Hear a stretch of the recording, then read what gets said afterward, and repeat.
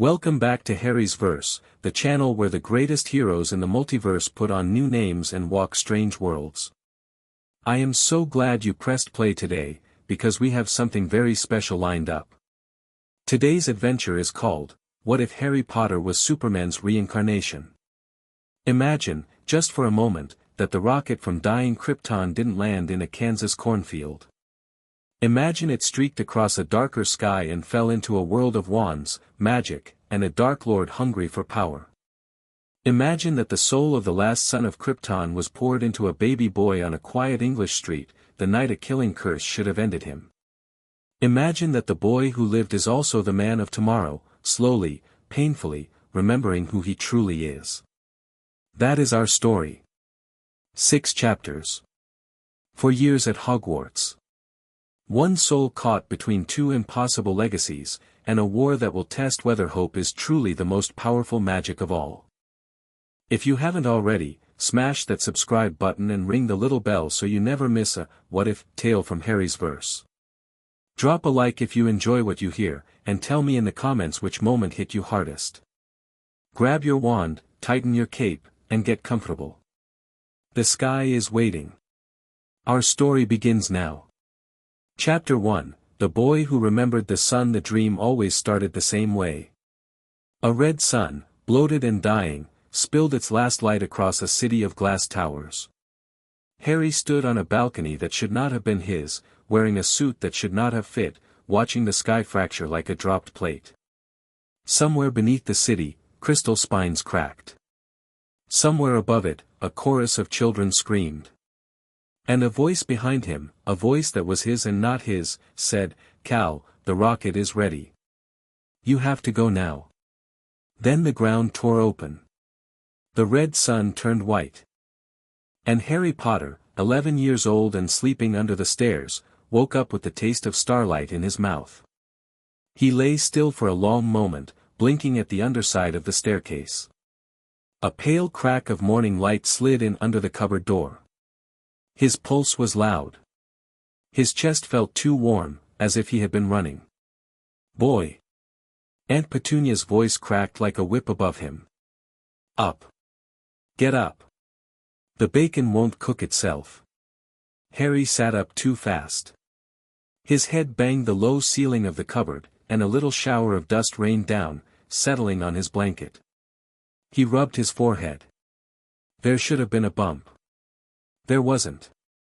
Not even a twinge. He frowned and pushed the cupboard door open. The kitchen smelled of grease and strong tea.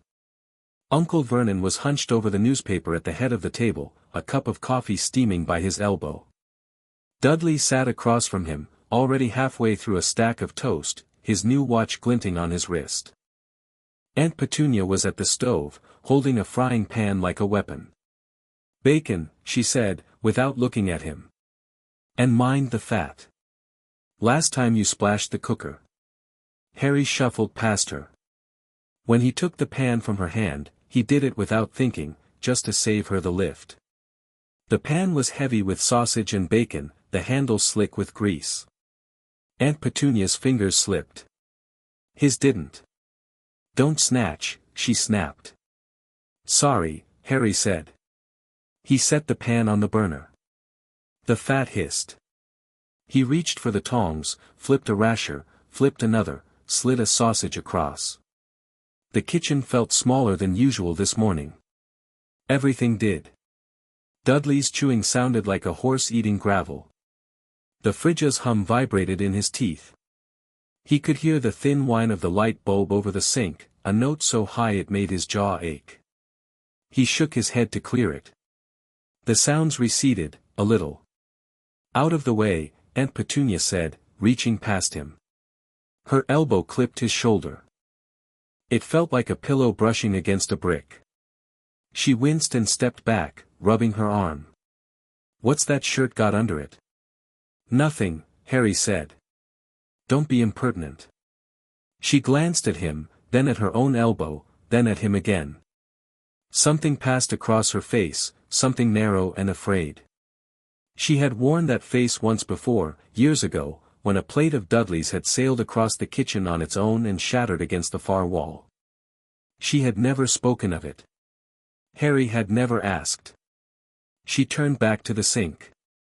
Uncle Vernon snapped his paper. "Mail's here. Fetch it, boy." Harry slipped past the table and down the hall. The letterbox rattled. 3 envelopes and a catalogue lay on the mat. He crouched to gather them up and froze. The top envelope was thick, yellow, heavy. It had his name on it, written in emerald green ink, and after his name, it said, Mr. H. Potter, The Cupboard Under the Stairs, 4, Privet Drive, Little Whinging, Surrey. The fine hairs on the back of his neck lifted. His fingers felt suddenly cold. He almost dropped the stack. "Boy! Where's the mail? I'm not getting any younger." Harry pulled the yellow envelope out and slipped it under his shirt. He took the rest back into the kitchen and dropped them on the table. Uncle Vernon didn't even look up. Dudley did. Dudley always looked up. "What's that under your shirt?" Dudley said, mouth full. "Nothing," Harry said. "It is so something. I saw." "Shut up, Dudley," Harry said, and went back to the cooker. Dudley's chair scraped. Then a fat hand closed on Harry's shoulder and spun him around. Dudley's other hand shot forward, pudgy fingers grabbing at the paper under the shirt. Harry moved before he thought. He caught Dudley's wrist. Just that, just a simple closing of fingers, and Dudley let out a short, surprised yelp that was not his usual squeal of triumph. Dudley's wrist went white beneath Harry's grip. Dudley tried to pull back. He couldn't. "Ow," Dudley said, in a small voice. "Ow, ow, ow." Harry let go at once. His heart was hammering. His palms tingled. He had meant to grab, not to crush. He hadn't squeezed. "What's all this, then?" Uncle Vernon barked, rising. "He hurt me," Dudley whimpered, cradling his wrist. Red crescents were already blooming on the skin where Harry's fingertips had been. Uncle Vernon stared at the marks. Then at Harry. Then at the marks again. His mustache twitched once, twice. Aunt Petunia went very still at the sink. "Go to your cupboard," Vernon said quietly. "Now." Harry went. He pulled the door shut behind him. In the dimness, he unfolded the yellow envelope with fingers that would not stop trembling. A coat of arms, a lion, a snake, a badger, an eagle, all arrayed around a curling H, heavy wax seal, cracked where he had broken it. The paper inside was thicker than any paper he had ever touched. Hogwarts School of Witchcraft and Wizardry. Dear Mr. Potter, we are pleased to inform you that you have been accepted at Hogwarts School of Witchcraft and Wizardry. He read it 3 times. Then 4. The word witchcraft did not frighten him. It did not even surprise him. It was as if a long-closed door at the back of his mind had rattled once on its hinges. As if something on the other side had said, finally. He pressed his palm flat against the letter. The paper hummed, faintly, under his fingers. Or perhaps he imagined it. From the kitchen he could hear Uncle Vernon murmuring at Aunt Petunia. "Too strong, you saw it, Petunia," he bruised him, and Aunt Petunia, thinly, "It's nothing, it's nothing, it's nothing," and he could hear it all, every syllable, as clearly as if they were standing an inch from his ear. He should not have been able to hear that. He lay down and closed his eyes. The cupboard was hot. The light bulb whined. Somewhere outside, 3 streets away, a lorry was braking at a red light. A dog was barking at a magpie. A milk bottle rolled off a doorstep and did not quite break. Everything fed into him at once, a flood of small, trivial sounds, until his head throbbed and he pressed his hands over his ears and a wordless animal sound came out of his throat. "Be still," said a voice from the dream. Not Aunt Petunia's voice, nor Vernon's. Not even his own. A man's voice, low, warm, tired. "Be still, son. Breathe. Pick one sound and hold it." Harry held on to the sound of his own heart. The roaring world narrowed. The dog went away. The lorry went away. The light bulb stopped singing. Only his heartbeat remained, slow and steady, like a drum in a quiet room. When at last he opened his eyes, the air in the cupboard was bright. Not bright from the crack under the door. Bright from the walls. 2 long scorched lines had been burned into the plaster above him. Still smoking. As if someone had drawn them there with twin red irons. Harry looked at the lines for a long time. He did not understand. But deep, deep inside him, like a stone dropped into a well and still falling, he felt something he had no name for, something that sounded almost like relief. They moved him out of the cupboard that afternoon. Aunt Petunia said it was because he was too big for it, which was not true. Uncle Vernon said it was because Marge was visiting next month, which was not true either. They moved him into Dudley's second bedroom, the one full of broken toys and the smell of unwashed laundry. Harry did not argue. He spent the afternoon staring out the window. The sun on his face felt oddly good. Better than good. It felt like being fed. When he closed his eyes and tilted his chin up to it, the heat sank through his skin and into his bones and kept going, down through muscle and marrow, and settled somewhere deep in his chest, where it glowed quietly like a cold banked against winter. Strange letters began to arrive.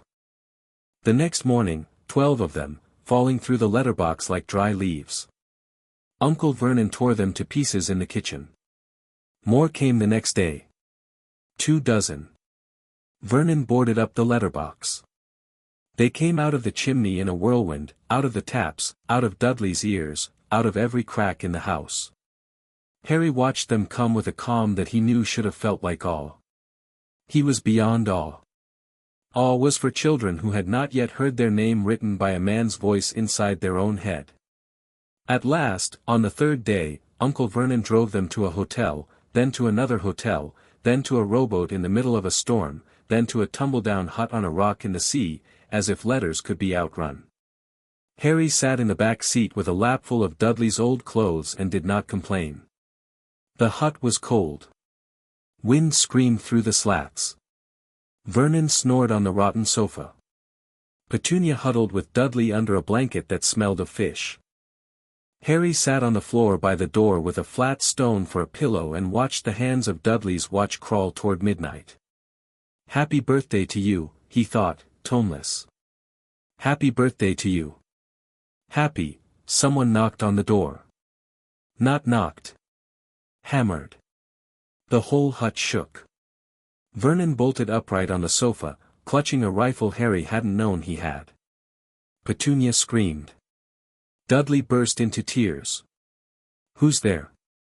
Vernon bellowed, all bluster. "I warn you, I'm armed." The door blew off its hinges. A giant stepped through. Broad as the door frame. Beard like a black hedge. Wild hair coiled on a great shaggy head, eyes glittering like beetles beneath it. He took a long step into the hut, ducked his head so as not to scrape the beam, and turned to the door, which lay flat on the floor behind him. He picked it up with one hand like a dinner plate and leaned it back into place. "Sorry about that," he said. He turned. His eyes found Harry. "And, there you are," he said, softly. "Last time I seen you, Harry, you was only a baby. Yeah, look a lot like your dad, but you've got your mum's eyes." Uncle Vernon made a gargling sound. "I demand that you leave at once, sir. You are breaking and entering." "Ah, shut up, Dudley, yeah, great prune," said the giant without looking at him. He reached into a deep pocket inside his coat and drew out a slightly squashed box. "Here, baked it myself, words and ball. Might have sat on it at some point, but it'll taste all right." He handed the box to Harry. Harry opened it. A sticky chocolate cake, the icing green and cheerfully smeared, read "Happy Birthday, Harry." Harry looked up at the giant, his throat suddenly very tight. "Thank you," he said. "Rubius Hagrid," the giant said, holding out a hand the size of a dinner plate. "Keeper of keys and grounds at Hogwarts." Yeah, know about Hogwarts, oh, course. No, Harry said, even as something in him said yes. Hagrid's bushy eyebrows drew down. He turned on Uncle Vernon like a bull. Yeah, never told him. Never told him what was in the letter his own mum and dad left for him. Never told him what? Harry said. Hagrid looked at him. His beard trembled. His eyes filled. Harry, he said, you're a wizard. The word should have meant something shocking. Instead it slotted into place like a key turned in a lock. Not because it felt right, but because it felt like it was only half of an answer.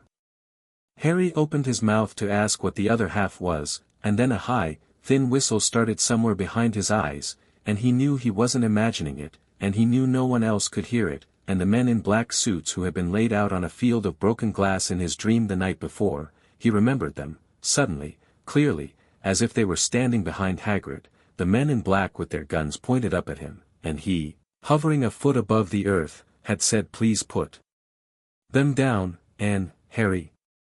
Hagrid said. Ye've gone a bit pale. Harry blinked. The whistle stopped. Hagrid's broad, worried face was the only thing in the room. I'm all right, Harry said. I'm a wizard. Yeah, said Hagrid. And my parents were, witch and wizard, yeah. Best I ever knew. Not killed in a car crash. A car crash. Hagrid's voice rose. A car crash kill Lily and James Potter. And then Hagrid told him about Voldemort. Harry listened. Part of him listened as a boy who has been lied to all his life. Part of him listened as something else entirely, as a man who had stood between a bullet and a bystander more times than he could count, who had heard the names of tyrants and filed them away for later. When Hagrid stumbled over you-know-who, afraid to say the name, a warm patient voice inside Harry said gently, Voldemort. That is what you call him. You do not flinch at a name. Voldemort, Harry said aloud. Hagrid jumped a foot. Uncle Vernon made a choking noise. Don't say the name, Hagrid whispered. Why not? Harry said. Hagrid did not seem to have an answer. They left the Dursleys in the hut before dawn. Hagrid produced a battered pink umbrella and jabbed it at Dudley's backside, and Dudley suddenly had a curly pig's tail, and Harry laughed for what felt like the first time in a decade. A rented boat carried them across a pewter sea.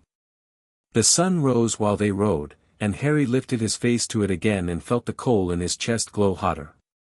He thought, I have been starving without knowing it. He did not say so. Hagrid pulled the oars with long, easy sweeps, the boat cutting cleanly through gunmetal water. Gulls wheeled overhead, their cries sharp in the cold air. Harry watched them a moment, then watched the black line of cliff receding behind them. The tumble-down hut shrank to the size of a matchbox. Somewhere in it, the Dursleys were waking to a sun with a pig's tail and would spend the rest of their lives pretending nothing had happened. Hagrid, Harry said, after a while.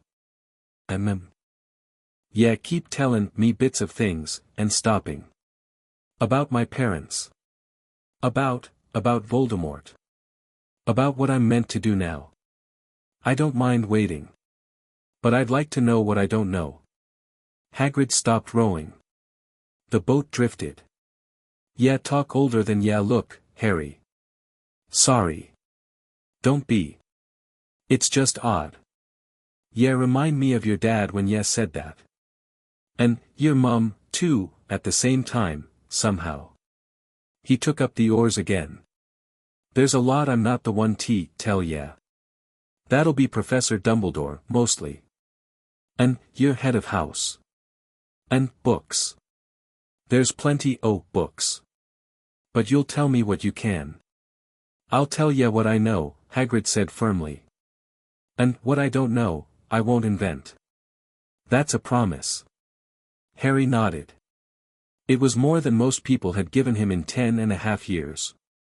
Tell me about her, he said. My mum. Hagrid's face softened into something Harry would remember all his life. And Hagrid told him. About Lily Evans, the red-haired girl from Cokeworth with her unending curiosity about charms. About her knack for seeing past a person's face into whatever they were hiding behind it. About how she had dueled 3 Death Eaters in a field once and sent all 3 home with swollen tongues and bruised pride. About how her son had been born in a thunderstorm and had not cried at the thunder. By the time they touched shore on the mainland, Harry had heard more about his mother than he had in a decade. His chest felt warm in a new place, a small additional fire set beside the sun-fed one. He would carry both fires, he decided. He would carry them carefully. "Thank you," he said, as Hagrid tied the boat. "Nothin' to thank me for, lad. You told me true things." Hagrid blinked hard. Then he cuffed Harry, very gently, on the shoulder, and turned his back so Harry would not see his face. Diagon Alley was too much. That was the only honest thing he could say about it, afterward.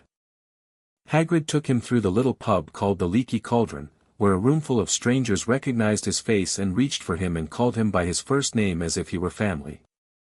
Hagrid shepherded him through. Behind the pub, Hagrid tapped a brick wall 3 times with the pink umbrella, and the wall unknotted itself like a loosened braid, and a crooked cobbled street poured out toward them, loud with hawkers and owls and the banging of cauldrons. Harry stopped in the archway. The world lunged at him. He could see too much. He could see the veins in the wings of the owls as they passed overhead, a tracery of pulsing life. He could see, through the glass of the apothecary, jars shelved 6 rooms deep. He could see the bones inside Hagrid's wrist, a pale ladder climbing under the skin, a small white scar across the 3rd knuckle where a dragon had clawed him as a boy. He could see, if he let his eyes drift, the bricks behind the bricks, the plaster and lath beneath them, the pipes, the rats in the pipes, the rats' small fast hearts. He jammed his eyes shut. A large hand dropped on his shoulder. "Yeah, all right, Harry." "Loud," Harry whispered. "It's loud. First time's always a bit, no. Louder than that." Hagrid looked at him a long moment. "Yeah, feelin' any particular way?" Like everyone's shouting." "They're not shoutin', Dot." "I know," Harry said. The patient, tired voice in his head said again, "Pick one sound. Hold it. The rest will learn their place." Harry reached for the nearest sound. Hagrid's breathing. In and out, long and slow. A bellows. He held it. The rest of Diagon Alley moved a step away from him, then another, until it felt almost ordinary. The snake-like wings of the owls went vague. The bones in Hagrid's wrist went back beneath the skin. Harry opened his eyes. "All right?" Hagrid said. "All right," Harry said. "Sorry." It passed. Hagrid did not believe him. But Hagrid did not press. They went to Gringotts for money. The goblins did not unnerve Harry. Nothing unnerved him after the bricks. In the cart that rattled down to the Potter vault, a cart that went down at speeds Hagrid swore were dangerous, Harry found his heart unquickened, his hair barely stirring. On their way back up, Hagrid was green and clutching the rail. Harry caught his elbow without thinking when the old man, the old giant, sagged. Hagrid looked at him sideways, startled by the steadiness. "Yerry stronger than ya look, lad." "I eat a lot," Harry lied. They bought him robes, at Madame Malkin's. They bought him quills and parchment, a brass cauldron, files, a telescope, a brass set of scales. A boy with pale hair and colder eyes stood next to Harry on the stool while both were fitted, and talked at him about houses and brooms and other wizards who were not as good as other wizards, and for a moment Harry felt a heavy, old thing turn over in his chest. Entitlement. He had heard voices like that before. He had heard them in board rooms and in alleyways. Small, unearned, certain voices. He said nothing. He just listened, and the pale boy disliked him for his silence without knowing why. Then they went to Ollivander's. Ollivander's shop was a long, narrow tunnel of a place, walls of boxes stacked to the ceiling, dust adrift in a slanting beam of light. Ollivander himself came out of the gloom on silent feet, a thin old man with pale eyes that looked, Harry thought, as if they could see straight through the back of his head. "Harry Potter," Ollivander said, and there was a silence around the name. "I have been expecting you. It seems only yesterday your mother and father were in here, buying their first wands." He measured Harry. The tape did the measuring by itself. Ollivander pulled boxes. Harry waved wands and nothing happened and nothing happened and nothing happened, and each time Ollivander's smile grew wider, not smaller. "Tricky customer, he murmured. "Never mind. We shall find the perfect match here somewhere." He brought out another box. He opened it. Inside lay a long, slim, dark wand. "Unusual combination," Ollivander said. "Holly and phoenix feather. 11 inches. Nice and supple." Harry took the wand. Something in his chest lurched. Something in the sky, too, maybe, far away. The warmth in his ribs that had been banked under ash flared up as if the wand had fed it a fistful of dry leaves. A ribbon of red and gold sparks shot from the wand's tip and splashed across Ollivander's shelves. Ollivander stood very still. He was not looking at the sparks. He was looking at Harry. His pale eyes were doing that through the back of the head thing again. "Curious," he said. "Curious, curious, curious." "Sorry," Harry said. "I remember every wand I have ever sold, Mr. Potter. Every one. It so happens that the phoenix whose tail feather is in your wand gave another feather. Just one other.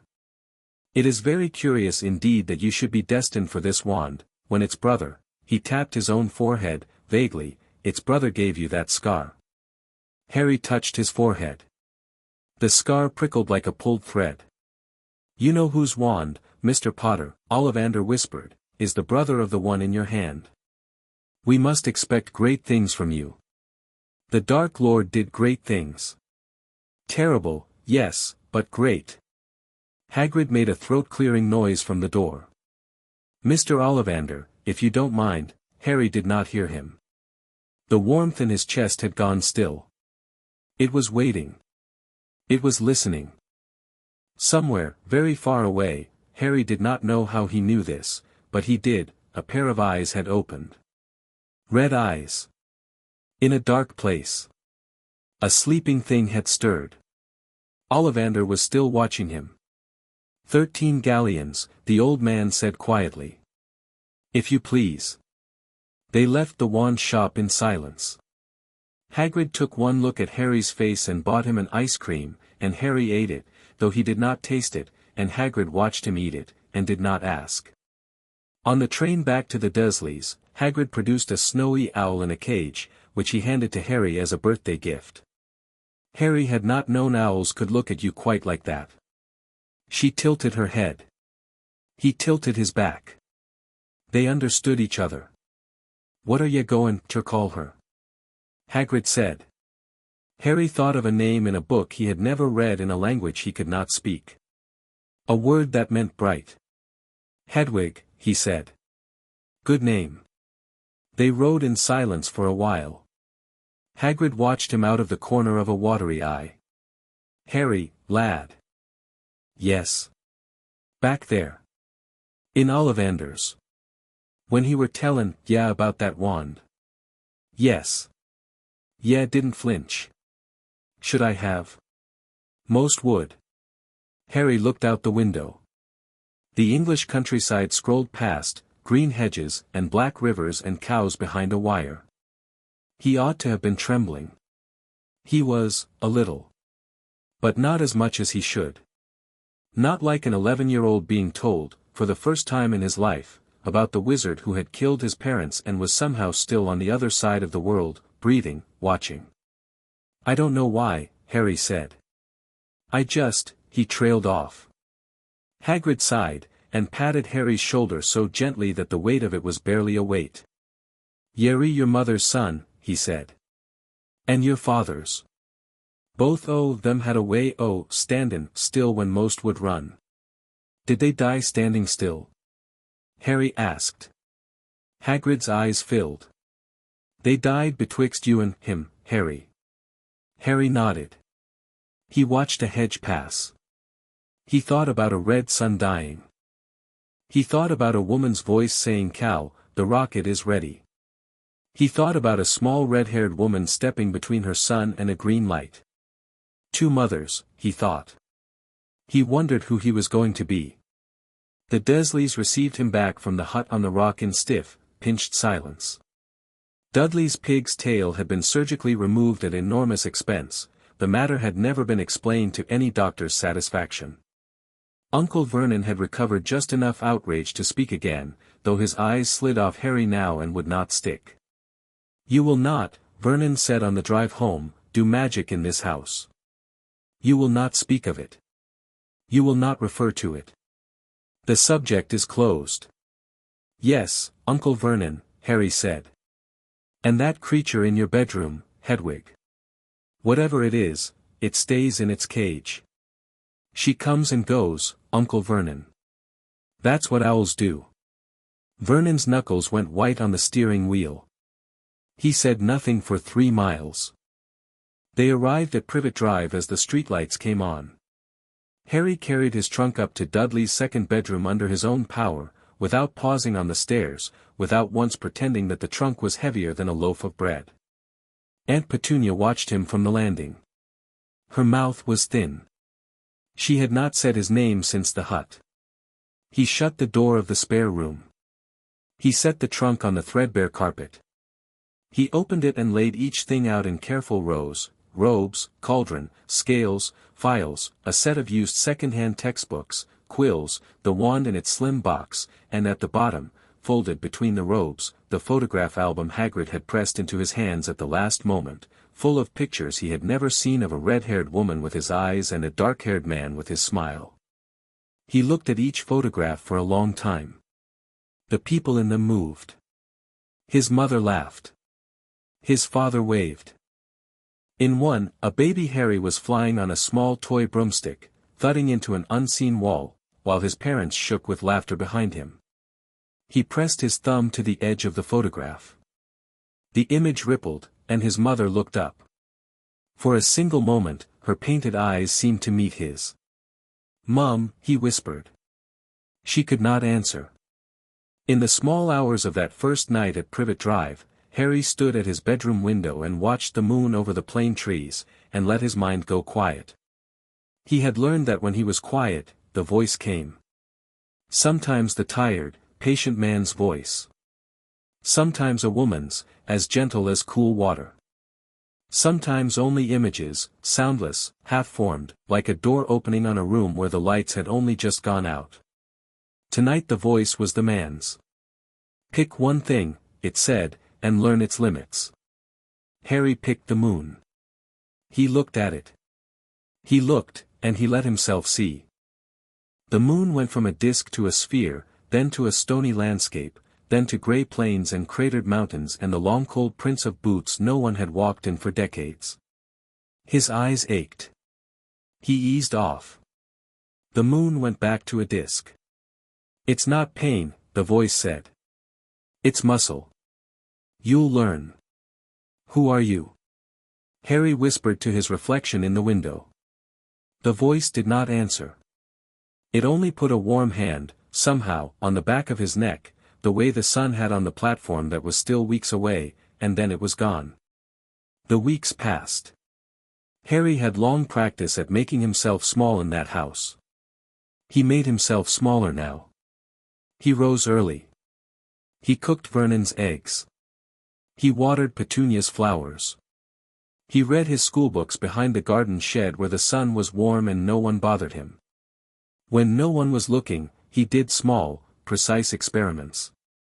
He lifted the lawnmower with one hand and set it down without denting the grass. He stared at a cold cup of tea and watched the surface begin, very slowly, to steam. He listened, past the traffic and the televisions and the hum of the refrigerator, for any small thing that was hurting. A blackbird with a broken wing 3 gardens over. A cat wedged behind a water heater. A child crying quietly behind a locked bathroom door 2 streets away, who was not being hurt, only left too long alone. He let himself hear them. Then he let them go. He was 11. He could not be everywhere. Yet. He read 1,000 magical herbs and fungi. He read A Beginner's Guide to Transfiguration. He read the Standard Book of Spells, Grade 1. He lay on his back in the long grass behind the shed and waved his wand above his face and tried each incantation in a whisper, and nothing happened. Nothing at all. He tried again. Still nothing. He tried a third time, and this time he said the word as if it had been waiting inside him a long time, as if he were giving it permission to come out, and a pale blue light bloomed on the wand's tip. Lumos, Harry whispered, delighted, and then, Nox. He practiced. He stopped trying to make the spells happen. He let them. Light, and dark. Feather float. A summoning charm that coaxed the blackbird with the broken wing onto his palm, where he held her for a long minute, closing his eyes, letting that banked sun warmth move out through his hand into her small hollow bones. When he opened his hand, she flew. He stared at his palm a long time. He did not tell Hedwig. He did not tell anyone.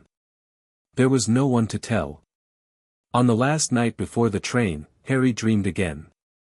Not of Krypton this time, not of the red sun, not of the collapse of crystal spires.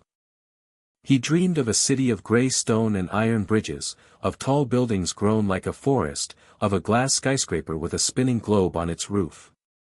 He was on the roof of that building, in a dark suit, his tie loosened, holding a newspaper. A dark-haired woman was laughing beside him. She had sharp eyes and a crooked, delighted grin. She was saying, "If you're not Superman, Clark, I'll eat this shoe." "Louise," he said, gently, in the dream. Not Louise. Lois. Lois Lane. He put his newspaper down on the low wall of the roof. He looked out over the city. He said, without drama, without pride, only with a kind of tired love, "I am." She did not gasp. She did not shout. She looked at him a long moment. Then she leaned her shoulder against his, as if he had confirmed the weather. "Took you long enough," she said. He woke up with tears on his face and his bedside lamp exploded in its socket, the bulb blown to glittering dust across the carpet. He sat up. He wiped his cheeks. He breathed. "Lois," he said. The name sat on his tongue like a key sits in a palm. He got up. He packed the last of his books into his trunk. He sat by the window and waited for sunrise. King's Cross Station, the next morning, bustled with the ordinary anxieties of ordinary travelers.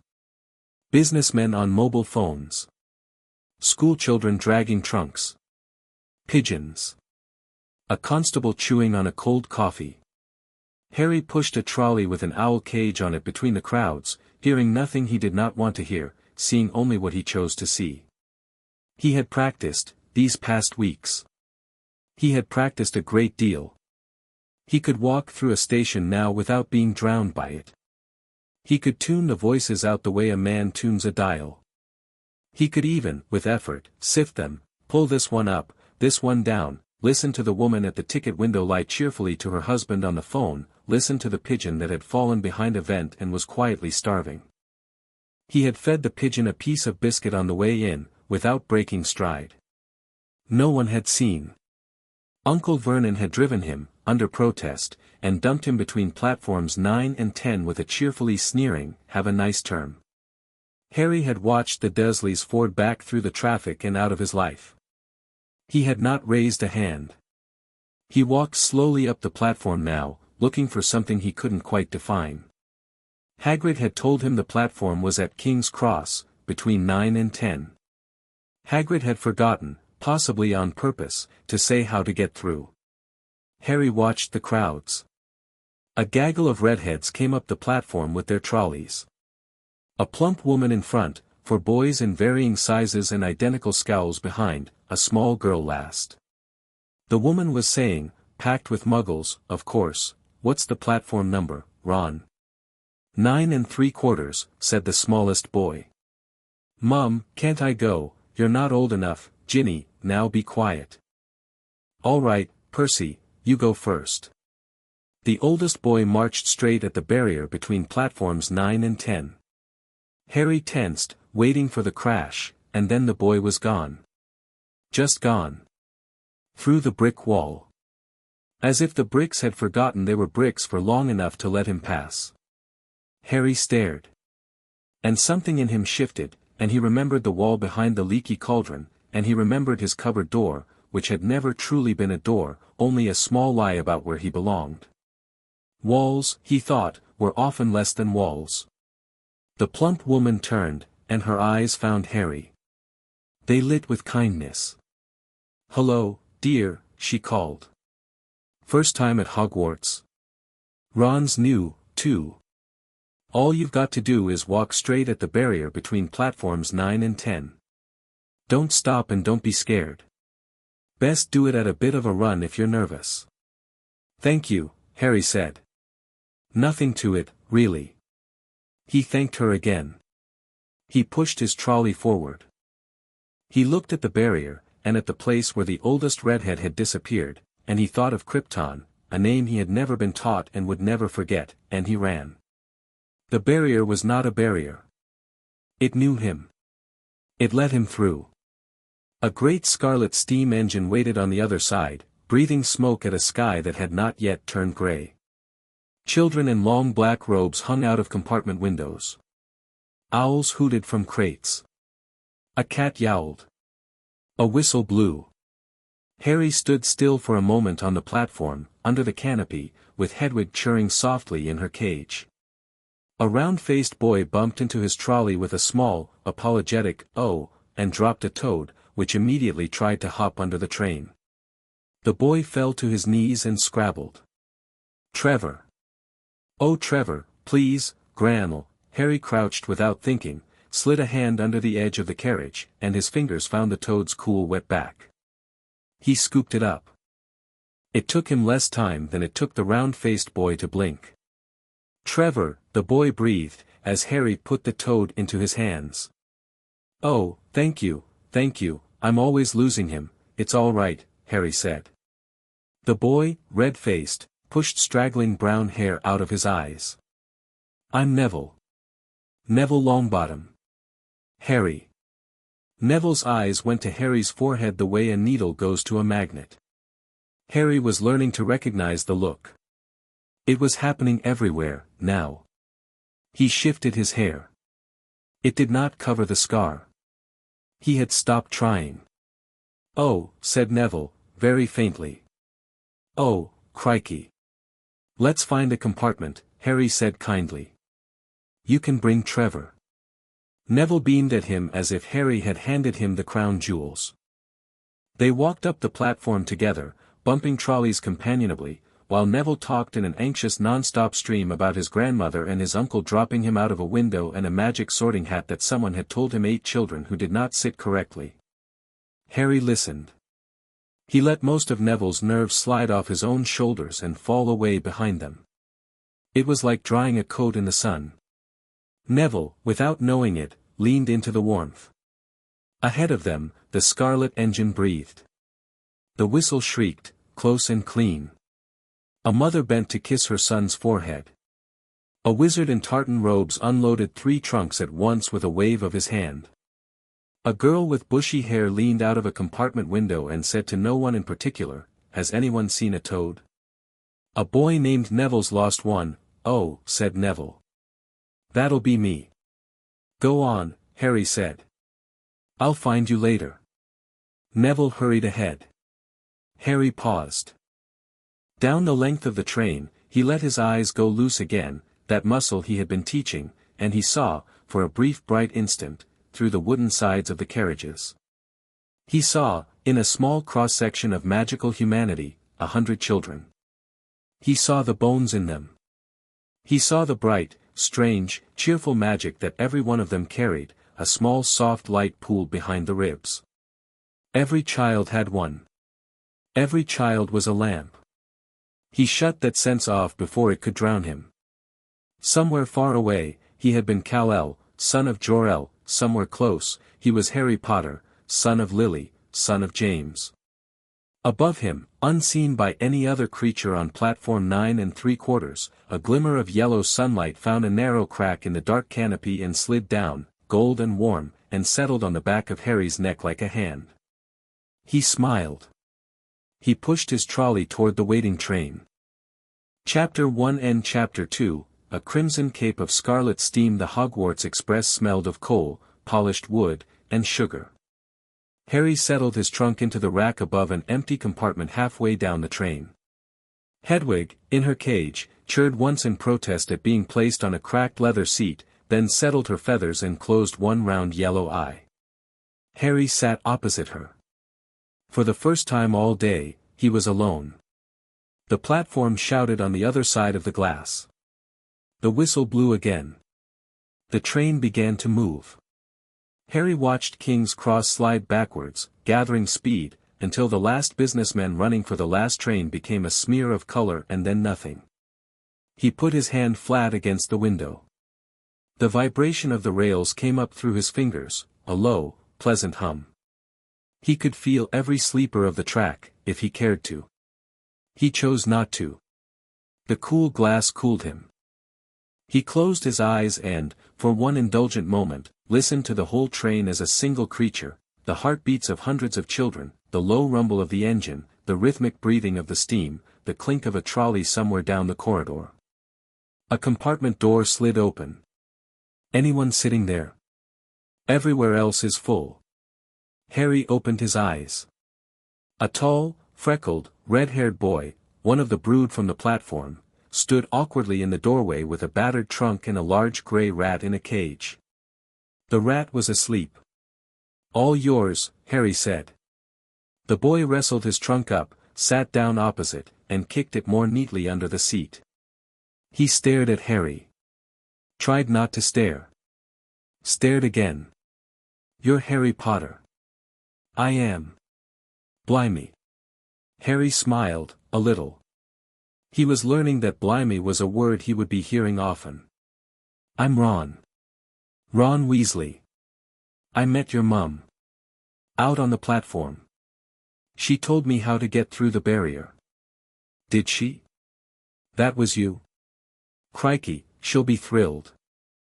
A silence fell, not awkward but held breath. Ron was visibly working himself up to the inevitable question. Is it true, have you actually got?" Harry lifted his fringe. Ron's mouth opened. Ron's mouth shut. "Wicked," said Ron. Harry let his hair fall back. "People keep staring. It's getting old." "Yeah, I bet." Ron looked at him sideways, then, tentatively, "Can you remember any of it?" "What happened?" "Sometimes," Harry said, which was true in ways Ron could not possibly understand. "A flash of green. A woman screaming. Not much." He didn't mention the other thing. The dying red sun. The smell of ozone. A rocket, lifting off a broken world. He didn't mention the voices. There were 2 women screaming in his memory now, and he had only begun to sort them. Ron looked out the window, granting him the kindness of a few seconds to not be famous. "Go on, then," Harry said, after a moment, softer. "Ask me something else." "I don't mind." "You've not got another scar on you, have you?" "No." "Brilliant." Ron grinned. He was rangy and long-limbed, with a nose that had taken a cricket ball somewhere along the way and a grin that made him instantly likable. "Mom had kittens when she heard Dumbledore'd sent for you. We weren't sure if you'd come." "Where else would I be?" Ron shrugged. "People thought maybe you'd been raised by warlocks in a cave. Or in a tower somewhere. There were stories." "I was raised in a cupboard," Harry said, before he could think. Ron's grin faltered. "Yeah. Yeah. Like, under the stairs. That one." "You're pulling my leg." "I'm not." Ron looked at him for a long moment, and something unformed and loyal settled between them in that look. Harry felt it. He had felt it once before, long ago, in a cheap apartment on Seagull Avenue, when a young man with a crooked grin had offered him a beer and refused to ask questions. Friendship. The same shape. The same weight. "Well," Ron said, "at last, you're out now." "I am." "And they had a right to tell you nothing?" "They were afraid of me," Harry said, and only then, hearing the words out loud, understood that they had been true for years, long before he had known why. A little while later, a girl with bushy brown hair and a face as busy as a clock stuck her head into the compartment. "Has anyone seen a toad?" "A boy named Neville's lost, he found it," Harry said. "I gave it back to him on the platform." "Oh. Good. He's been frantic." "I'm Hermione Granger, by the way." "Who are you?" "Ron Weasley," said Ron, and almost dropped his sandwich. "Harry Potter." Hermione's eyes widened briefly. "Really? I know all about you, of course. I got a few extra books, for background reading, and you're in modern magical history, and the rise and fall of the dark arts, and great wizarding events of the 20th, am I?" Harry said. "Oh yes," she said. And, reading his expression, to her credit, she softened. "Sorry. I'm just excited to be here." "So am I," Harry said. She hesitated in the doorway. "Do you mind if I?" "Please sit." She sat. She talked. Hermione Granger talked the way some people breathed. Harry did not mind. In among her nervous chatter, her recitations of spells, her anxieties about being the only Muggle born in her year, her worries about not being accepted, Harry heard a small, bright mind working hard to convince a world it didn't yet trust that it deserved a place in it. He knew that voice. He had been that voice, once, in a small Kansas town, in a body taller than the other boys, squinting against a sun he could not feel burn him. "You'll do fine," he said, mildly, when she paused for breath. Hermione blinked at him. "Fine. Better than fine. You're sharp. People will notice." I mean, it's just breathe," Harry said. "It'll all be all right." Hermione stared at him as if he had said something astonishing. Then, slowly, for the first time, she smiled. "Do you really think so?" "Yes." She settled back in her seat. She did not talk quite so fast after that. Around lunchtime, 3 boys slid the compartment door open without knocking. The pale boy from Madame Malkin's stood between 2 larger boys who loomed like furniture. "They're saying all down the train that Harry Potter's in this compartment," the pale boy drawled. "So it's you, is it?" "It's me." The pale boy looked about him. Then at Ron. A flicker of contempt. "This is Crabbe, this is Goyle. And my name's Malfoy. Draco Malfoy." Ron made a small choking sound that sounded suspiciously like a laugh. Malfoy's head snapped toward him. "Think my name's funny, do you? No need to ask yours. Red hair, hand-me-down robes, you must be a Weasley." "Draco," said Harry quietly. Malfoy turned back. "What?" "Come in.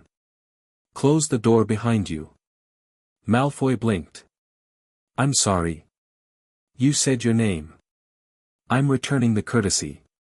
"Come in. Close the door." Malfoy, to his own visible surprise, stepped in. One of his large friends, Crabbe or Goyle, Harry had lost track, reached automatically for the door handle.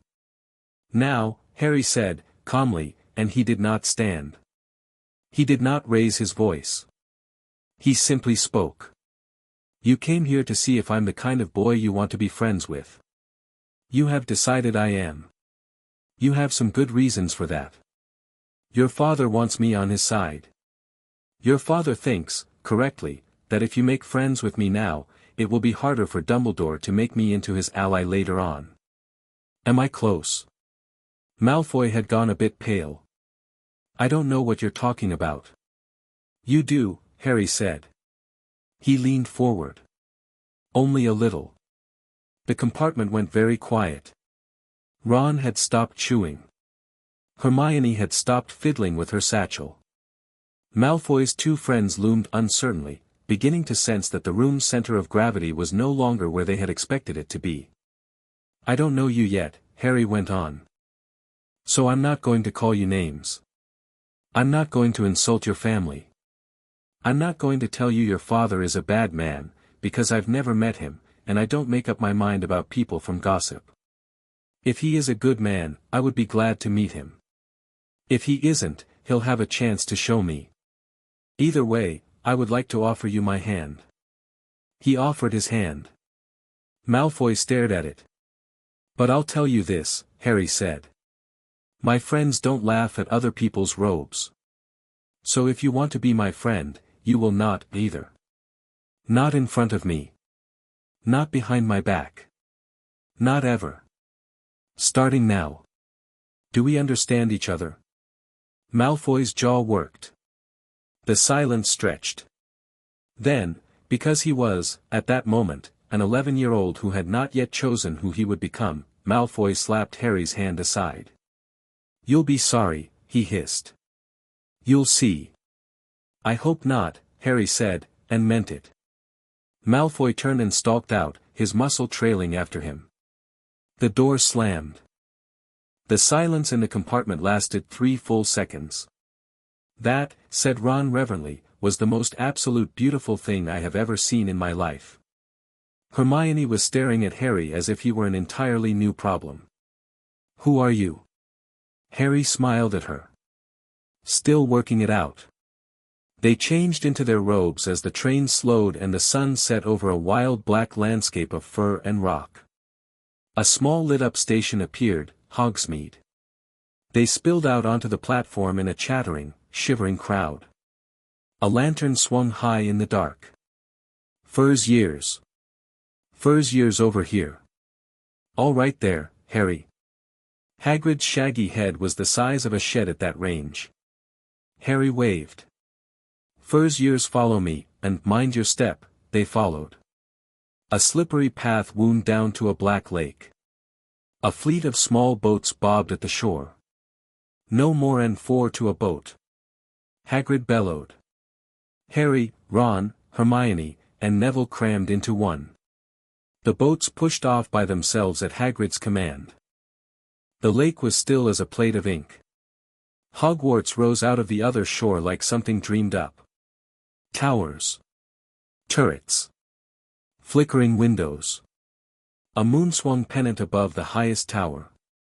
Harry let himself see deeper, once, just once, past the stone into the warm living magic that lay beneath it, a web of hearthfires and wards and old protective songs woven so deeply into the rock that the rock and the song were no longer separable. His breath caught. He had seen many wonders in many lives. Hogwarts, he thought, was the best of them. Hermione was whispering a spell under her breath, testing the lake water with the tip of her wand to see if something answered. Ron was gawking. Neville was cuddling Trevor, who had produced a small dignified croak of greeting for the castle. The boats slid under a curtain of ivy and into a cavernous underground harbor lit by torches. Up the stairs. Hagrid called. Mind your footing. They clambered up. Hagrid knocked on a great oaken door. It opened. A tall witch in emerald robes stood in a gap, stern and quiet as a drawn sword. The Fur's years, Professor McGonagall. Thank you, Hagrid. I will take them from here. She led them into a small chamber off the main hall. She looked them over with a single sweeping glance that managed to communicate, individually and without preference, that she expected great things from all of them and would tolerate no lollygagging. Hermione straightened. Ron straightened. Neville, miraculously, straightened. Harry straightened because it would have been rude not to, not because he was particularly afraid. The start of term banquet will begin shortly, McGonagall said, but before you take your seats in the Great Hall, you will be sorted into your houses. The houses are Gryffindor, Hufflepuff, Ravenclaw, and Slytherin. Each has its own noble history, and each has produced outstanding witches and wizards. While you are at Hogwarts, your triumphs will earn your house points. Your rule-breaking will lose you points. Her eyes swept them again, and lingered, just a moment, on Harry. It was the first time she had looked him in the face since the night she had watched Dumbledore lay him on the Dursleys' doorstep. He met her look calmly. She was the one who looked away. "Wait quietly," she said. "I will return for you." She left. The chamber buzzed. Somewhere very distant, behind a second door, 1,000 voices clashed softly in a single low cheerful roar. Harry could see, if he looked, the warm outline of the great hall through the wall. 4 long tables. A vaulted ceiling like a night sky. 1,000 candles burning without wick. "They take a hat," a boy was saying, "and put it on your head and, oh Merlin, I don't know any spells," Neville whispered miserably to Harry. "You don't need to," Harry said. "But what if, Neville? You don't need to. I promise." Neville clutched Trevor. McGonagall returned. "Form a line. Follow me." They followed. The great hall was vast. Candles floated. The ceiling mirrored the sky, a great swath of stars, a thin slip of cloud, a waning moon. At the far end, a long table sat raised on a dais, and at the center of that table sat an old, tall, extraordinarily calm man with a long silver beard and half-moon glasses. Dumbledore. Harry knew the name, he had heard it often enough from Hagrid. What he had not known was how warm the man's presence felt across the length of the hall, how quiet, how kindly observant. Dumbledore's eyes found Harry in the line. Harry met them. Something ancient in Harry's memory turned its face towards something ancient in the headmaster's, and, for an instant, each recognized the other, even though neither of them had words yet for what they were recognizing. Dumbledore inclined his head. Just a fraction. As if to say, "I see you." Harry inclined his. As if to say, "And I see you." Then he looked back at the stool at the front of the hall, where a battered old hat sat, and the hat twitched, and its brim split like a mouth, and the hat began to sing. Harry listened. The song was cheerful and silly and deep. He had been sung to before in a dozen languages by a mother who now belonged to Ash. He let his eyes sting. He did not wipe them. Abbott, Hannah. A pink-faced blonde girl trotted up to the stool. The hat dropped onto her head. A long moment. Then, Hufflepuff. The table on the far right exploded into applause. Hannah slid off the stool. Names. More names. Hermione got Gryffindor. Neville, nearly in tears, got Gryffindor, and forgot to take the hat off. Malfoy, with an insolent smirk, barely touched the hat before it screamed, Slytherin. Potter, Harry. The great hall fell silent. A small tidal shift of whispers. 1,000 heads turning. Harry walked up. He set his shoulders. He sat. McGonagall lowered the hat. The hat came down over his eyes. Inside, a dry, curious voice spoke in his ear. "Well, well. What have we here?" "Hello," Harry thought politely. "Not just one of you." "Oh my. Not just one at all." A young mind, brave, very brave, curious, with the roots of power ready to drink, and behind it, ah. Behind it, layer on layer. Goodness. A very old mind with a very young face on it. "Who are you, child?" "I don't entirely know yet. I have been at this job 1,000 years, the hat said slowly, and I have never before been asked to sort 2 souls in one head. Usually what I find behind the first self is rot, or shadow, or a shard of something that shouldn't be there. Not this. You, the younger of you, are a cousin of mind and mercy. And you, the older of you, are hope in a shape I have never seen it take. Put me wherever I'll be most use, Harry thought. You were going to say that. Of course you were. The hat paused. Any house, the hat murmured. Any house would have you. Slytherin, you would do wonders there. Ravenclaw, they would love you and you would love them. Hufflepuff, they would make you better, and you them. But Gryffindor is where your mother wore the colors, and it is where your father bled. And it is where you will need brave friends to hold your hands while you learn not to be afraid of your own strength. That, Harry thought, sounds right. Very well. Gryffindor. The Gryffindor table detonated. 2 of Ron's twin brothers were standing on the benches howling, "We got Potter. We got Potter," and the older one, Percy, was pumping Harry's hand as if drawing water from a well. Harry was swept into the seats. He sat down between Hermione and Neville. He breathed. Dumbledore, at the high table, was watching him with a steadier interest now. Something pinched and thoughtful had come into the old wizard's face. Harry raised his goblet of pumpkin juice. He met Dumbledore's eye across the hall. He tipped the goblet slightly. A toast. Dumbledore's mouth twitched, and he raised his own. After the feast, gold plates heaped with food that appeared out of nowhere, ghosts drifting in through walls, a near-dead nearly headless Nick introducing himself at great length, Harry climbed 7 staircases behind a chattering prefect to the Gryffindor common room. He fell into bed in a 4-poster in a dorm he would, by the end of the week, know better than his cupboard. He closed his eyes. He did not dream of Krypton that night. He dreamed of Hogwarts. He dreamed of the castle as a living thing, its 1,000 lamps the small bright minds of its children, its stones a low warm hum. He walked in the dream through its corridors. He could hear the heartbeat of the castle. It was old and slow and good.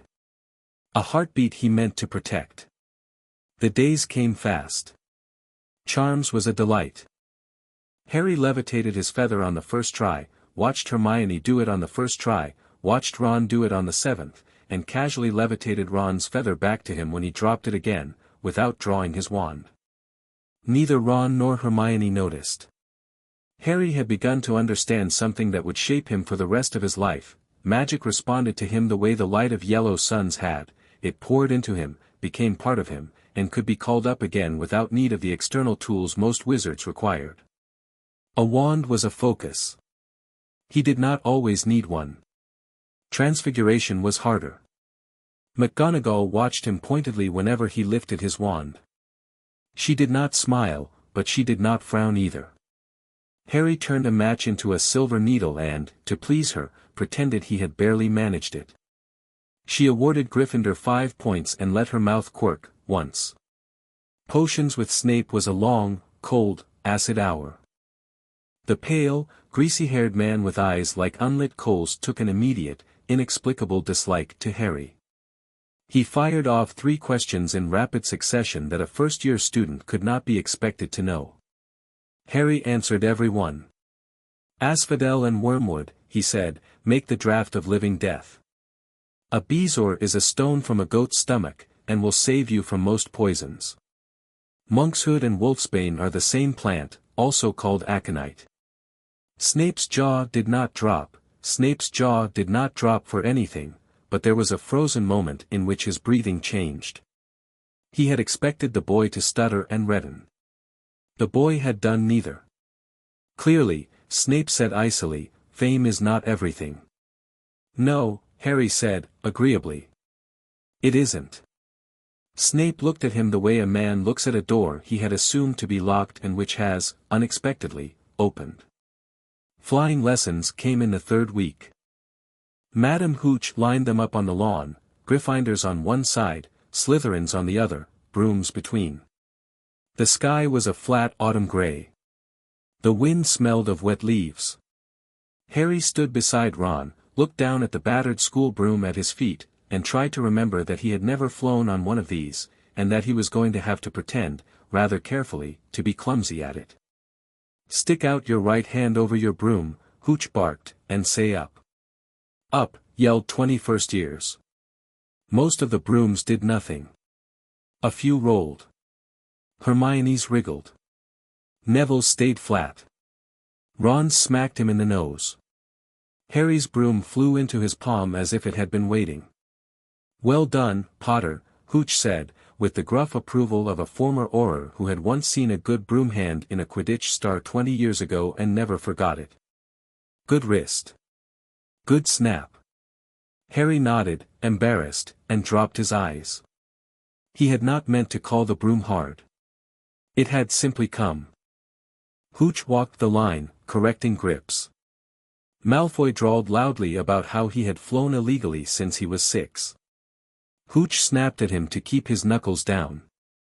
Malfoy went red and silent. Then, because the universe would not be denied its little ironies, Neville, on a broom his grandmother had given him, lost his nerve before Hooch's whistle and panicked upward into a 20-foot arc. Every first-year gasped. Neville's broom bucked. Neville slid. His grip gave. He fell. Hooch was already moving, wand drawn, shouting a cushioning charm. Harry was moving too. He did not think. He did not calculate. The 12 feet between him and Neville's trajectory simply became 0. He was there. He caught Neville out of the air, one arm under the boy's back and one under his knees, an inch above the ground. Neville blinked. Harry set him carefully on his feet. "You all right, mate?" Yes." Madame Hooch arrived a breath later, her wand half-raised, her jaw open. "Mr. Potter." "Sorry, Professor." "Reflex." "Reflex." "Yes, Professor." Hooch looked at him. She looked at where his broom was lying in the grass behind him, untouched. She looked at Neville, upright and entirely unharmed. She looked back at Harry. "Potter," she said slowly. "Did you just—" "I caught him," Harry said. "Yes, but, Professor, I think Neville should go to the hospital wing. Just to be sure. His wrist looks sore." "Is his wrist? Never mind. Longbottom, walk, quickly, to Madame Pomfrey." "Yes. Now. Class, mount your brooms, do not, push off until I return. Potter, come with me, please." She marched him away down the lawn. Malfoy's voice rose behind them. "Oh look what Longbottom dropped," and Harry, without turning, heard the soft glass clink as Malfoy palmed the Remembrall Neville had fumbled in his fall. Harry stopped walking. "Professor." "What?" "One moment." He turned. Malfoy was already on his broom, rising, smirking, waving the glass orb. "Shame nobody's here to catch it, isn't it?" he called, and hurled the Remembrall upward, hard, toward the castle roof. Harry did not climb on a broom. He jumped. It was a short, polite, apologetic kind of jump. Barely 60 feet. He caught the Remembrall at the apex of its arc, turned neatly in the air, and came down so lightly on the grass that not a single blade of it bent under his weight. He held the Remembrall out to Malfoy. "Try to be kinder to Neville," he said quietly. "He's our classmate." Malfoy stared at him from 10 feet above the lawn like a boy who has just watched the laws of physics spontaneously resign. For once he had no witty reply ready. Behind Harry, Madame Hooch had gone so pale she was slightly green. "Potter," she roared. "Sorry, Professor." You. Hooch opened and shut her mouth 3 times, stranded between a scolding for leaving a broom on the ground and the immediate and unavoidable realization that she had, by any reasonable standard, just watched a first-year leap 6 stories without one. "You could have broken your neck." "What in the name of Merlin? I can't break my neck, Professor," Harry said gently, before he could stop himself.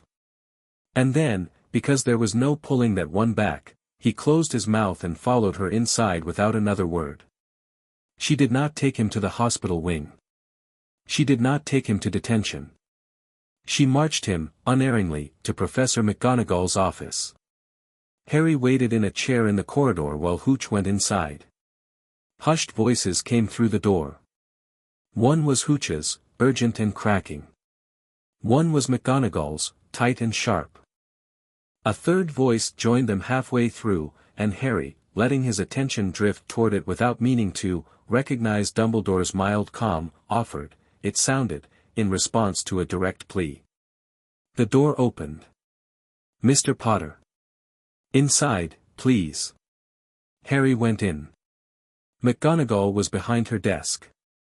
Dumbledore stood by the window. Hooch sat in a chair, fanning herself with her hat. "Mr. Potter," McGonagall said, with great care. "Madam Hooch has just told me an extremely interesting story." "Yes, Professor. She says that you jumped 60 feet into the air and caught a falling object." "Yes, Professor. And that you came down without a scratch." "Yes, Professor. Without a broom." "Without a broom." A pause. McGonagall folded her hands. Her eyes were dry. Her mouth was not unkind. "Mr. Potter. I have taught in this school for 40 years. I can count on one hand the number of first-year witches and wizards who could have done what you did this afternoon. All of them, in the end, became something rather remarkable. Some of them became Aurors. One of them became my husband. None of them, Harry, did it without any sign of effort. None of them did it while speaking to Mr. Malfoy in a perfectly calm voice. None of them did it before they had learned a single levitation charm. Yes, Professor. So. I should be expelling you for endangering yourself and recklessly showing off. Instead, I find that I must, on the headmaster's earnest advice, invite you to try out for the Gryffindor Quidditch team, in strict secrecy, as the youngest seeker in a century. Would that be acceptable to you?" Harry glanced at Dumbledore. Dumbledore's eyes crinkled. "Yes, Professor," Harry said. "That would be lovely. You will keep this between yourself, Madam Hooch, Oliver Wood, the team, and the headmaster. You will not leap off towers. You will not jump from high windows. You will not, in other words, make my life difficult." "I'll try, Professor." "Try harder, Mr. Potter." "Yes, Professor." Dismissed. At the door, Dumbledore caught Harry's eye. A small nod. A smaller smile. As if to say, we will talk about this, too. But not today. Today, you may simply be 11. Harry nodded back, grateful, and went to find his friends. The troll came on Halloween. Harry had been enjoying the feast. Floating jack-o'-lanterns. Live bats. 1,000 tiny candles. He was listening, distantly, for the comforting hum of the castle's stones, when a sharp, wrong note rang out in it. He stopped chewing. He set his fork down. He looked up. 2 heartbeats later, Professor Quirrell came screaming through the double doors. "Troll! In the dungeons! Thought you ought to know."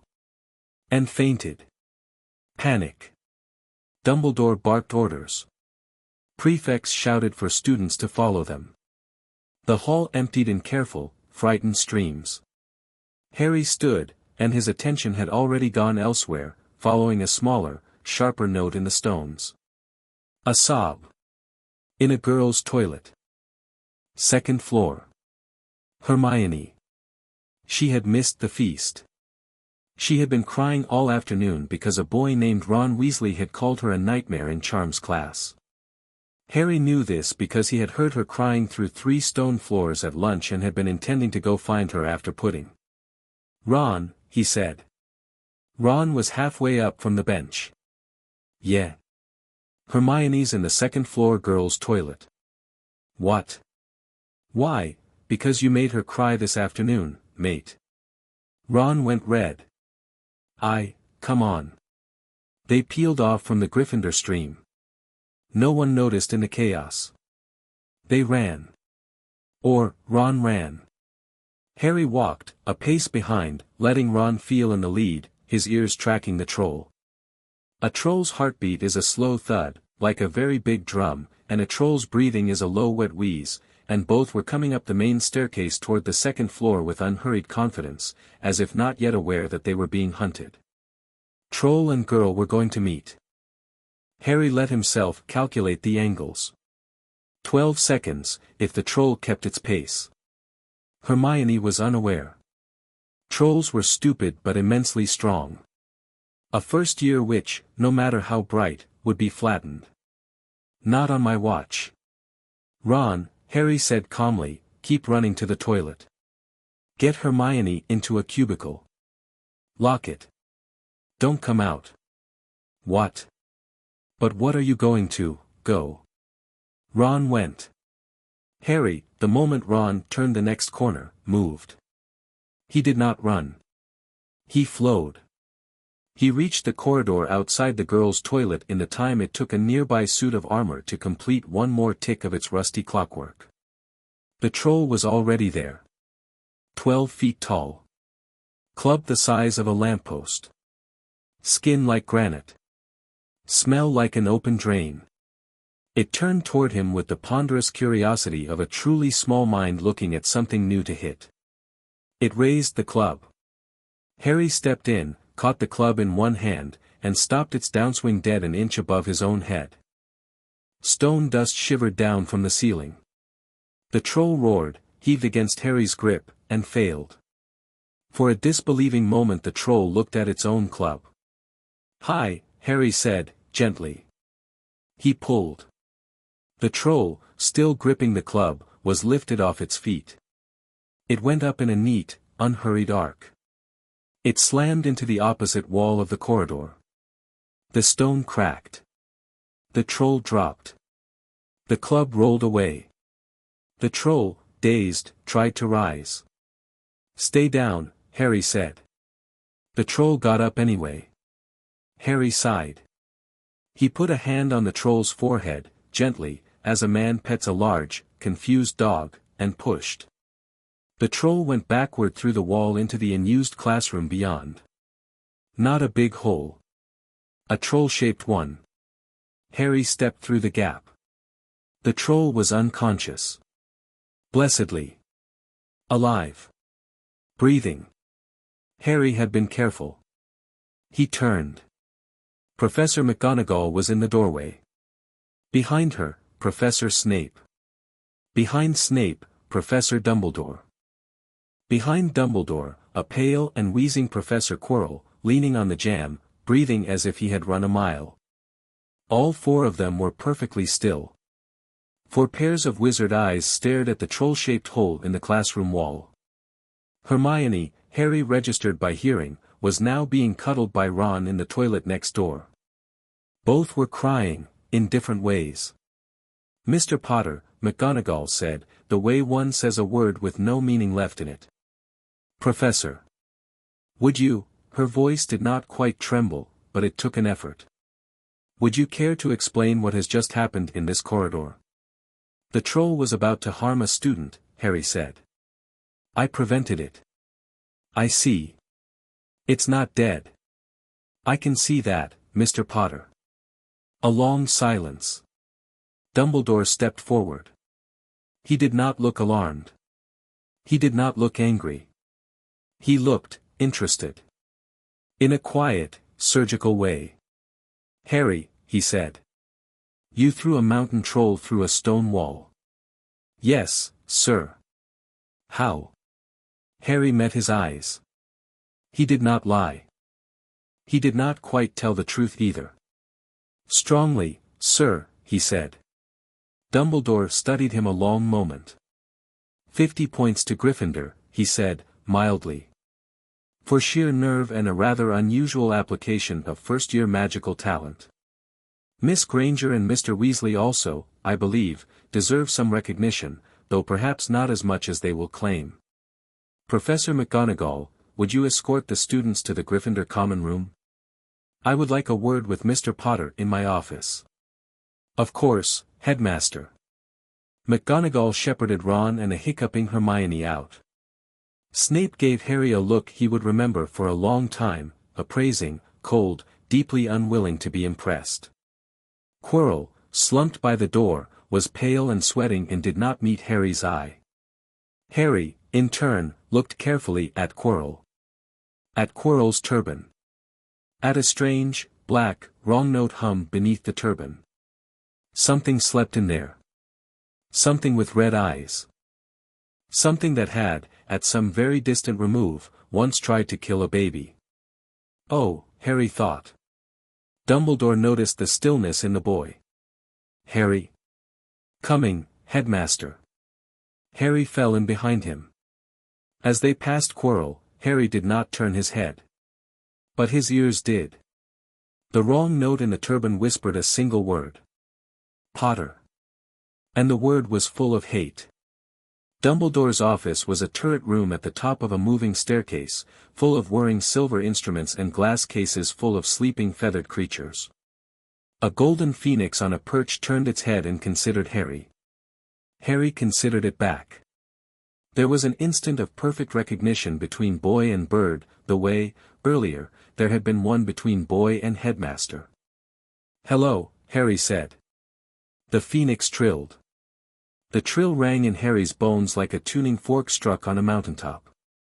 "Fawkes is fond of you," Dumbledore observed. "Please, sit." Harry sat. Dumbledore did not sit. He stood behind his desk, his long hands resting lightly on the wood, and looked at Harry across the polished mahogany with an expression of calm, deep, unhurried attention. "You threw a mountain troll through a wall," he said. "Yes, sir." "Without a wand?" "Yes, sir." "Without even breathing hard?" "No, sir." "Well. A little hard. I was worried about Hermione." Dumbledore's mouth twitched. "Hermione is fortunate in her defender. So am I in her, sir. She's going to be my friend." "Ah. You have decided that already?" "Yes, sir." Dumbledore walked, slowly, around the desk, and sat on a low footstool opposite Harry's chair, so that they were exactly eye to eye. "The instrument's word." Fawkes preened. "Harry," the old wizard said, very gently. "I think there is something inside you that is not only yours." Harry did not flinch. "I think so too, sir." "Do you know what it is?" "Not all of it." "Does it frighten you?" Harry thought about it. Really thought. About the cupboard, and the kitchen, and the hut on the rock, and the troll's forehead under his palm, and the woman named Lois on a roof in a city he had never lived in. "No, sir," he said. "It doesn't frighten me. Sometimes it saddens me." "Saddens you?" "It was afraid for a very long time. Because of what it could do. And I think it is tired." Dumbledore was silent a long time. "I had not expected," he said at last, "to have this conversation tonight. Or for many, many years. Or perhaps ever. I'm sorry, sir." "Don't be. Please don't be." The old wizard leaned forward. He laid a long, light hand on Harry's knee. "Listen to me, Harry. I do not know everything that lives in you. I am going to learn. So are you. There is no rush. For now, only this, whatever lives in you, you are not alone with it. You have me. You have your friends. You have this castle, which loves its children in ways you cannot yet understand. And you have, strange as it may sound, your own mother's love, which still burns like a lantern inside your skin, and which is older than any other power you carry. Do you hear me?" Harry's eyes stung. He did not wipe them. "I hear you, sir." "Good. Now go to bed. Hermione and Mr. Weasley will want to hear about your visit with the headmaster, and I would not deny them their gossip." "Yes, sir." He rose. He turned to go. At the door, he paused, and looked back. "Sir." "Yes, Harry." "Professor Quirrell." Dumbledore's eyebrows rose. "What of him?" "There's something in his head, sir." Something old. Something awake. I thought you should know. Dumbledore's face did not change. But Harry had been learning to read faces that did not change. He saw, somewhere behind the blue eyes, the sharp clear frost of a great mind drawing itself to its full height. Thank you, Harry, Dumbledore said quietly. I will look into it. Good night, sir. Good night, Harry. And, the old wizard smiled, very gently. Welcome to Hogwarts. Harry went back to the Gryffindor common room, where Hermione Granger immediately threw her arms around his neck and Ron Weasley solemnly, ceremonially, extended a hand, and Harry took Ron's hand, and Hermione held on, and the three of them sat by the fire very late, and Harry told them only a small part of what had happened in the corridor, and both of them knew it, and neither of them pressed him, and the red gold firelight warmed the back of his neck just like a hand. Harry, Hermione said, eventually, from a nest of cushions, eyes big and serious. I know you're not going to tell us everything. I'm not asking you to. But, if you ever do need to tell someone, you, Harry said, and Ron. I know. Good, Ron said, and turned a chocolate frog card in his fingers in a studied way to hide that he was not, quite, entirely composed. Just so we're clear. Full mate rights. First access. Anything weird comes up, we're your lot. My lot, Harry repeated, softly. Yeah. Thank you, Harry said, and meant it more than either of them realized. Outside the tower window, a thin new moon hung above the lake. Harry could hear, if he let himself, the distant low cough of the troll being hauled away in a net by Professor Flitwick and two very tired house elves. He could hear, further still, a cold wind moving over a place in the Forbidden Forest where something unicorn-shaped lay dying. He filed that away. He would see to it later. The castle was asleep. His friends were safe. His house was his house. The phoenix in the tower was breathing slowly. He closed his eyes. For the first time since the morning he had woken in a cupboard to the taste of starlight, the boy who had been Kal-El slept without dreaming. Chapter 2 and Chapter 3, The Man Beneath the Scar Snow came to Hogwarts in a soft white weight. It piled on the towers and silvered the black trees of the Forbidden Forest and turned the frozen lake into a pane of hammered iron. The corridors grew colder. Peeves the Poltergeist took to stuffing ice-down suits of armor, which clanked and shivered in protest. The Gryffindor common room crackled with a fire that never seemed to burn low, and Hermione Granger, sprawled before it on a hearthrug of cushions, drilled Harry and Ron through charms revision with the patience of a dragon with a headache. Wingardium Leviosa, Ron. Leviosa. Leviosa. Leviosa. No. Harry sat cross-legged by the window and watched the snow fall. He was only half attending. Something in the castle had been, for weeks now, pulling at the quiet edges of his mind.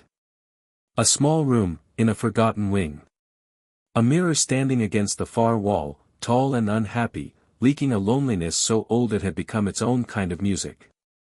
He had not yet gone to it. Tonight he would. It was well past midnight when he slipped out of the portrait hole. Ron snored. Hermione's nose was pressed, open-mouthed, into her charms textbook. She had finally fallen asleep over Chapter 8. Harry paused in the stone corridor outside, drew around his shoulders the silver liquid cloak he had found wrapped in brown paper on his bed 3 days ago, a Christmas gift. Use it well, and vanished from sight. He did not need the cloak. His eyes were sharp enough that he could walk unseen with only a still step and a quieted breath. But the cloak had been a gift. Its weave hummed with the faintest residual magic of a long-dead maker. And it had been his father's. He had not been offered many things that had been his father's. He wore it. The castle at night was a great sleeping animal. He walked its arteries. He passed the portrait of the fat friar, and a small sprig of holly stuck to one of his monstrous sleeves. He passed the knight who muttered challenges at empty air. He went up, and at last into a corridor he had not mapped, a thin hallway he had felt more than seen, and at the end of it a door, slightly ajar, a cold draft sliding out. He pushed the door open. A disused classroom. Desks stacked along the walls. A single tall object at the far end, draped with a silver-frosted sheet of dust. The mirror. He crossed the floor. He pulled the sheet aside. The frame was of gold. Twisted, old, heavy. Along the top, graven in letters he could read only by tilting his head and remembering to read backwards, was carved, Erist Estraeru Oytube Kafro Yti on Wosi. I show not your face but your heart's desire. Harry stood and looked in. In the mirror, he was not alone. He was not 11. He was older, taller, broader in the shoulders. A man in a blue suit, a red cape pinned at his throat, a crest over his heart shaped like the letter S.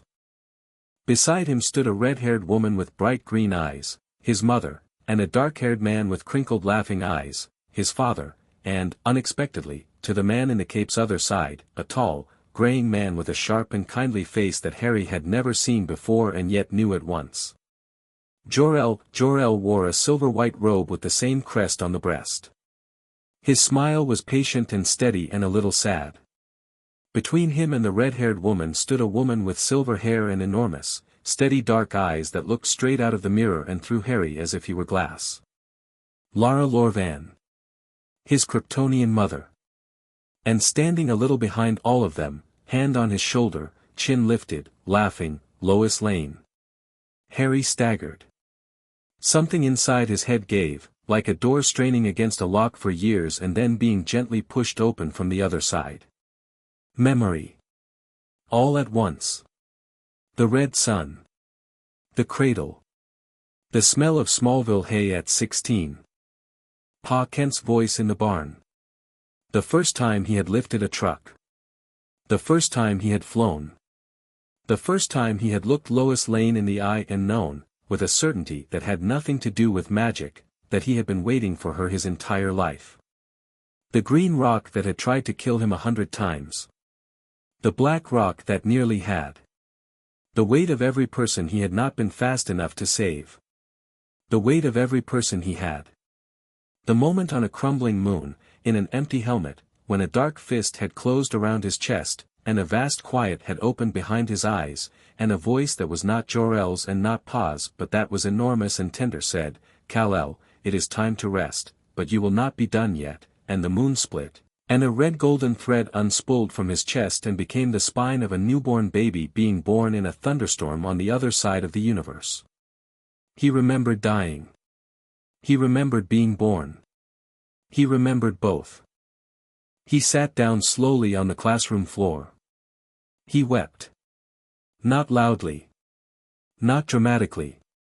He simply sat in the cold dust in the moonlight and cried for a long time, with his palms flat against his thighs, because he had not had the chance to mourn his own funeral. Ma Kent, he thought. Ma. I'm sorry I can't come home. Lois.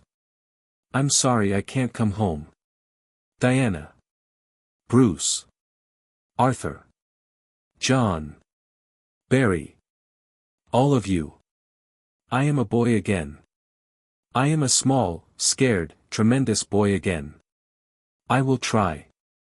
Oh, I will try to be worth what you taught me. He wept until the grief had moved through him, and then he stood up. His face in the mirror, between Jor-El and Lily, had stopped crying long before his real face had. Hello, Harry said, quietly, to them. None of them answered. They only smiled. I'll take care of him, Harry said. I promise. He thought, absurdly, Kal-El is old enough to know who he is. Harry Potter is 11, and I am the only adult he has. He drew the sheet back over the mirror. Back on the cold corridor outside, a soft voice spoke at his elbow. Harry jumped. He had not heard the speaker approach. That had not happened in months. I had a feeling, said Albus Dumbledore, that you might find your way here, sooner or later. Harry lowered the hood of the cloak. Professor. May I? Dumbledore nodded at the cloak. Harry stepped a little sideways, out from under it. He shook it off. He folded it over his arm. "How long have you known it was mine?" Harry asked. "It has been in my possession since the week your parents died," Dumbledore said. "I thought long about whether to give it to you yet. You did not seem, when you arrived, to need much more concealment than you already possess." The old man's eyes crinkled. "But I find that a young man who has been stripped of most kinds of inheritance deserves, at Christmas, any small thing he can be given that his father once touched." Harry's throat ached. "Thank you, sir. Walk with me."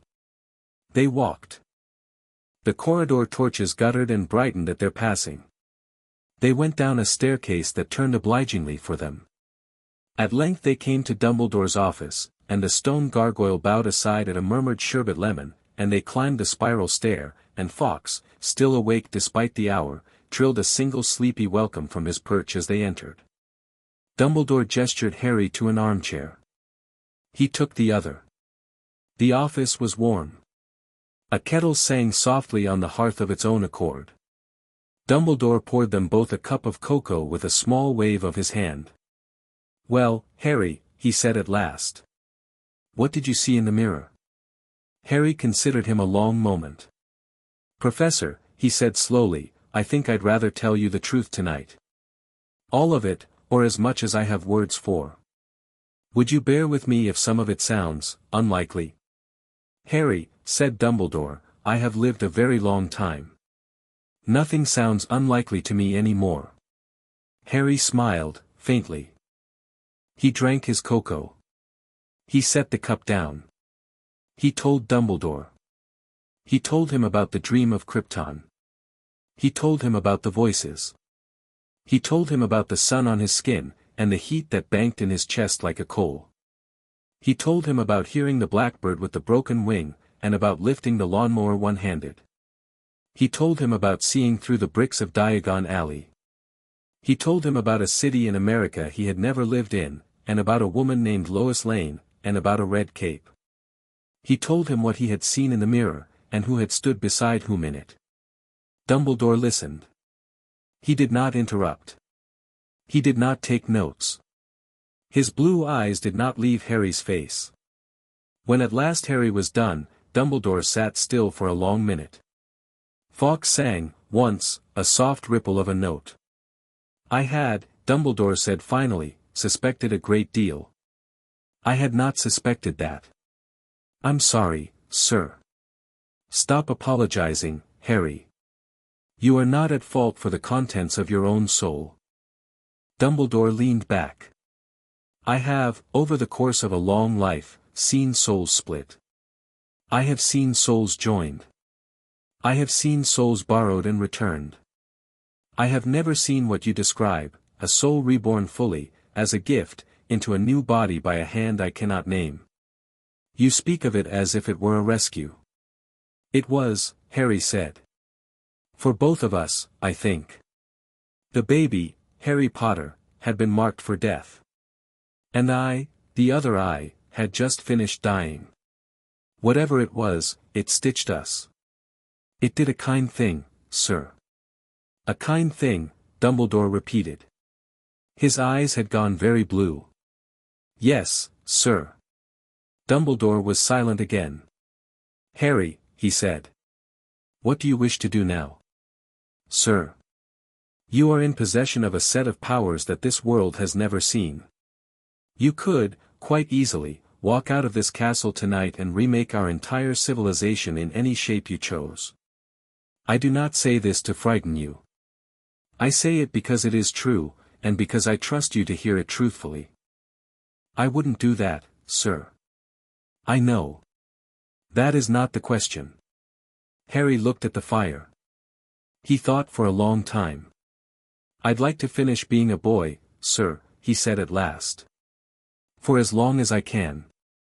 Because Harry Potter, the younger of us, deserves to grow up with friends, and bad breakfasts, and too much homework, and his first proper kiss, and being unreasonably happy about winning a Quidditch match. And because," he hesitated. Because if I don't let him have all that, sir, then the man that he becomes will be all me and not him. And I don't want to overwrite him. He's a good kid. He was worth saving. Dumbledore blinked rapidly. He looked, for a flicker of a second, uncomposed. I see, he said softly. And there's a problem. A problem? Quirrell, Harry said. Dumbledore's gaze sharpened. Go on. There's a piece of Voldemort in his turban. It's been learning. It wants something in this castle. It wants the third-floor corridor. How long have you known? Since Halloween, sir. I've been watching. Watching. Quietly. Harry. Dumbledore set down his cocoa. What do you know about what lies on the third floor? Harry met his eye. The Philosopher's Stone, sir. Nicholas Flamels.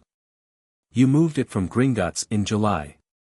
You've hidden it here because you believed, correctly, that this would be the safer place. You have put traps around it. I know 3 of them. A 3-headed dog. A vine. A chessboard. I don't know the last 3. I think one of them involves Professor Snape's talent for logic. I think the last is something of yours, something ingenious, to make sure that only a person who wants the stone and does not want to use it can ever take it. Dumbledore did not speak for a long time. Then he said, quietly, how did you know about Flamel? Hermione, Harry said. Among other sources. Ah. Sir, I'm not reproaching you. You made a good plan. It is a good trap. Voldemort is walking into it. But the piece of him inside Quirrell is not a whole wizard. It's a fragment. It's mad and it's weak.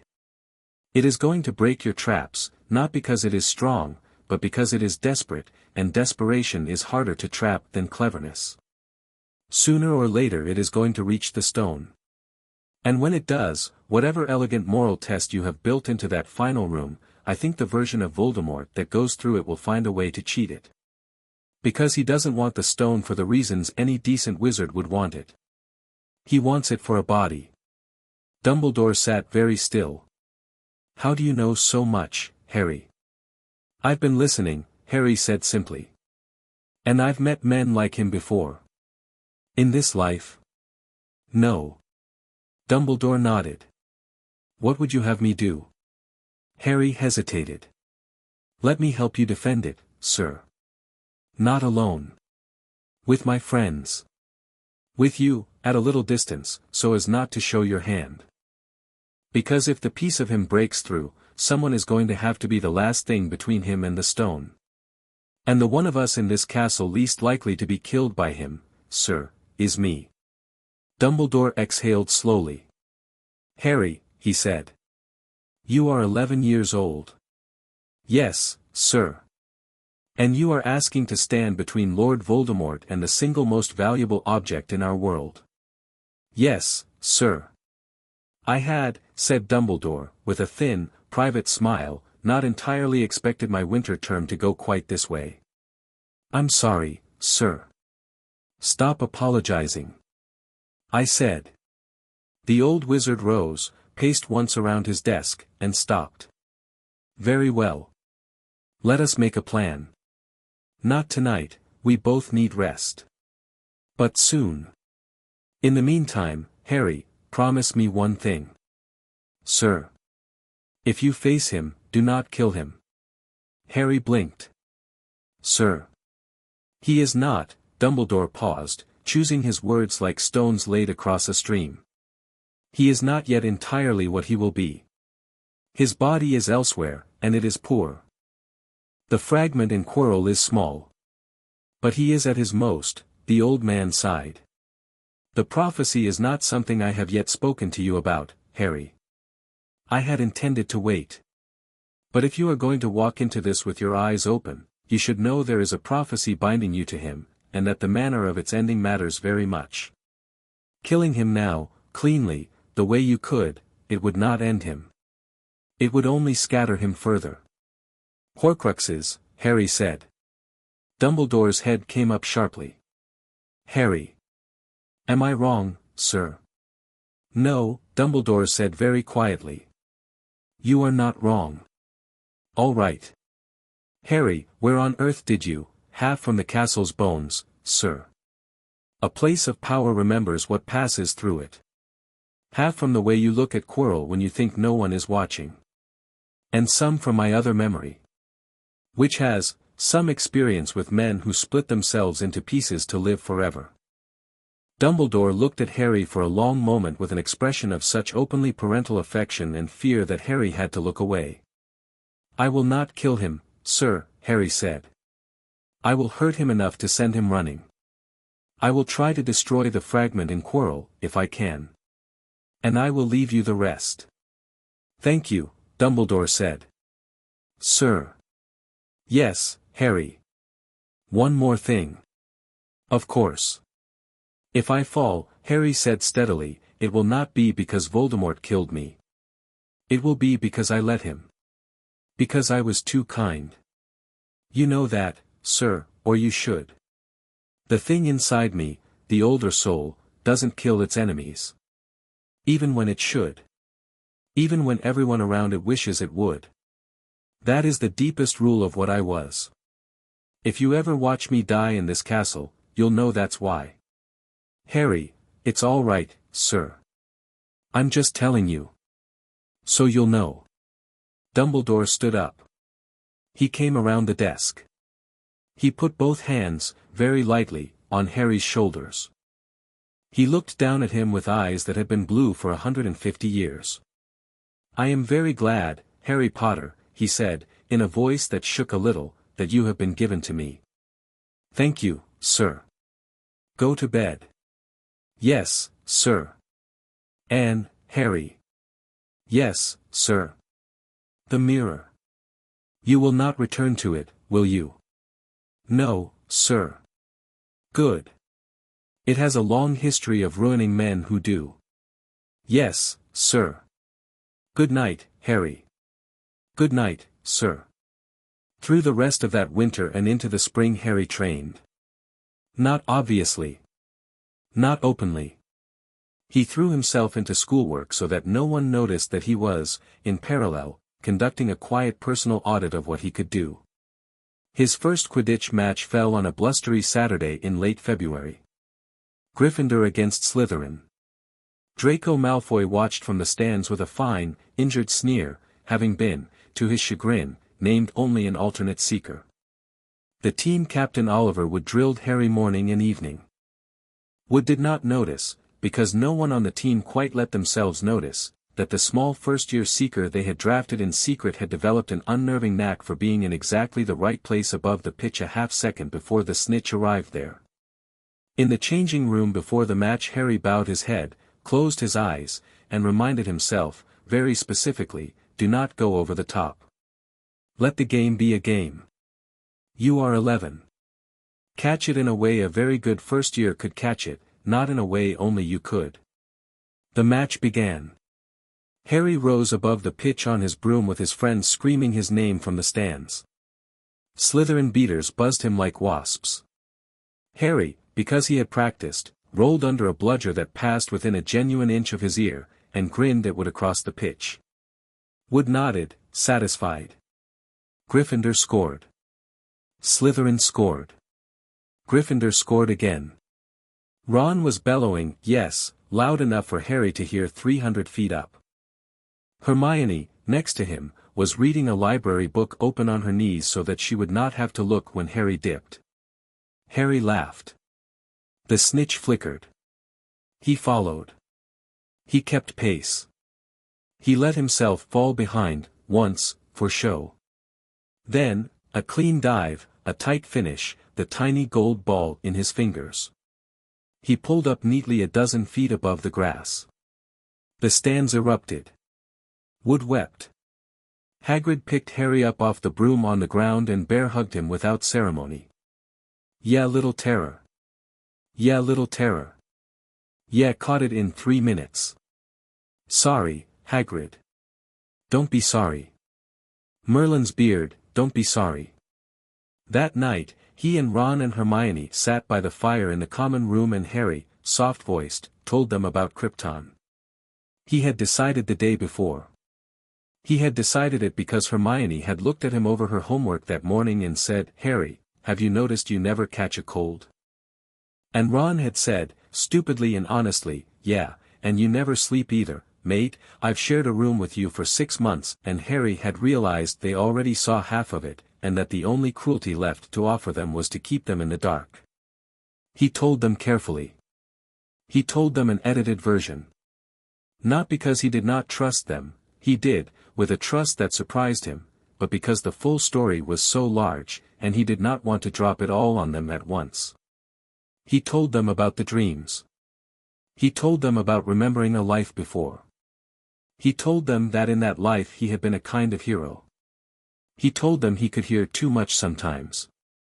He told them he could lift a lawnmower without meaning to.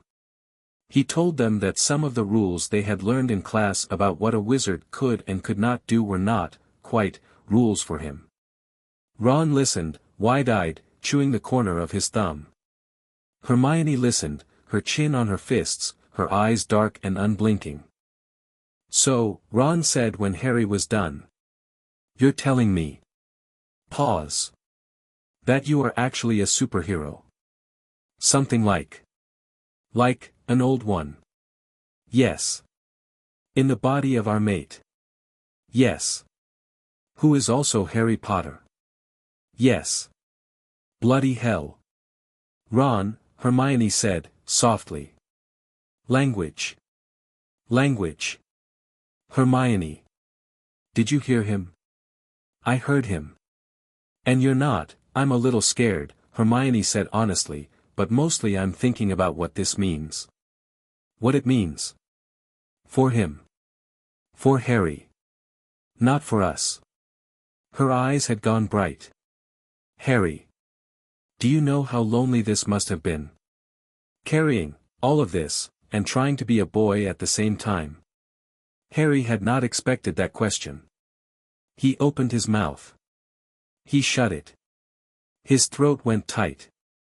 Hermione stood up. She crossed to him. She hugged him, tightly, without any of the politeness of earlier hugs. This was the hug a sister gives a brother. Ron, mortified and touched, thumped Harry solemnly on the shoulder. "Right," Ron said hoarsely. "So what do you need, mate?" "Need?" "Yeah. For us to do. We're your lot. We told you." "Ron, not a negotiation, Harry." "What do you need?" Harry swallowed. "I need," he said slowly, "to stop pretending not to be smart. And not to be strong. Around you too. That's the biggest favor you can do me." "Done," said Ron. "Done," said Hermione. "And I need you to help me keep a secret. From almost everyone else. For as long as we can."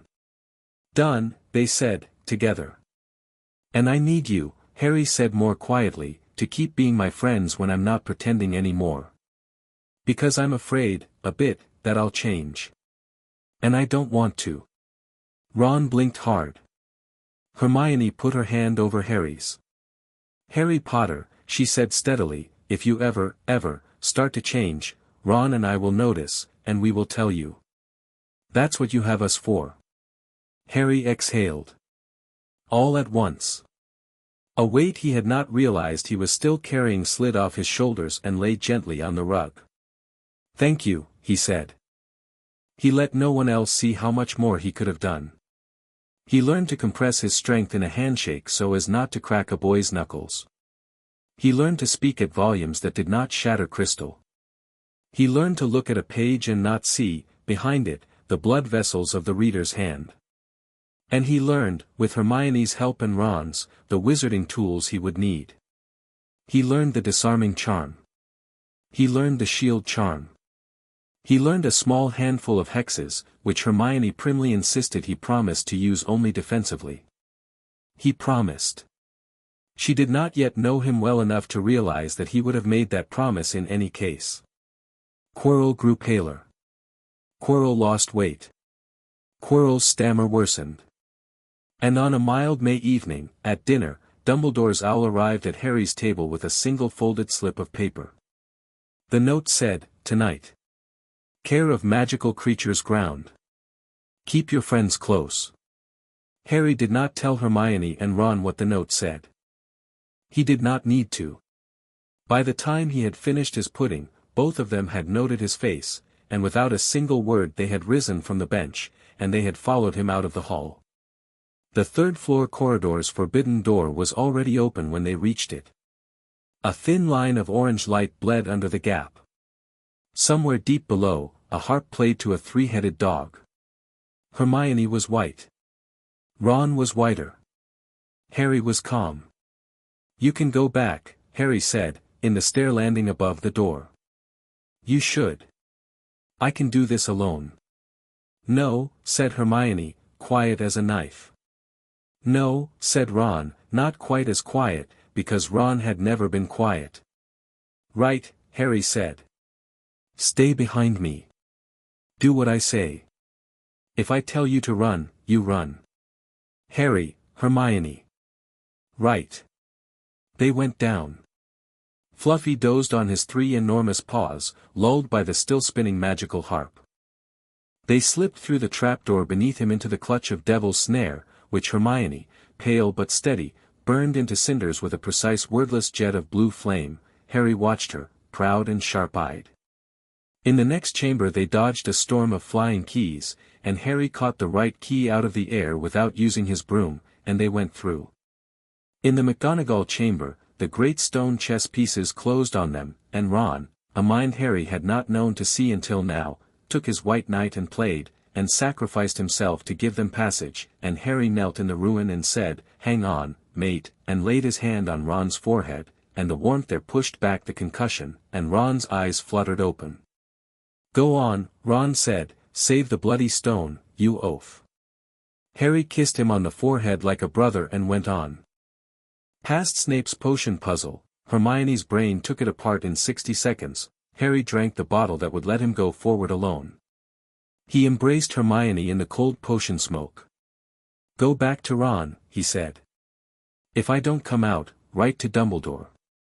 Tell him what you saw." "Come out," she said, which was not a request. "I'll try." He walked through the black flames. In the final chamber, the mirror of Eriste stood again. And in front of it, Professor Quirrell. Quirrell without his turban. He turned. At the back of his bald head, like a parasitic growth carved into his skull, was a second face. A face that was thin, and white, and snake-like. Red eyes. A slit for a nose. "Well, well, well," said Voldemort, in a voice like dry paper being drawn across a sharp edge. "At last we meet, Harry Potter." Harry did not move. "Hello," he said, gently. Voldemort's red eyes narrowed. He had expected a tremor. He had not heard one. "Come closer," Voldemort whispered. "Come and see what is in the mirror for you now." Harry came closer. Not because Voldemort had told him to. Because distance would do nothing for either of them. He stood in front of the mirror. He looked into it. The old image had gone. In the new one, he was already a man in a blue suit with a red cape, and in his open hand was a small ruby stone, and beside him, unafraid, stood Lily Potter. He felt, at that image, a small sharp stab of desire. Then, remembering Dumbledore's warning, he set it aside. The stone's weight pressed against his thigh inside his pocket. The mirror had given it to him. It had given it to him because he wanted to keep it from the man behind him. "What do you see, boy?" "I see a boy who needs to go to bed," Harry said. "Lies," hissed Voldemort. "Tell me." "No." Voldemort's voice rose. "Let me speak to him, Quirrell. Face to face." Quirrell turned. Harry turned with him. And for the first time, Harry looked Lord Voldemort, a piece of him, at least, in the face. The face was horrible. That was not the first thing Harry noticed. The first thing Harry noticed was that the face was afraid. Not afraid of Harry. Not yet. Afraid of being ended. Afraid, as the pieces of a soul fractured 1,000 times must always be afraid, of the immense and lonely silence on the other side of existence. It had been, once, a boy. A clever, beautiful, furious boy. Harry had met boys like him in 2 lives. He knew what they had become by becoming small. Harry Potter, Voldemort breathed. Give me the stone in your pocket, and you may have your mother back. Your father. Any parent you have ever wanted. Any life you have ever grieved. I will serve you. I will make you a king. No, thank you, Harry said. Give it to me. No. Voldemort lunged. Quirrell's body hurtled forward faster than a human body should move. His hands closed on Harry's throat. Harry did not step back. Harry did not flinch. Beneath Quirrell's hands, the moment they touched Harry's skin, the flesh of Quirrell's palms began to bubble. Harry did not know, at first, why. Dumbledore's voice, much later, would explain it. His mother's sacrificial magic, woven into him at 18 months old, had become, in this rebirthed body, something closer to his own native radiance. He was, in the sun-yellow secret of his bones, fully alive. Voldemort was barely alive at all. The collision of the two had only one outcome. Quirrell screamed. Harry caught him under the arms, gently, and lowered him to his knees, so that he would not fall and break his skull. Stop touching me, Harry said, and Quirrell could not. Quirrell's skin blackened. He was peeling. He was screaming. Kill him. Voldemort screamed. Kill him. No, Harry said. He doesn't have to die. Get out of him. Now. Kill him, Quirrell. Sorry, Harry said to Quirrell, almost tenderly, and placed his palm flat on Quirrell's chest. A quiet pulse, like the rippling of heat above a road in July, went out of Harry's hand and into Quirrell's ribs. It was not violence. It was a cleansing. It reached the wrong note darkness bedded at the base of Quirrell's skull, the piece of Voldemort, and it picked that piece up as a gardener picks up a weed, and it pulled. The piece came loose. It came shrieking out of Quirrell's body as a roil of black smoke, a thing of teeth and eyes and thin white fingers, and it turned on Harry and flung itself at him. Harry caught it. He caught a soul fragment in his open hand. It clawed at him, and the sun warmth in his palm met it, and it ate the smoke, cleanly, completely, and the fragment was gone, a vapor of ash, a small dying wail that thinned and stopped. Quirrell collapsed. Alive. Unconscious. The stone weighed 100 grams in Harry's pocket. Harry sat down on the cold stone floor, very quietly, and put his face in his hands, and shook once, a hard involuntary shudder. Then he got up. Quirrell, he said softly, to the unconscious man, I am sorry. He used you badly. We'll get Madame Pomfrey. We will be kind to you. He gathered Quirrell into his arms as if the man weighed nothing, and he carried him out of the black flame chamber, and up, through the chess ruin, through the key-fluttering room, past the snoring Fluffy, up into a corridor he had walked 11 minutes earlier with 2 friends at his heels. Hermione gasped. Ron, swaying upright now, said, Bloody hell. Help me, Harry said. They helped him. Harry did not rest in the corridor. He knew, the moment his hand emptied of ash, that the fragment he had destroyed had had time to give one last signal before it died. A distant screaming in a distant forest. A spine in the trees. The rest of Voldemort, somewhere across a sea, feeling one of his severed fingers burn away. He would come. Sooner or later. He would come, in a new body, with a new plan. But tonight, in this corridor, 3 feet of stone away from where a small, ugly first-year Dark Lord had just attempted his resurrection, Harry had time. Hermione. Yes. Is Ron's head all right? Yes. Shaken. He's lucid. He won't thank me for saying so, but he also needs a lie down. I'm getting a lie down, Ron said blearily. Don't you worry about me. I'm getting the biggest lie down in the history of lie downs. Good. Harry walked the three of them upward. Ron leaned on Harry's left shoulder. Hermione braced his right. Quirrell, in Harry's arms, breathed shallowly but evenly. He would live. Harry had made sure. They met Dumbledore on the stairs. Dumbledore took one long careful look at Harry, at his open palm, at the small smear of ash in it, at the stone in his pocket, at the body of Quirrell in his arms, at the two white-faced friends at his back, and then Dumbledore, very gently, took Quirrell from him, the way one takes a sleeping child from a tired father. Harry, Dumbledore said softly. Sir. It is done. One piece. Yes, sir. He got away. I told you he would. You did. I did not kill him. I know. Dumbledore looked long at him, then at Hermione, then at Ron, and in his look there was a great deal that he did not say. Come, he said at last. Madame Pomfrey. The three of you will not sleep tonight without her opinion of you, and I will not sleep tonight without yours. They went. And as they climbed the stairs, Harry felt, small, steady, new, a very old second light come into his chest and settle down beside the first one. Not a coal this time. A lantern. The kind you set in a window so a traveler on a dark road knows to come home. Home, he thought. Not for the first time. But for the first time, clearly. In the hospital wing, Harry lay on a too-narrow bed and watched dawn come in through the east windows.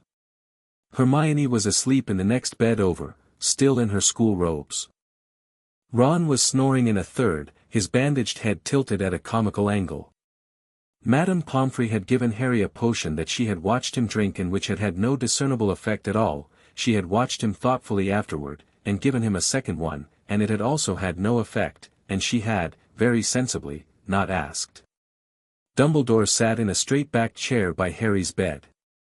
Sir, Harry said, eyes still closed. Yes, Harry. Is Quirrell going to live? Barely. Yes. Good. Most men, Dumbledore said after a moment, would not have asked that first. I know, sir. He would have killed you. He was being used, Harry said. People who are being used usually don't choose it all the way down. He deserves a chance to know that, before the end of him. Dumbledore looked out the hospital window. In the east the sun was a thin bright line above the forbidden forest. Harry, he said. Yes, sir. Last summer, when you came here, I had 20 years of careful plans. Yes, sir. I am going to have to throw most of them out now. Yes, sir. Do you know what I am going to replace them with? No, sir. Neither do I. Dumbledore smiled, a little wryly. And I find that I am rather glad of it. Harry opened his eyes. The sun through the window fell across the bedsheets. He lifted his hand into the sunbeam. He watched the light go through his fingers. He did not know if the old wizard could see what he saw in his own hand, a faint, faint gold, like a candle inside the skin. But he felt it. He felt it like a small true thing at the very center of a very long life. Sir. Yes, Harry. He'll come back. Yes. He'll come back in a body. Yes. Sooner than you'd like. Yes. What do we do between now and then? Dumbledore thought. We find the pieces of him that he left behind, he said. Quietly. Carefully. I have some ideas about where to look. In the meantime, Harry, do what you said in my office. Be a boy. Pass your exams. Fall in friendship, and then out, and then back in again. Lose a Quidditch match. Eat too many sweets. Watch Hermione glare at Ron. Watch Ron blush at Hermione. Be 12 next year, and 13 the year after, and 13 is a very good age to be, and I would like you to have it. I will do the ugly work where I can. When I cannot do it alone, I will find you, and I will ask. All right, sir. Promise me. I promise. A soft chirr from the hospital door. Fawkes had come in through a half-open window. The phoenix alighted on the railing of Harry's bed, regarded him with burning eyes, and deposited, very delicately, into Harry's open palm, a single golden feather. For you, Dumbledore said. Evidently. Harry closed his fingers around the feather. Warm. Humming, faintly, like a struck tuning fork. Thank you, Fawkes. The phoenix preened Harry's eyebrow briefly with a hooked beak. Then he flew, out the window, into the rising sun. Harry watched him go. In the bed across from him, Hermione stirred without waking, and her hand opened in her sleep, and Harry saw the exhausted line of her cheek and thought, she helped me defend a castle tonight. She is 12 years old. Ron Weasley sacrificed himself to a chess knight for me and walked out standing. These are my people. I was not given this life only as a burden. I was also given it as a gift.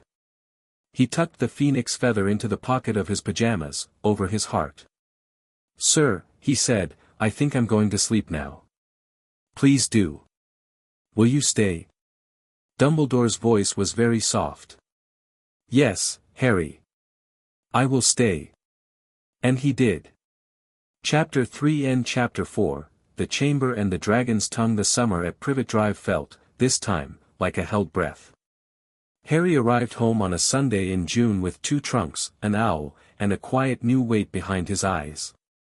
Uncle Vernon met him at King's Cross with a face the color of boiled ham, Aunt Petunia standing one carefully measured step behind him, Dudley wedged into the back seat like a sweating roast.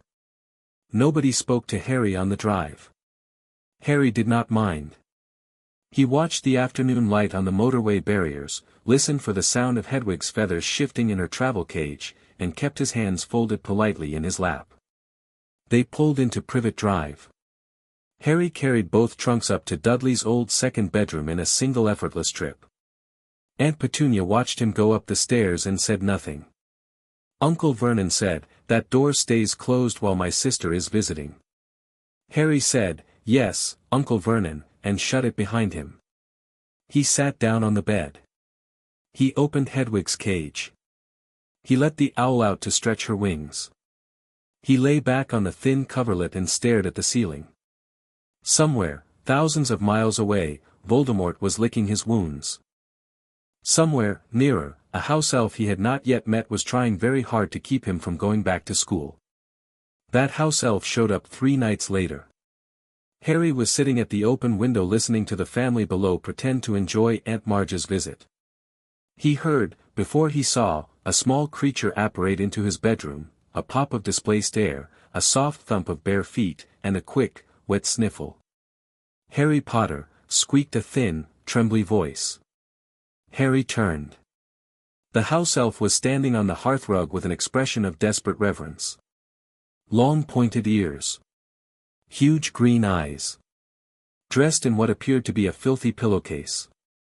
He was clutching his own hands together so tightly they looked in danger of coming off. Hello, Harry said calmly. What's your name? Dobby, sir. Dobby the house elf. Hello, Dobby. Would you like to sit down? Dobby burst into tears. This took Harry a long patient minute to work through. Harry sat on the floor opposite the elf, which, Dobby later confessed, no wizard had ever done for him before, and handed Dobby a clean handkerchief. Dobby blew his nose very loudly into it, offered it back, and, when Harry told him to keep it, burst into tears again. Dobby, you came here for a reason. Tell me. Sir, Harry Potter, sir, Dobby has come to warn you, of a plot, sir. A plot to make most terrible things happen at Hogwarts this year. Harry Potter must not go back. What sort of plot? Dobby cannot say, sir. Dobby cannot. Dobby is a bad elf, bad bad bad, and here Dobby began to beat his own head against the edge of the dresser, and Harry, moving faster than an elf could track, caught his shoulders and held him, gently. Stop that. You're not bad. Dobby. Look at me. Dobby looked up. Huge wet eyes. Who do you serve, Dobby? Dobby cannot, you don't have to tell me. I think I can guess. Blonde-haired family. Drafty house in Wiltshire. Dobby's eyes widened until they were saucers. Right, Harry said kindly. I'm not going to get you punished. Tell me what you can. Dobby, with much weeping, told Harry what he could. Something was being planned at Hogwarts. Something ancient. Something that had happened once before, 50 years ago, and had been closed off, and was going to be opened again. Dobby would not say more. Dobby could not say more. Dobby begged, piteously, that Harry not return. Harry thanked him. Harry told him, carefully, that he would go back regardless, because there were friends at Hogwarts who would be unsafe without him. Dobby wept harder. Dobby, Harry said, before the elf popped out. If you want to be free, there's a way. Sir. Your master has to give you a piece of clothing. On purpose. Even a sock.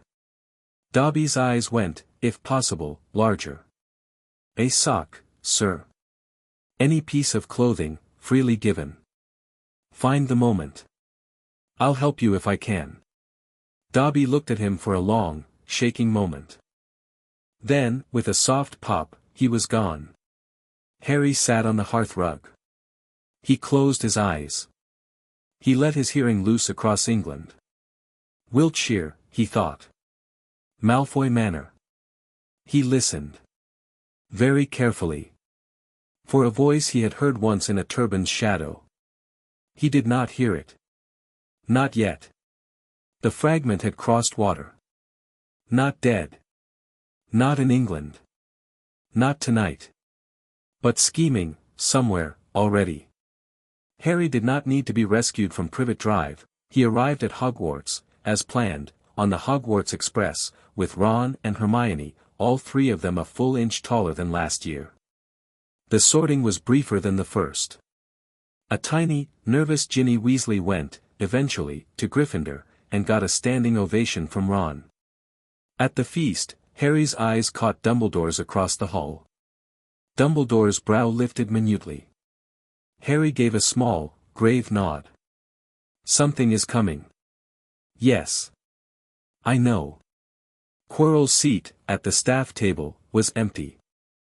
It had been given to a new defense against the dark arts instructor, a blindingly handsome blonde wizard with all his own teeth and rather too much cologne, Gilderoy Lockhart, who posed for a portrait artist through the entire meal.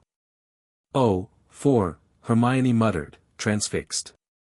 He's a fraud, Harry said cheerfully, buttering a roll. You'll work it out by November. Harry. Sorry. Carry on. The Daily Prophet on the second morning of term carried a headline larger than Harry had ever seen it use, Sirius Black escapes Azkaban. The photo beneath showed a gaunt, hollow-cheeked man with wild hair and eyes like broken windows. The caption said, Black, 33, convicted in 1981 of murdering 12 Muggles and Peter Pettigrew, was discovered missing from his cell in the early hours of Sunday morning. Ron pushed the paper over the toast to Hermione. Hermione pushed it back. Harry, a beat later, picked it up. He read the caption twice. He read the whole article. He set it down. Harry. Hermione said. I know this man, Harry said. What? I don't know how. I just do. Look at his face. Look at the shape of his mouth. Ron, I've seen him, in a photograph. Hagrid gave me a photograph album last year. My mother and father and, this man, were standing together, laughing, at a pub. He was my godfather. That's not a man who killed 12 Muggles, Harry said quietly. I don't know what he did, and I don't know what happened that night my parents died, but that isn't a murderer's face. Harry, Hermione said, in that low careful voice she had begun to use when he saw things she could not yet see, you can't tell that from a photograph. I can, Harry said. He looked up. Across the great hall, at the staff table, Professor Dumbledore was watching him over the rim of his goblet. Something in Dumbledore's face, Harry thought, already knew rather more about the matter than was in the Daily Prophet. Do you think he's coming here? Ron said, and swallowed very hard. He's already close, Harry said. I don't know how I know that either. But he's not coming for me. How can you possibly? I think he's coming for Pettigrew. Peter Pettigrew is dead, Harry. No, Harry said, slowly. I don't think he is. He looked down the Gryffindor table to where Ron's older brother Percy sat bent over a prefect's timetable. Percy was petting, absent-mindedly, a fat grey rat sprawled across his lap. A rat that had lived in the Weasley family for 12 years. A rat whose heartbeat, Harry had noticed in the common room on the first night back, was too strong and too slow for any ordinary rat, and whose pulse shifted occasionally, when startled, to a pattern Harry had come to associate, after long, patient, private study, with human beings. Harry did not say so aloud. Not yet. He folded the paper neatly and set it aside. Eat your porridge, he said to Ron. We've got Lockhart first period. Ugh, said Ron. Defense against the dark arts. That term was a long slow comedy. Gilderoy Lockhart was, as Harry had told Hermione at the feast, a fraud. A beautiful, showy, plausible one. On the first day of term he loosed a cage of Cornish pixies upon the class, lost control of them within seconds, ran for the door, and ordered Harry and his friends to catch them. If you would be so very kind, I have an urgent letter to write. Harry caught every single pixie without raising his voice and stacked the cage very neatly by Lockhart's desk. Lockhart returned an hour later, beaming, to find his classroom miraculously restored, and embraced Harry in front of the students with a, "Marvelous, marvelous, you'll take very good pointers from my books, won't you, young man?" "Yes." Hermione, for whom Lockhart was a personal disappointment of seismic proportions, stopped looking at him after the second week. By the end of October she was correcting his textbooks in the margins. Lockhart never noticed. The dueling club, when Lockhart eventually convened one, was rather more interesting. Snape stepped up to the stage opposite him, wand raised, and hexed Lockhart 10 feet backward in one crisp motion that Harry, watching from the crowd, found personally delightful. Then Lockhart, flustered, invited Harry and Draco Malfoy up for a demonstration. Malfoy, smirking, conjured a snake out of his wand. The snake, hissing, turned on a Hufflepuff boy in the front row. Harry did not think. He spoke to the snake in Parseltongue. "Leave him alone. Be still." The snake went still at once. It laid its head down on the stage. The great hall went silent. Everyone was looking at Harry. Including Draco. Including Snape, who had gone very, very still. Including the Hufflepuff boy, whose face had done something extraordinary, gone from relief, through confusion, through dawning horror. He backed away from Harry with his eyes on the ground. I never," the boy stammered, backing off the stage. "I only said," Harry began. "You spoke Parseltongue, Potter," Hermione whispered. "In front of the whole school. They think," Harry said, and understood. A murmur went up around him like a tide. Parseltongue. The tongue of Slytherin. The tongue of dark wizards. Harry watched the faces of his schoolmates rearrange themselves all around him, students he had cheered with 3 hours before, students who would, for the rest of the term, step aside in corridors when he passed. He felt a small dispassionate sadness. "I'll live with it," he said to Hermione, quietly. "Let them be afraid. It'll pass. It isn't right, of course it isn't. But we have bigger problems tonight." He was already looking at Dumbledore, at the high table, who was already looking back at him. I will not call you up, Dumbledore's eyes said. I will not draw more attention to you now. Come to me later. Harry nodded. The rat, Harry whispered to Ron, who was still staring at him. Ron, where's Scabbers? Ron blinked. What? Now, Ron. Tell me where Scabbers is. In my pocket. Have you seen him since we came in? Ron clapped his hand against the outside of his robe. Scabbers was not there. Ron went white. I think, Harry said grimly, our rat has just left us. The attacks began in October. Mrs. Norris, the caretaker's cat, was found petrified outside a girl's toilet, with a message daubed in blood on the wall above her, the Chamber of Secrets has been opened. Enemies of the air, beware. Harry stood under the message for a long minute while Filch wailed. Harry looked not at the letters but at the water puddled on the flagstones beneath them. He looked at where the water came from.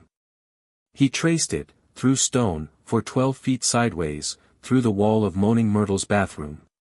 Hermione, Harry said quietly. Yes. Does the history of Hogwarts say anything about a chamber built by Salazar Slytherin?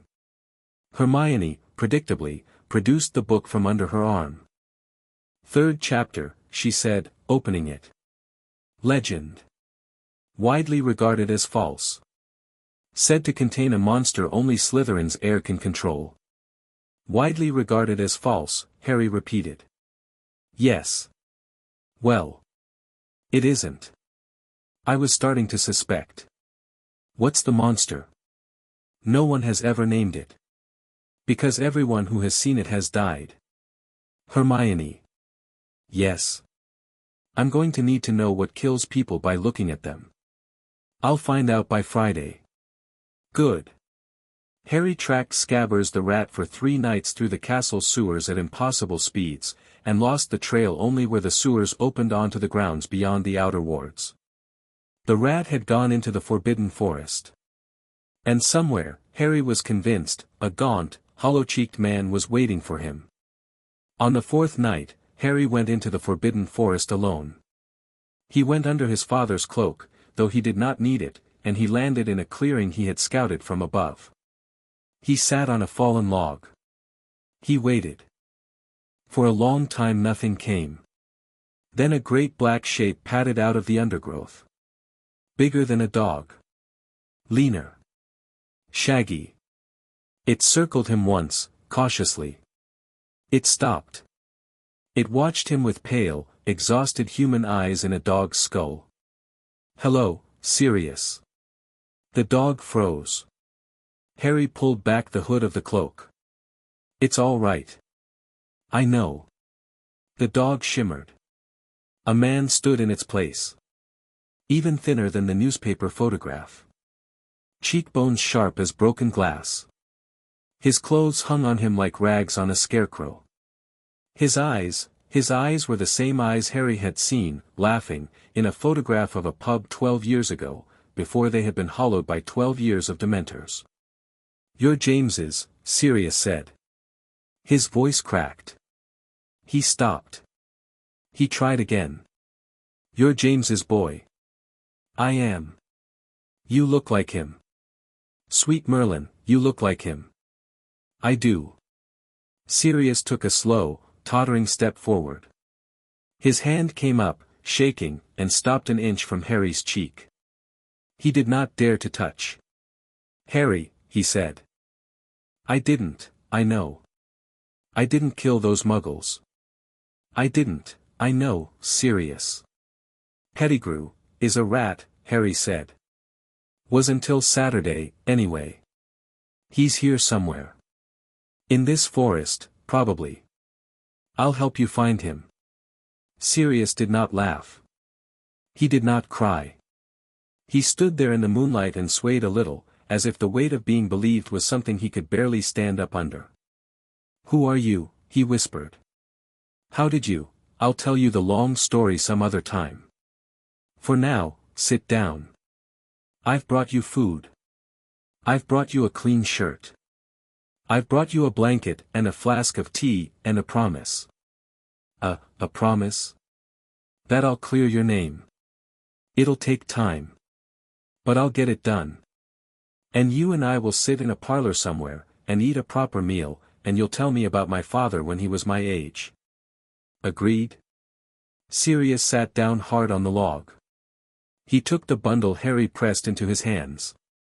He did not, at first, eat. He only held the bread. Then he held Harry's hand with his free one, and he did not let go.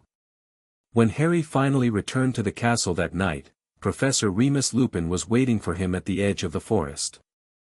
Lupin, a shabby, gentle-faced man, was the new assistant to Lockhart, hired, Harry suspected, by Dumbledore precisely to watch for Sirius.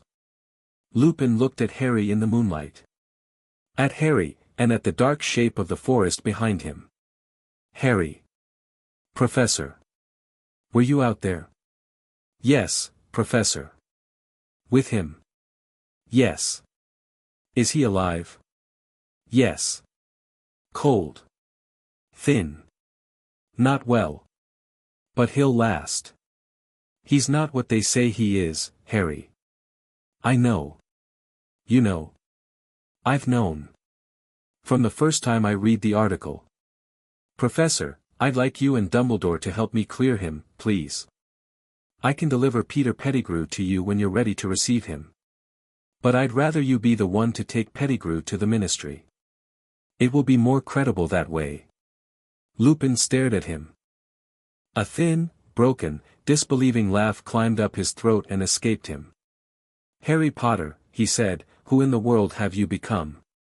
Still working it out, Harry said, and smiled, and went past him into the castle. Students were petrified through the autumn and into the winter. A ginger-haired Hufflepuff boy. A ghost, a ghost.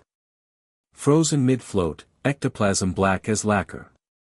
A Ravenclaw girl and her Gryffindor friend, caught near a shining puddle.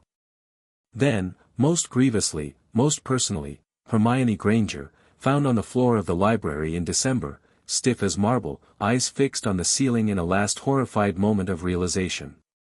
Harry stood very still when McGonagall told them. He did not weep. He did not shout. He listened to the sound of Hermione's breathing at the far end of the castle, thin, steady, pause between moments, and knew that she was alive, and that she was a frozen mirror of herself, and that unfreezing her meant going to the source. He closed his fingers on a torn piece of paper in her stiff hand. She had been holding it when the petrification struck. In her tidy hand, the one word, pipes. Ron. Yeah. Come with me. Ron came. Harry and Ron went to Myrtle's bathroom. Myrtle, as she was accustomed to do, wailed about her own death until Harry, gently but firmly, held up a hand. Myrtle. I'm very sorry you died. I'm sorry you died here. Was it in this bathroom? Yes. Where, exactly? Right there. I was sobbing in that cubicle because Olive Hornby was teasing me, and I heard a boy come in, a boy. Strange, hissing speech, snake speech, Harry murmured. And I opened the door to tell him to get out, because it was a girl's, of course. And I saw a pair of great big yellow eyes, and I died. Harry nodded. He walked to the sinks. He looked carefully at them. On one tap, he found the faint etching of a snake. He ran his thumb across it. Ron. Open speech, maybe English, maybe Parseltongue. See which it answers to. Are you, Parseltongue? You can, Ron. Right. Yeah. Sorry. Harry opened his mouth. He spoke to the snake on the tap. The hiss came up out of him without effort, like humming a tune he had never learned. Open. The snake uncoiled. The sink fell away. A circular shaft yawned into the depths.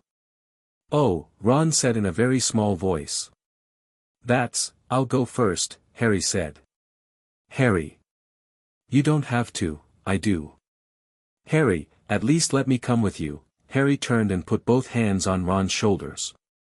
Ron. What I'm going down there is going to be dark, and I can't promise you that it won't kill a boy without my particular gifts. I want you up here. I want you to go and get Professor McGonagall. Or Dumbledore, if you can find him. Dumbledore's been away. Get one of them. Tell them what we found. If you don't come back, I don't come back, and Hermione doesn't come back. Please, Ron. Ron's eyes filled. Ron swallowed. All right. But Harry, yes. You come back. I will. Harry stepped into the pipe. He did not fall. He descended. The pipe was crusted with lime and filth, the walls slick with water from the lake, tunnels branching off into older darker places. Harry simply flew down it, slowly and straight, because flying was, he had discovered in his secret hours above the Quidditch pitch in the dead of night, the easiest thing he had ever learned to do. At the bottom, he walked. Through a gate of twining silver snakes that opened for his hissed word. Through a long tall flooded hall of columns. Through a dull bronze door. Into the chamber itself, which was vast and dark and old, lit only by a fitful green phosphorescence along the water's edge. At the far end, a tremendous statue of a bearded man sat cross-legged on a plinth. Salazar Slytherin. 3 stories high. His stone mouth was open. And at the foot of the statue, sprawled across the damp flagstones as if sleeping, lay a red-haired girl. Ginny, Harry breathed. He was beside her in one step. She was breathing. Barely. She was cold. Too cold. A thin, cruel voice spoke out of the echoing dark. She won't wake. Harry did not turn. Tom. The echo paused. You know my name, said the voice. I know rather a lot of your names, Harry said, keeping his hand against Ginny's cheek. Would you like to come out and have a proper conversation? A shape stepped out from behind a pillar. A tall, handsome boy of 16, dark-haired, dark-eyed, smiling. Half-transparent. A memory. A diary's worth of fragment, walking. The diary itself lay open at the boy's feet. Harry Potter, the boy said. At last. Tom Riddle. You have grown up well. Thank you. I have been waiting for you. I have been feeding on this little girl's strength all year. When she is empty, I will be whole. The boy smiled a beautiful smile. You could not have come at a better time. Harry straightened. He did not move between Riddle and Ginny. Ginny, he had decided already, was going to be the first casualty this chamber did not have. Tom. Yes. I'm not going to let you out. You will be unable to stop me. I'm stronger than I look. So am I. Riddle smiled again. He raised a white hand. His lips moved in Parseltongue. Behind Harry, the mouth of the statue of Salazar Slytherin began to open. Harry did not look. Harry did not need to look. Behind his eyelids, he had already mapped the creature coming down the dark throat. He had already counted its length, 60 feet, easy, and measured the width of its body and weighed, in the back of his Kryptonian mind, the coil of a snake whose gaze alone could freeze human flesh. Basilisk, Hermione had finally told him on Thursday. Don't look it in the eye. Look at a reflection if you can. Kill it with a cockerel's crow or a sword from Gryffindor's hand. He had neither. He had better. The basilisk came forth. It was enormous.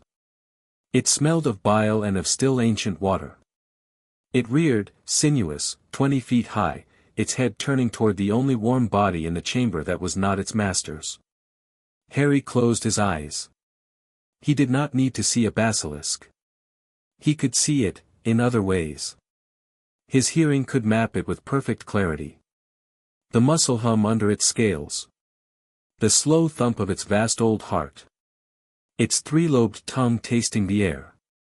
Riddle laughed. Little boy, he said, close your eyes all you like. You will not find the door. I don't need the door, Tom. Harry moved. He did not fly. He walked. In the space of a heartbeat he was between the basilisk and Ginny. In the space of 2 heartbeats he had caught its descending head in both hands, like a man catching a falling branch, and turned its fangs away from his body. The basilisk lashed. Harry held. Sorry, old girl, he whispered to the creature. You didn't ask to be bred into this. He made you. He left you here. He starved you and sent you up to bite children. I am truly sorry. He still had his eyes closed. He let his eyes open. Not the ordinary way. He opened the heat behind them. He let the sun in his chest run up, through his throat, into his skull, and out through his eyelids in a quiet, narrow line of red light that crossed the 50 feet of air between him and the basilisk's neck in a single pencil-straight instant. The basilisk dropped. Dead. Beheaded. Clean. Harry exhaled. He opened his eyes, ordinary again. The basilisk's vast body lay steaming across the flagstones. A great green head stared without venom, without fear, at the ceiling, already growing cold. Riddle stared. What, Riddle said, slowly, are you? A very tired boy, Harry said. He bent. He picked up the leather-bound diary from the flagstones. Riddle's half-transparent face contorted. Do not, I'm sorry, Tom. Harry held the diary in both hands. He did not tear it. He did not burn it.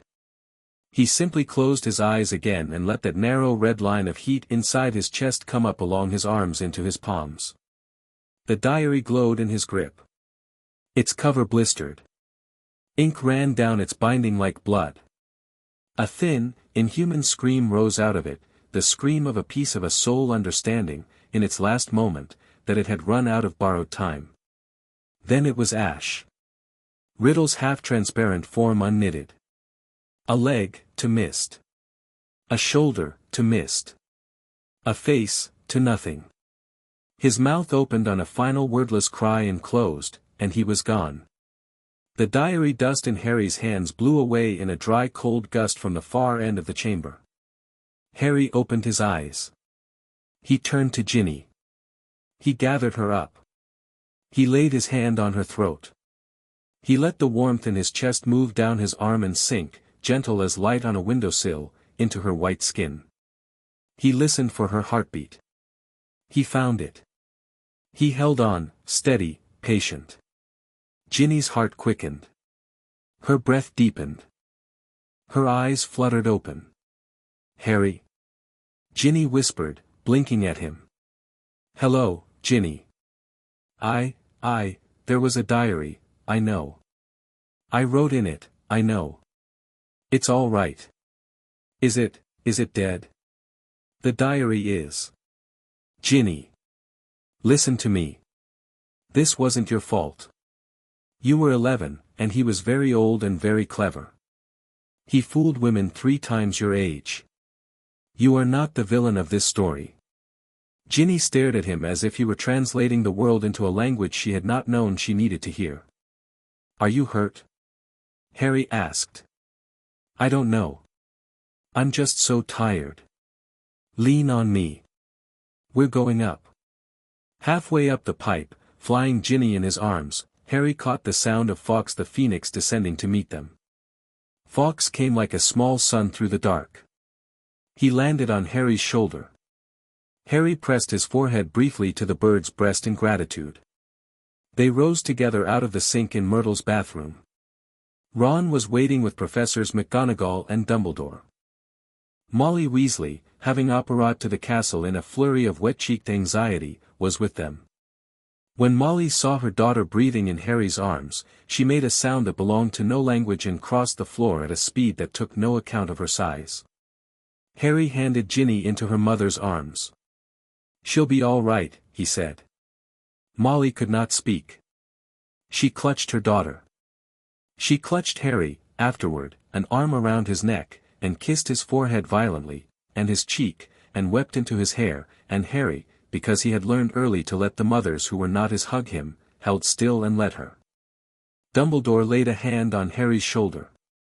"Down there, Harry." "Yes, sir." "The monster?" "Dead, sir." "The diary?" "Ash, sir." "Riddle?" "The piece of him in it, sir, gone. The rest of him, unchanged." "And Miss Weasley?" "Alive. Very tired. She'll need tea and biscuits and a great many hugs, and perhaps not to be asked about this for a long time." Dumbledore nodded. McGonagall, who had been standing very still with her hat clutched in her hand, said only, "Mr. Potter." "Yes, Professor." 50 points to Gryffindor. "Thank you, Professor." "No," said Dumbledore, gently. 200. And a special award for services to the school, for both Mr. Potter and Mr. Weasley, and Miss Granger when she wakes. And, if you will permit me, Professor McGonagall, quite possibly one for Miss Weasley as well, for having been the one the diary chose and, in the end, the one whose strength wore it down to where a boy could finish it. "Seconded," said McGonagall crisply. Hermione woke the next afternoon in the hospital wing. Harry was there. He had been there for an hour, slouched by her bedside, holding her limp hand between both of his. When she stirred, he sat up. When her eyes opened, he gave her a quiet, careful smile, as if too much light at once might hurt her. "Harry." "Hermione." "How long?" 2 months. "Don't worry. You didn't miss much. Ron and I are sorry, but we've been surviving on what we could remember of your notes." "Oh no. It wasn't pretty." She laughed a short broken laugh, and then she cried, and then she did not let go of his hand for a long time. "It was a basilisk, wasn't it?" she said at last. "Yes." "You didn't, I didn't look at it." "Not the ordinary way." "How did you kill it, Harry?" Harry thought. "Hermione," he said, "I'll tell you everything, but not today. Today you eat pudding. Today you close your eyes and think about which bookshelf in the library you want to be carried to first when you're well. Today you rest. Harry, tomorrow. I promise." She looked at him a long moment. Then, because she was Hermione, she nodded once, crisp and serious, and closed her eyes, and went to sleep. Harry kept holding her hand. Ron came in half an hour later with a box of chocolate frogs, and saw that Harry was still there, and sat down quietly on the other side of the bed and began to unwrap a frog. "Got you one," he muttered, and set a frog on Harry's knee. Harry did not let go of Hermione's hand. Ron pretended not to notice. They ate their chocolate in silence.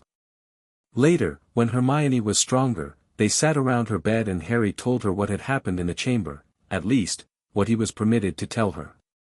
He told her about the basilisk, how he had avoided its eyes, how he had been forced to take its head off before it could make the mistake of biting Ginny. He did not say, not yet, that the diary had been a Horcrux. He said only that the magic in the diary had been destroyed with the basilisk. Hermione narrowed her eyes a fraction, and did not press, and filed the small inconsistency in the corner of her mind where she kept problems she meant to solve later. "Ginny is going to have nightmares," Hermione said, when the telling was done. "Yes. You'll want to talk to her. Someone who isn't her mother or her brother." "I will." "And Harry, yes. You cannot keep doing this on your own." "I haven't been, Hermione. Ron was in the bathroom. You were in the book. Dumbledore was in the office. I only went into the pipe alone because a pipe filled with a basilisk is a very poor place for my best friends to be." "Fair," Hermione allowed. "But next time, at least let us help more directly." "Promise." "I promise." "Good." She settled back into her pillows. "Now tell me what I missed in arithmancy." Ron and Harry exchanged a look over her head, and both of them, in the tenderness of the moment, forgot entirely to hide from Hermione's sharp eye the fact that they had not taken a single note in arithmancy the entire term. Hermione sighed. "Honestly," she said. "Honestly, both of you." It was, on reflection, the moment they all knew she was going to be all right. Ginny, when Harry finally found her alone in the Gryffindor common room a fortnight later, turning a chess piece over and over in her fingers by the fire, did not run. She did not burst into tears. She looked at him with very old eyes and a very young face, and she said, very quietly, "You came for me." "Of course I did. I wasn't worth, Ginny Weasley, look at me." She looked. "Every single person in this castle is worth coming for. You hear me? Every one. Starting with you. I would have come down that pipe if you had been my enemy. I would have come down that pipe if you had been a perfect stranger. I am telling you this because I want you to hear it, and keep hearing it, for the rest of your life. All right?" Ginny swallowed. She nodded. She handed Harry the chess piece, a battered white knight, and Harry, recognizing it, put it in his pocket to be cleaned and returned later to Ron. "Thank you, Harry," Ginny said, and her voice did not crack. "You're welcome, Ginny." She rose. She kissed his cheek, briefly, with the small chaste kindness of a sister. Then she went up to her dorm. Harry sat by the fire a long time. Dumbledore's office, the next night. "Sir." "Yes, Harry. I destroyed a piece of him." "You did. How many are left?" "I am not yet certain. I believe, based on his known behavior and on a theory I have been developing, that there are at least 6 pieces. Possibly 7. The diary was 1. 6 more. 5 or 6 more. Yes. Where are they? Scattered. Hidden. Made into objects of history and meaning, objects important to him. Some I have begun to trace. Others I have only intuition for. I will not ask you to hunt them with me yet. I will not even tell you everything I suspect yet. What I will ask you, Harry, is this. Yes, sir. Do not tell Miss Granger or Mr. Weasley what you destroyed down there." Harry blinked. "Sir, it is not a matter of trust. It is a matter of their safety. He is watching for anyone who knows about the pieces of him. As far as he is aware, his diary was destroyed by chance, by a 12-year-old girl in a moment of accidental magic. Let him keep believing that. It buys us time." Harry thought. "Hermione will figure it out, sir." "Yes. When she does, I will bring her and Mr. Weasley here, and we will have this conversation together." "Not yet." "All right, sir." "And Harry?" "Yes, sir." "Thank you." For not killing him in the chamber." Dumbledore's eyes were very steady. "For holding to your promise." "I promised, sir." Most men do not keep promises made to old wizards in the dark. Harry smiled, tiredly. "I'm not entirely a man, sir." "No," Dumbledore said. "You are better than one." On the last night of the year Dobby the house elf cornered Lucius Malfoy in the corridor outside the headmaster's office, because Harry had stuffed a filthy old sock into Lucius's book before returning it. Lucius, unwrapping the sock in a fury, threw it to the floor. Dobby snatched it. "Master has given Dobby a sock," Dobby announced, glowing. "Dobby is free." Lucius's eyes flicked from the sock to Harry, who stood smiling at a tactful distance. "You," Lucius whispered. "You did this." "I did," Harry said. "I'd recommend you not try to do whatever you were going to try to do to me. We both know Professor Dumbledore is already watching you. You can walk away from this corridor unharmed. Or not. Your choice." Lucius turned on his heel and stalked off. Dobby flung both thin arms around Harry's waist, sobbing with joy. "Harry Potter is the greatest wizard of his age. Harry Potter, Harry said kindly, pressing a hand on the elf's back, is a boy who owed you a favor. Dobby will serve Harry Potter all his days. Don't serve me. Do good work. If I ever really need you, I'll call. Dobby looked up at him, green eyes shining. Harry Potter is great, sir. Harry Potter, Harry said gently, is tired. Come on. Let's go find you a job that doesn't hurt. They went. Outside the windows, the summer sun set slow and gold over Hogwarts. The stones of the castle breathed, warm and untroubled. Somewhere across a grey sea, a thin pale fragment of Tom Riddle was licking yet another wound. And a 12-year-old boy with a phoenix feather in his pocket walked down the corridor at the side of a freed elf, and thought, 2 down. 5 to go. Before the term ended, Peter Pettigrew, trapped in the cellar of the shrieking shack in rat form by a second-year student who could apparently catch small rodents from 40 feet away without missing, was delivered to the Ministry of Magic by Professor Remus Lupin in the company of Albus Dumbledore. Pettigrew tried, in the rotunda of the ministry itself, to transform and bolt. He was restrained in front of 40 witnesses, including the Minister for Magic himself, who could not, even in his most panicked mood, argue with the fact that a dead man had just tried to turn back into a rat on his marble floor. Sirius Black's conviction was overturned within a fortnight. Sirius was released on a Thursday. On Friday, he met Harry at Hogsmeade Station. He was still thin, but clean, dressed in new robes, his hair cut. He looked, Harry thought, like a man who had been handed the sun by a stranger and was trying very hard not to drop it. Harry. Godfather.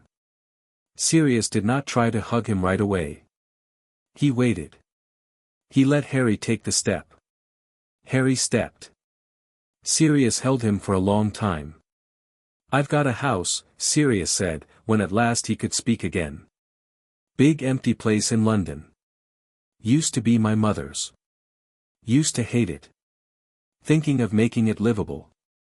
Thinking of asking a godson if he'd like to come and stay, sometimes, instead of that cupboard.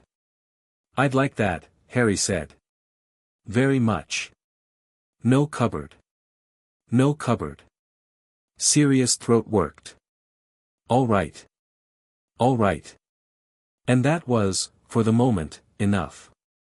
The stones of the castle breathed, warm and untroubled, and somewhere in Godric's Hollow a gravestone that had borne 2 names for 11 years stood in a quiet twilight, and above it 2 small birds sang to one another, and the last light of the day moved slowly, as if unhurried, across the engraved letters.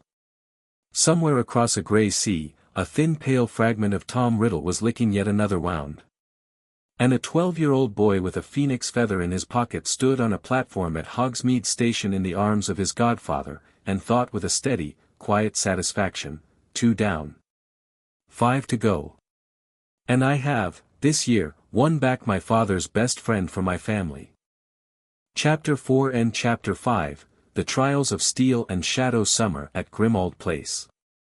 Number 12 was a tall, black stone townhouse in a row of ordinary Muggle houses, made invisible to ordinary Muggle eyes by the sort of wards that had been raised by a paranoid family with something to hide. Sirius hated the house. He had hated it since he was 15 years old. He had only returned to it because Harry, very gently, had pointed out that a newly exonerated convict with an empty pocket did not have many other good choices, and that the house would, in any event, be useful. Sirius had laughed a little, bitterly, and opened the door. They spent the summer cleaning. Harry scrubbed. Harry repainted. Harry pulled down moth-eaten drapes and burned them in the back garden. He evicted from the walls a breed of small malevolent insect whose chief defense was to bite the hand that tried to crush it, and which was, on inspection, no match for Kryptonian skin. He unhexed a black family doorknob that had been set to curse whoever turned it. He pried a screaming portrait of Walburga Black off a wall to which it had been stuck by a permanent sticking charm. Sirius watched him do this last feat with his mouth open. That painting, Sirius said, has been stuck to that wall for 40 years. Well, Harry said, blowing dust off his hands, it isn't now. Harry. Yes. How are you, Godfather? Yeah. You know. I know you're something, Sirius said slowly, sitting down on the sofa. I know Dumbledore hinted at something. I know you caught Peter out of midair the first time Remus and I tried to corner him in the shrieking shack. I know you've been shy about explaining it. I didn't want to ask. I don't want you to feel like I love you any less, depending on the answer. Harry set the frame of the painting down carefully against a wall. He sat on the sofa next to Sirius. He took a long breath. Then, quietly, over the course of a summer afternoon, he told Sirius Black who he had been. Sirius did not say a word for 2 hours. When he finally spoke, it was to pour 2 glasses of fire whiskey and push one into Harry's hand, and say, "My godson, ladies and gentlemen. The man of bloody steel. Right. All right. Right. Only you could have been my best friend's son." Harry drank 1 sip, politely. "Don't tell anyone," Harry said. "Not a soul. Not even Remus." "Why not?"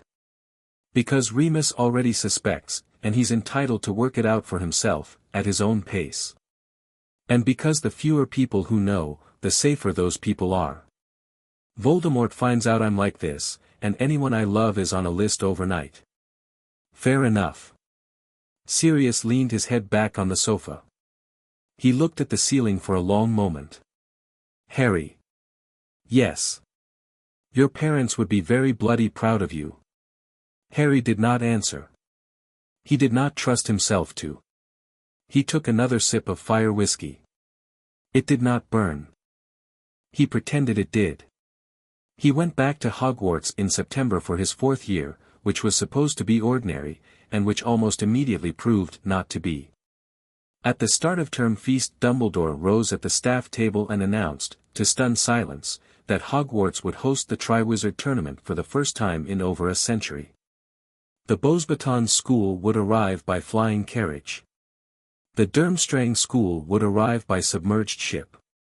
A single champion from each school, selected by the impartial magical goblet of fire, would compete in 3 tasks. Brilliant, Ron breathed. Absolutely brilliant. It's too convenient, Harry said quietly. Hermione lifted her head from her plate. What? Whoever's behind this is bringing something. Or someone. Or both. Harry, not tonight. Just watch Moody carefully. The new defense teacher. Yes. Something's wrong with him. I can hear his pulse. It's not an old man's pulse. He was, of course, correct. The goblet, when it fired its names on Halloween night, produced a 4th. Harry Potter. His name, scribbled by someone else's hand on a ragged piece of parchment, burned out of the cup into the hands of Albus Dumbledore. The great hall froze. Harry did not stand up. I didn't put my name in, sir, he said, in a voice that carried without effort. I know, Harry. Someone did. I know. And that someone wants me dead. The great hall, which had been murmuring, went silent again. Harry, Dumbledore said gently. Please come with me. Madame Maxime, Professor Karkaroff, if you would. They withdrew to a small chamber off the hall. Dumbledore explained, crisply, that the goblet could not be undone, that once a name was chosen a magical contract bound the chosen, no matter by whose hand the parchment had been cast. That Harry was now, in law and in magic, the 4th champion of the tournament. That they would have to proceed with the tasks as scheduled, while simultaneously trying to find the person who had entered him. I'll play your game, Harry said, if I have to. But I'll tell you what the first task is, a dragon. Whatever it is, I'll handle it. I'm more worried about what follows. Karkaroff, a weedy, nervous man whose sleeve kept creeping up to reveal the edge of a faded dark mark on his forearm, said, He's cheating, Igor, Dumbledore said, gently, without looking at him. Please do not accuse a 14-year-old boy of cheating when he is, by all evidence, the person most inconvenienced by this turn of events. It is unbecoming. Karkaroff shut his mouth. The dragon arrived on a November morning. Harry walked out onto the sand of the arena with his wand in his hand. A Hungarian horntail was chained in the far corner, 60 feet of iron muscle and curving horns, tail lashing, spikes raised. She watched him. Her pupils contracted. He did not move for a long moment. He looked at her. He listened to her. He understood, with the quiet clarity he had spent 3 years learning, that she was a mother, and that there were eggs behind her, and that she was, in her own terrifying way, doing what any mother does. He knelt on the sand. He set his wand down. He put his empty palms forward. "Easy," he said, quietly. "Easy, old girl. Easy. I'm not here for them. I'm only here for the gold one. See it, there. It's not real. You can smell it's not real. Come on, love. I won't hurt you. I'd like to pass." The arena was silent. 100,000 people in the stands watched a skinny 14-year-old kneel unarmed in front of a dragon. The Hungarian horntail, with her enormous reptilian intelligence, turned her head sideways. She tasted the air with her split, forked tongue. She looked at the boy. She looked at the gold fake egg among her real ones. She looked at the boy again. She lowered her head. A huge hot breath blew Harry's hair back. "Thank you," Harry said. He stood. He walked slowly forward. She did not lash at him. He passed within arm's reach of her great clawed foot. He took the gold egg out of the nest. He bowed to her, briefly, ceremonially. He walked out of the arena. The stands erupted. Harry did not lift his hands. He was listening, as he walked off the sand, to a muttered oath from the staff box. A long rasping wheeze of anger.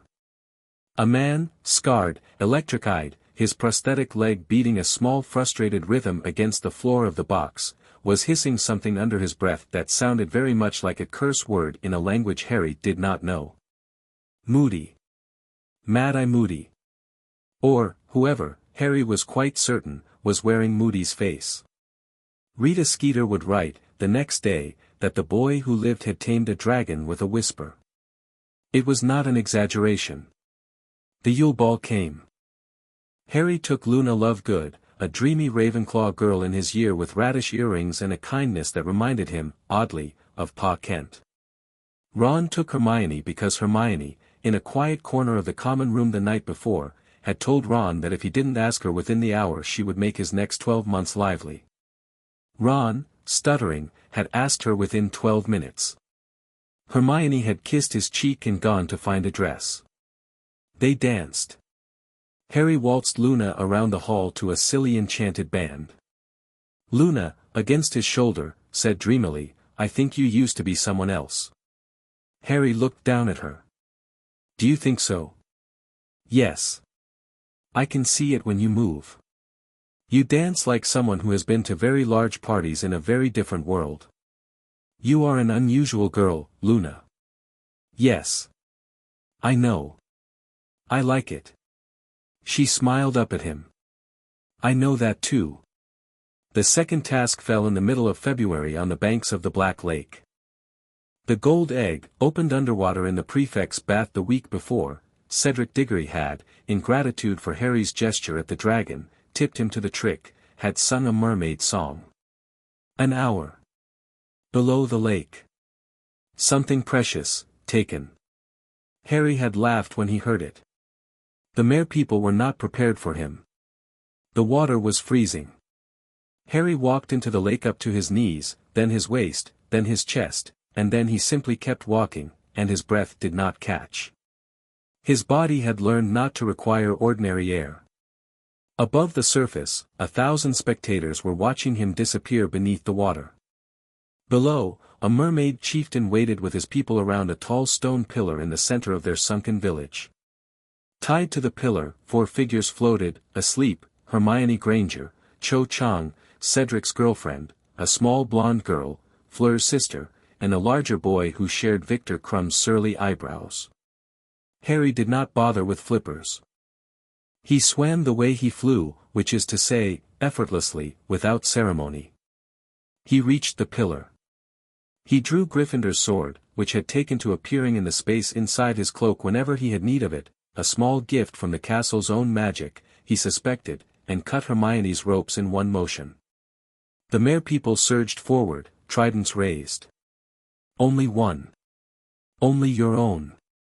This is our contract with Hogwarts. I know, Harry said. But you have 4 hostages. I am going to free all 4. I'll leave your contract intact because I brought my own payment. He opened his free hand. From it he dropped a small gold coin, enchanted so that its warmth would last a year, humming, into the lead merman's palm. The merman's fingers closed around it. His eyes went wide. He had never in his 1,000 years held a warm thing under the cold lake. Leave them to me, Harry said. They'll not go missing. I promise. The chieftain lowered his trident. He inclined his head. Harry cut Cho free, and Fleur's sister, and the eyebrow boy. He wrapped the 4 unconscious figures in his arms, Hermione on one side, the smallest girl on top, the other 2 stacked, and surfaced with them in a single smooth rise, so that 4 sleeping students broke the water together in a ring of white foam, and a stunned Dumbledore, on the lakeshore, had time for only one thought, which was that the rules were not going to recover from Harry Potter. Potter, the ministry-appointed judge bellowed, halfway down the planks. You were meant to rescue only your own. This is, he rescued Gabrielle. Fleur Delacour cried, already wading into the shallows, arms outstretched for her sister. He rescued all of them. They were only given an hour. Against the rules, against your rules, perhaps, Dumbledore said mildly. Not against the ones Hogwarts will uphold tonight. 75 points to Mr. Potter. And should Mr.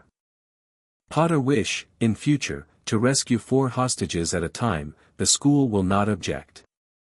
Between the second task and the third, Harry found himself walking more and more often out onto the Hogwarts grounds alone at night. He rose, sometimes, a few feet above the grass. He hovered. He watched the stars. He listened to the castle sleep. He was looking for something. He was looking for a Horcrux. Dumbledore had, at last, begun to bring Harry more fully into his search. 2 Horcruxes found.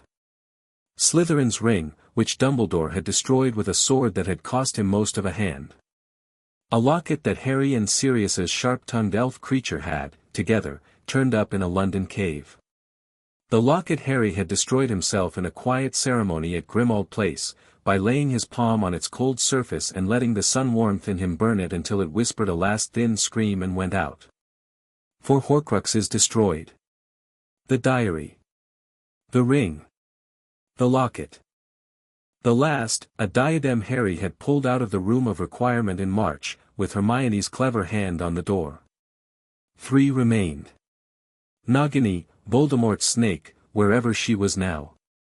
A cup of Helga Hufflepuff, hidden in the Lestrange vault in Gringotts. And one more, one Dumbledore would not yet name, one Harry had begun, privately, to suspect lived on his own forehead. The thought did not frighten Harry. He was a very difficult man to kill. He had begun to consider how he would remove a piece of a soul from his own skull without damaging the skull in question. He had begun, quietly, to train for it. In April, he and Hermione finally sat down with Dumbledore in a long evening's conference in the headmaster's office. Ron was there too, solemn in a way he rarely was outside his own family. Dumbledore laid out, finally, everything he suspected, the full list of the Horcruxes, the history of Tom Riddle's collection of relics, his theory that Nagini had been made into the final vessel on the night Voldemort had failed to kill a baby. Hermione, who had been carrying her own suspicions for months, sat with a quill forgotten in her hand, and did not write a word. "Professor," she said at last. "Harry is one of them. Isn't he?" I believe so, Dumbledore said quietly. Yes. Ron's hand found Harry's across the table. We'll deal with it when the time comes, Harry said mildly. Please don't look so grim, you two. I have a plan. Dumbledore and I have a plan. I think we can remove him from me without removing me. You think, Hermione said, very tight. We think. Yes. Harry Potter. If you let yourself die heroically without trying every other option first, Hermione Jean Granger, look at me. She looked. I have died once already, Harry said gently. I came back. I am, frankly, terrible at staying dead. It is not a possibility I am willing to revisit unnecessarily. I intend to be at your and Ron's wedding someday. Understood? Ron went pink. Hermione went pinker. Understood, they muttered, in unison. Good. Dumbledore, across the desk, did not quite smile. But his eyes were young with tears. The Quidditch pitch was the place Harry went when he needed to be alone. On a still night in May, a week before the third task, he rose from it into the air and kept rising. He went higher than he had ever gone. He watched the stars above the castle harden into a crystal field. He watched the lake lay a thin silver mirror across Scotland.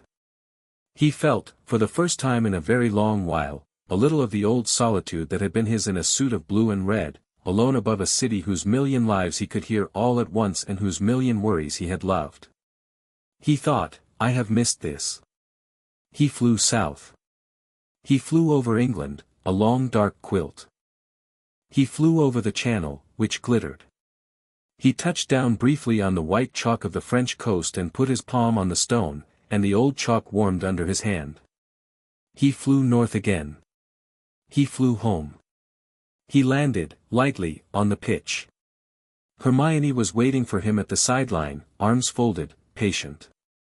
I told Ron to cover for us, she said. You needed that. I did. Thank you, Hermione. The prophecy, she said. Yes. Dumbledore told me. He thought I should know. Good. You die, or he does. Yes. Harry, I know the way it reads, Hermione. I don't think it reads the way he thinks it does. I think it reads as a choice. I think it reads as a test. A test for you. For me. For him. Whatever. We'll see. Hermione put her arm through his as they walked back to the castle. She did not let go until the portrait hole. The third task. A hedge maze. Grown, in one of the ancient magical agricultural feats of the school, overnight on the Quidditch pitch. A Triwizard Cup at the center, set on a pedestal, shining golden under a moon. For champions. 1,000 traps. Harry went in. He went in with a plan. Moody, the fake Moody, had been arranging, for the entire year, to funnel Harry to the center of that maze. Harry had let him. Because Harry, like Moody's master, wanted to know exactly where the trap was. He passed the boggart. He passed the blast-ended scrut. He outran the acromantula. He found, at a junction, Cedric Diggory, the Hogwarts champion, bleeding and half-stunned under a tangle of vines. Harry knelt. He freed Cedric. He checked his pulse. He laid his palm on the Hufflepuff boy's chest for 3 quiet seconds, and felt the warmth in his own skin pour, briefly, into Cedric's, and Cedric's eyes, glazed with pain, cleared. Harry, come with me, Cedric. We'll take the cup together. Both schools win. You, Harry, you don't have to, I want to. Come on. Lean on me. Harry carried Cedric forward under one arm. They reached the clearing. The Triwizard Cup sat on its pedestal, a small moon of its own. Victor Crumb and Fleur Delacour were unconscious somewhere in the maze behind them, each taken out by a separate enchantment Harry and Cedric had not yet reached. Cedric leaned heavily on Harry. Together. Harry said. Together. They reached for the cup. They touched it. It was, of course, a portkey. They landed in a graveyard. Long grass. A tilted stone angel. A low stone wall. A moon. A crumbling church in the distance. Behind them, a large marble tombstone that read, in graven letters, Tom Riddle. 1905 to 1943, Mary Riddle. Elizabeth Riddle. Harry did not drop Cedric. Stay close to me, he whispered. A small fat hooded figure came shuffling out of the dark, clutching something that squirmed in a bundle. Peter Pettigrew, newly escaped from Azkaban, Peter Pettigrew, with his silver hand. Peter Pettigrew, carrying a swaddled bundle that was not a child. Kill the spare, rasped a voice from the bundle. A high cold cruel voice Harry had heard once in a chamber, once in a turban, never yet in open air. Pettigrew raised a wand. He did not get to cast. Harry was across the 20 feet between them faster than Pettigrew's finger could finish twitching. He caught Pettigrew's wand in his hand. He twisted. The wand snapped. Pettigrew shrieked. Harry let him drop, gently, to the ground. He set Cedric carefully against a tombstone, propped, behind him. Stay put, he said. Don't move. Close your eyes. Cedric, hearing the tone of his voice, did both. Well, said the cold voice in the bundle. Harry Potter. At last. In the open. At last, Harry agreed, quietly. You have grown. I have. You will kneel before me. I won't. The bundle laughed. The laugh did not sound like a laugh a human had ever made. Pettigrew, sniveling on the ground, reached for a cauldron set in the grass. The cauldron bubbled. Pettigrew's hand, with no wand now, trembled. Master, you have a knife in your pocket, Peter. Use it. Pettigrew used it. He drew it across the bundle, and the thing in the bundle dropped into the cauldron. He cut a bone from a grave, bone of the father, unknowingly given, and threw it into the cauldron.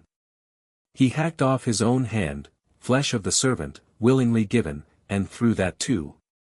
He stumbled toward Harry, trembling, knife outstretched, blood of the enemy, forcibly taken. Harry caught Pettigrew's wrist in his fingers. He looked down at him. Pettigrew was small. Pettigrew was weeping. Pettigrew had killed Harry's father and mother by betrayal. Harry made a decision. Forcibly. Harry said. All right. But carefully. Come here. He took the knife. Gently. He drew the blade across the inside of his own forearm. He let a thin line of blood drop into the cauldron. Pettigrew, stunned, watched as Harry cleaned the blade on his robe and pressed it back into Pettigrew's good hand. You can't stop this. I won't stop this. He's coming, no matter what. And I want him on his feet when we meet, Peter. Do you understand me? I want no excuses from him tonight. The cauldron boiled. The cauldron exploded upward. And out of it, through the steam, rose Lord Voldemort, in flesh, in full, a tall thin-waisted pale thing with red eyes and a noseless face and long white fingers. He looked down at himself. He flexed his pale hands. He smiled. Harry was ready. He stood in the long grass with his wand held loosely at his side. He did not raise it. He let the cold air move across his bare arms. He waited. Little one, Voldemort breathed. How tall you have grown. Hello, Tom. Voldemort's head jerked. Do not call me, your name is Tom Marvolo Riddle. I'll call you whichever name I please. You do not frighten me. You never have. Even with my mother's wand in your hand, you could not kill a baby in a crib. Voldemort hissed. He did not, quite, have his wand yet. Pettigrew, hand gone, fumbled one into his palm. Voldemort closed his fingers on it. He raised it.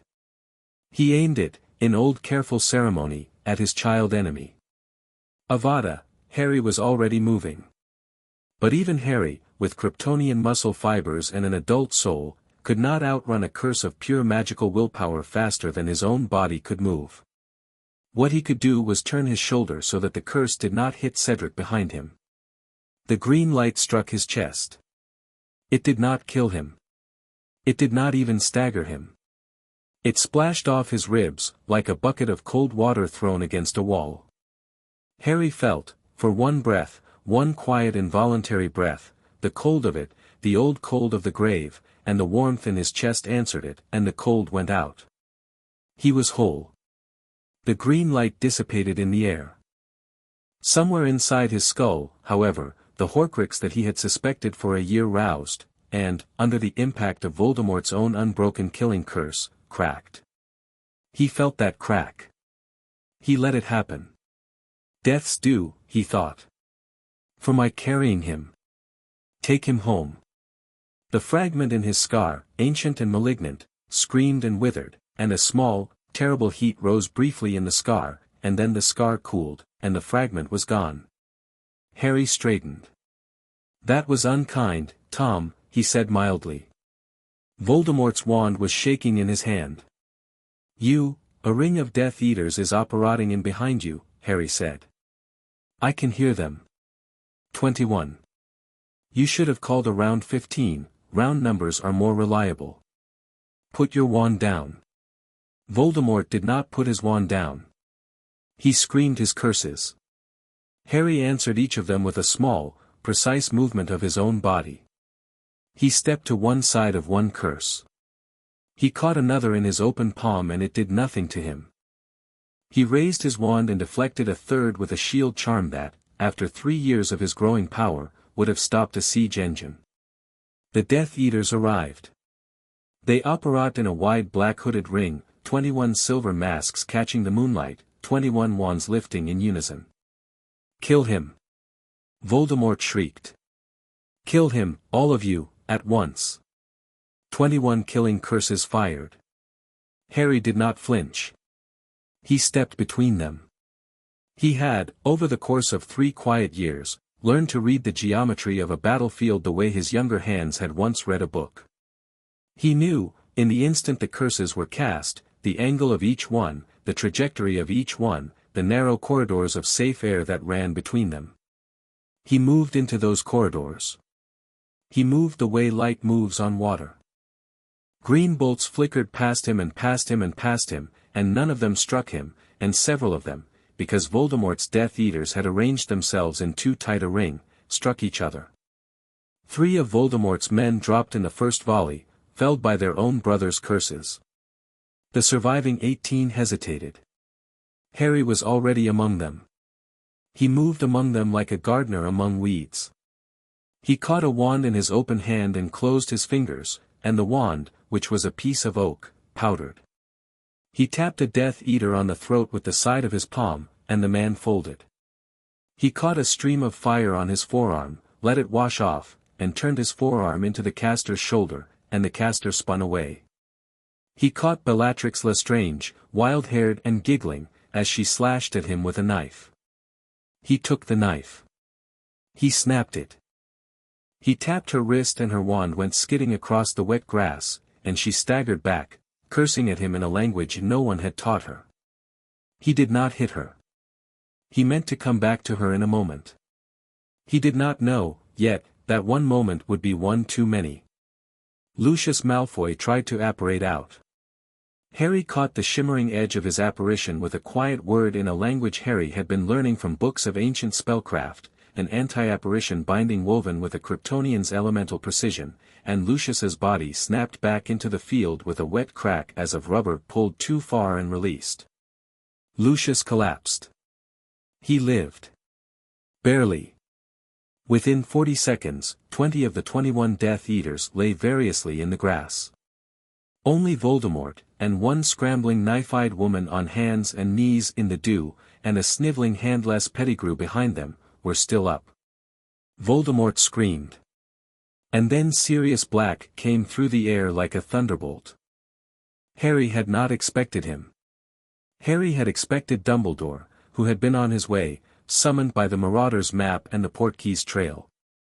But Sirius had been at Hogsmeade when the alarm went up, and Sirius had apparat, the moment he heard, to a place Dumbledore had not yet narrowed. Sirius had found the fight. Sirius had flown in like a man who had finally, been given a chance to stand beside his godson in the middle of a war. Sirius! Harry shouted, and it was not fear but warning, because he had heard Bellatrix find a fallen Death Eater's wand in the grass, her last strength gathered against her cousin. Sirius did not hear the warning in time. Bellatrix's curse took him in the chest. He fell. Not through a veil. No veil, no prophecy, no fanciful silver rippling doorway. Only the long grass of an English graveyard. Sirius Black fell, and his eyes stayed open, and the laughter in them went out like a lamp. Harry was beside him in a heartbeat. Sirius! Harry, Sirius! Don't! Don't you dare, it's all right, no. No. I can fix this, but he could not. He could pour every drop of his sun warmth into Sirius's chest, and he did, he poured until his vision grayed and his hands shook, and the curse that had opened Sirius's heart did not close, because Bellatrix's curse was made of hatred, and Harry's warmth was made of love, and the two met somewhere in Sirius's chest and the love could only slow the hatred, not undo it. Sirius died in his arms.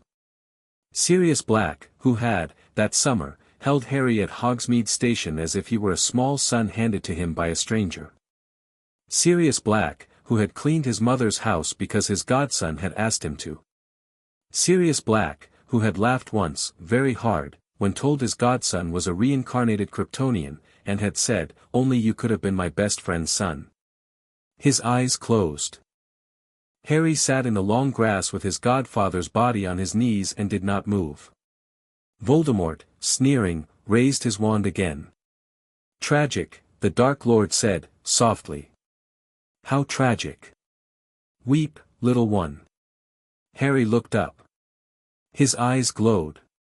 Not figuratively. Literally. 2 pinpricks of red sun. The Death Eaters, all around the clearing, took involuntary steps backward. Harry did not stand. Not yet. He set Sirius down, gently, with both hands, and laid him full length in the long grass. He crossed his godfather's hands over his chest. He kissed his forehead. Then he stood. "Tom Riddle," Harry said, and his voice was very quiet, and the clearing went silent around it. Voldemort sneered. "You will die tonight, boy, no. I won't. Listen to me very carefully, because you will be hearing me again, and I want you to hear me clearly the first time." Voldemort's sneer faltered. "I have, for 3 years, been in a position to end you," Harry said. "I have chosen not to. I chose not to out of respect for my headmaster's counsel. I chose not to because I wanted to give you, Tom, the boy in the orphanage, the clever boy who was afraid, I wanted to give that boy a chance, somehow, to come back. I am telling you now that the chance is narrower than it was an hour ago. I am telling you that the next time I come for you, I come for you. Do you understand me?" Voldemort raised his wand. Avada Ked, Harry blew. He simply blew. A single long, quiet breath, directed, and the breath was very cold and very dense, ice breath, a discipline he had begun to rediscover in April, and the cold folded over Voldemort, and over Pettigrew cowering behind him, and over every Death Eater in the clearing, and for one long still instant the clearing was a still life in ice, a gallery of men and women frozen in mid-scream, and in the middle of them Voldemort stood with his wand half raised, held. Harry walked among them. He took Cedric Diggory carefully under the arm. He took Sirius Black up into the other. The Triwizard Cup lay in the grass where it had fallen. He kicked it up into his hand with his foot. He tapped it. The Portkey took them all.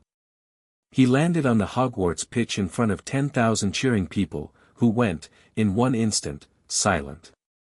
A boy carrying a body. A boy with another boy leaning on his shoulder. Blood. A graveyard's worth of dirt on his boots. Albus Dumbledore was the first onto the pitch, his robe streaming. Harry. He's back. I know. He'll be back in his body when the ice melts. I slowed him down. I didn't end him. Headmaster, and Harry's voice cracked, here, for the first time, he killed Sirius, sir. Bellatrix killed Sirius. I held him. I tried. Dumbledore had already taken Sirius from him. Madame Pomfrey was already easing Cedric, alive and weeping, onto a stretcher. The pitch was pandemonium. Cornelius Fudge, the Minister for Magic, was bellowing about fraud. Rita Skeeter was scribbling. Hermione Granger was running across the grass, her hair wild, her face white. Ron Weasley was 10 paces behind her. They reached Harry together. Hermione did not speak. Ron did not speak. They both simply grabbed him, one on each side, and pressed themselves into him, and held on. Harry held on back. The sky over Hogwarts was dark with cloud, the stars hidden, the moon thin.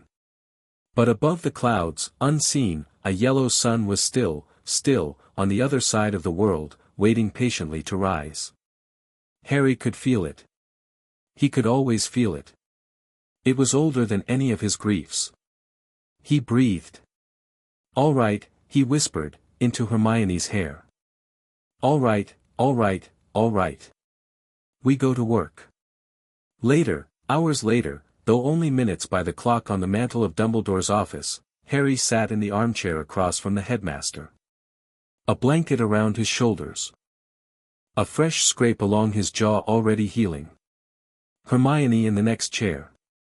Ron perched on its arm, one hand on Hermione's shoulder. The fake Moody was tied in the classroom below with a truth serum in his veins, being interrogated by the real Alastor Moody, broken out at last from the locked trunk where he had been held for 10 months. The fake had been Bartemius Crouch Jr., Death Eater, believed dead, smuggled from Azkaban by his dying mother's sacrifice years ago and hidden in his father's house ever since. He had confessed everything. He had wept. Cedric Diggory was with Madame Pomfrey, bruised, alive. Sirius Black was laid in a chapel on the grounds under a clean white sheet. Arthur and Molly Weasley had already operated in. Remus Lupin had come. Fudge had come. Fudge had bellowed. Dumbledore had, very calmly, explained that the man the minister had just met an hour ago had stood at the foot of the Dark Lord's risen body tonight and watched a 14-year-old boy hold that Dark Lord at bay with an act of elemental magic so immense that the ministry's surveying apparatus at Hogwarts had, in the instant Harry had exhaled his frost, pegged off the scale. Fudge had begun to understand he could not hide from this. Harry, Dumbledore said, when the office was at last quiet. You slowed him. You did not kill him. No, sir. Why? Harry lifted his head. Because, he said, the last of him in me had not yet gone all the way out. I felt it go tonight. His killing curse on my chest broke the scar piece. But I wasn't sure, at the moment, whether it had.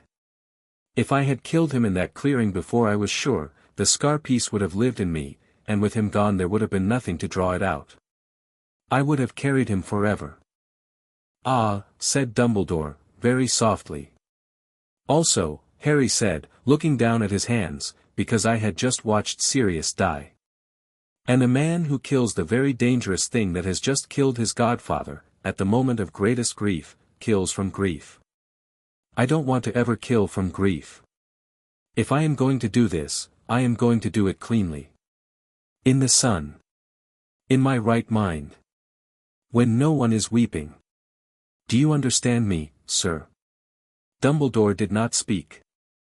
He only bowed his head. Hermione was weeping quietly. Ron was trying not to. Harry, who had not wept yet, and would not for a long time, reached out and took Hermione's hand. We go to work, he said again, very quietly. Tomorrow. Tomorrow, Dumbledore agreed. And, sir, yes, Harry. Sirius's house. 12 Grimmauld Place. Yes. Use it. It's yours. It's ours. Make it the headquarters of whatever you and the Order need to build. He would have wanted that. He asked me, the first summer, what it was for, if not to be useful at last. Thank you, Harry. Good night, sir. Good night, Harry. Ron and Hermione walked him back to Gryffindor Tower. They did not speak. Halfway along the corridor Harry stopped, and leaned his shoulder against the cool stone wall, and closed his eyes, and only then, held up on either side by the two people who still knew him best in any world, did he begin, finally, to weep. They held him. The castle's stones, around them, seemed to the Sorting Hat, perched on its shelf 2 floors up and 300 years old, listening, to breathe just a little more quietly than usual. As if the castle was grieving with them. As if it would carry some small portion of their weight, if they would only let it. They let it.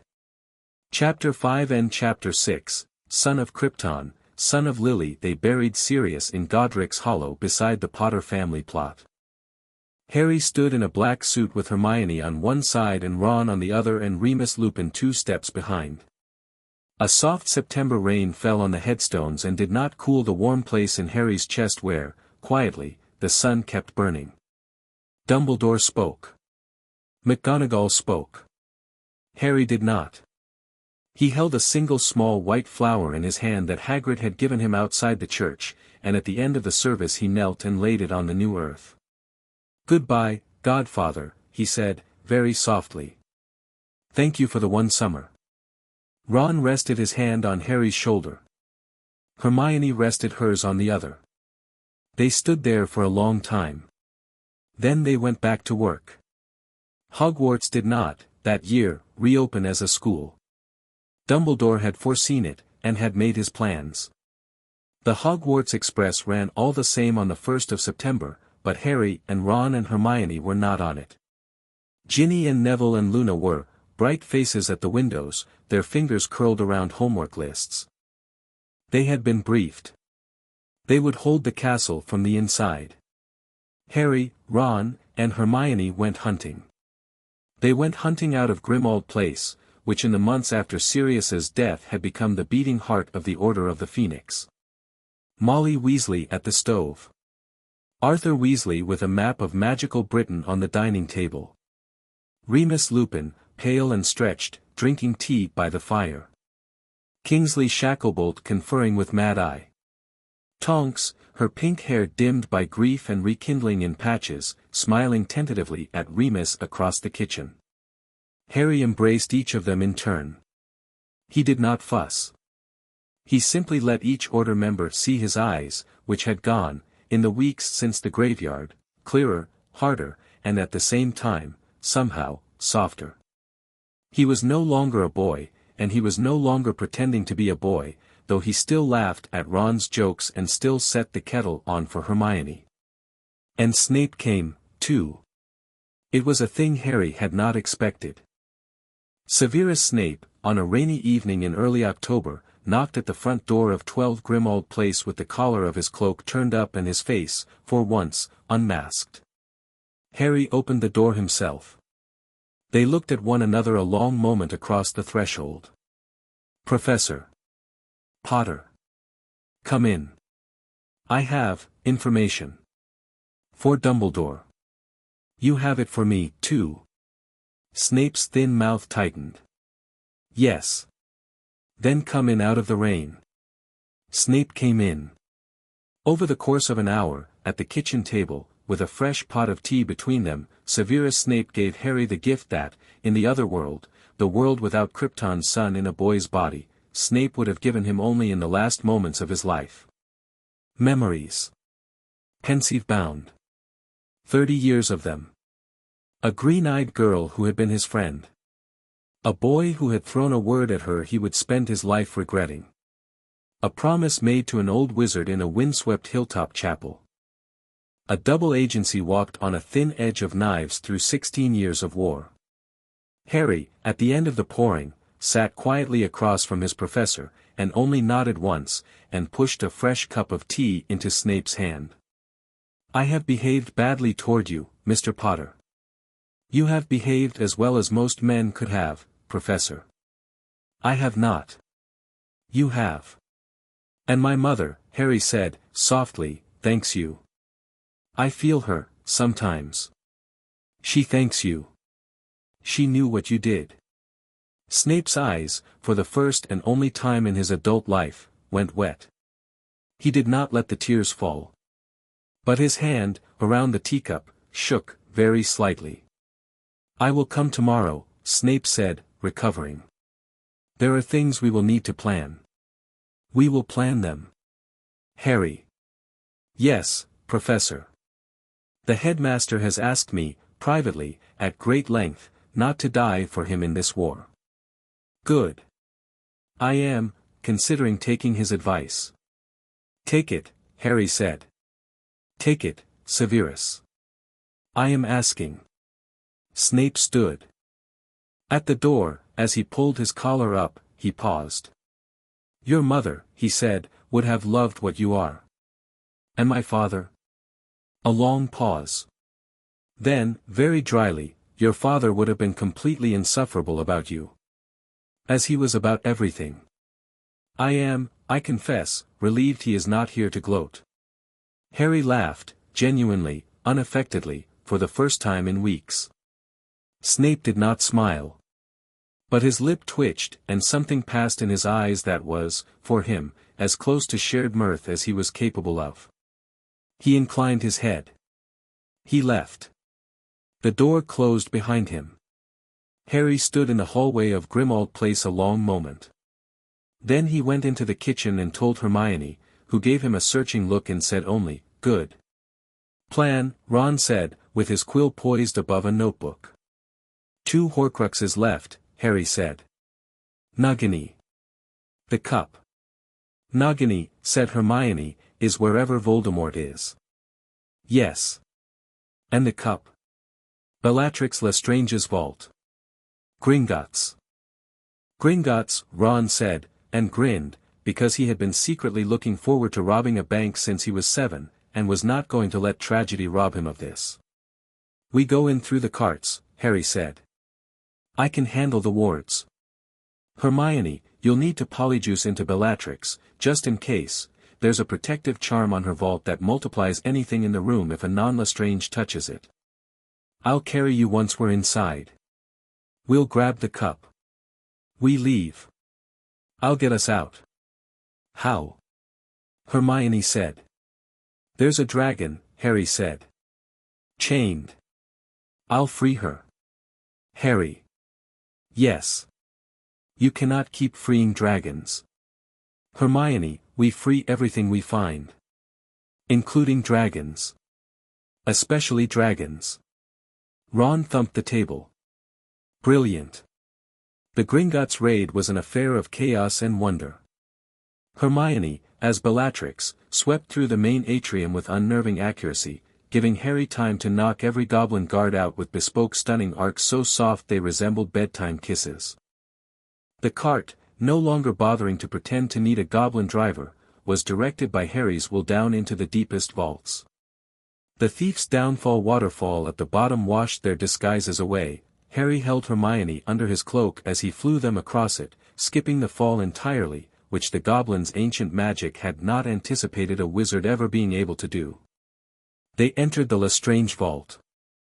The cup sat on a shelf, gold and small and glowing with a small dark badness.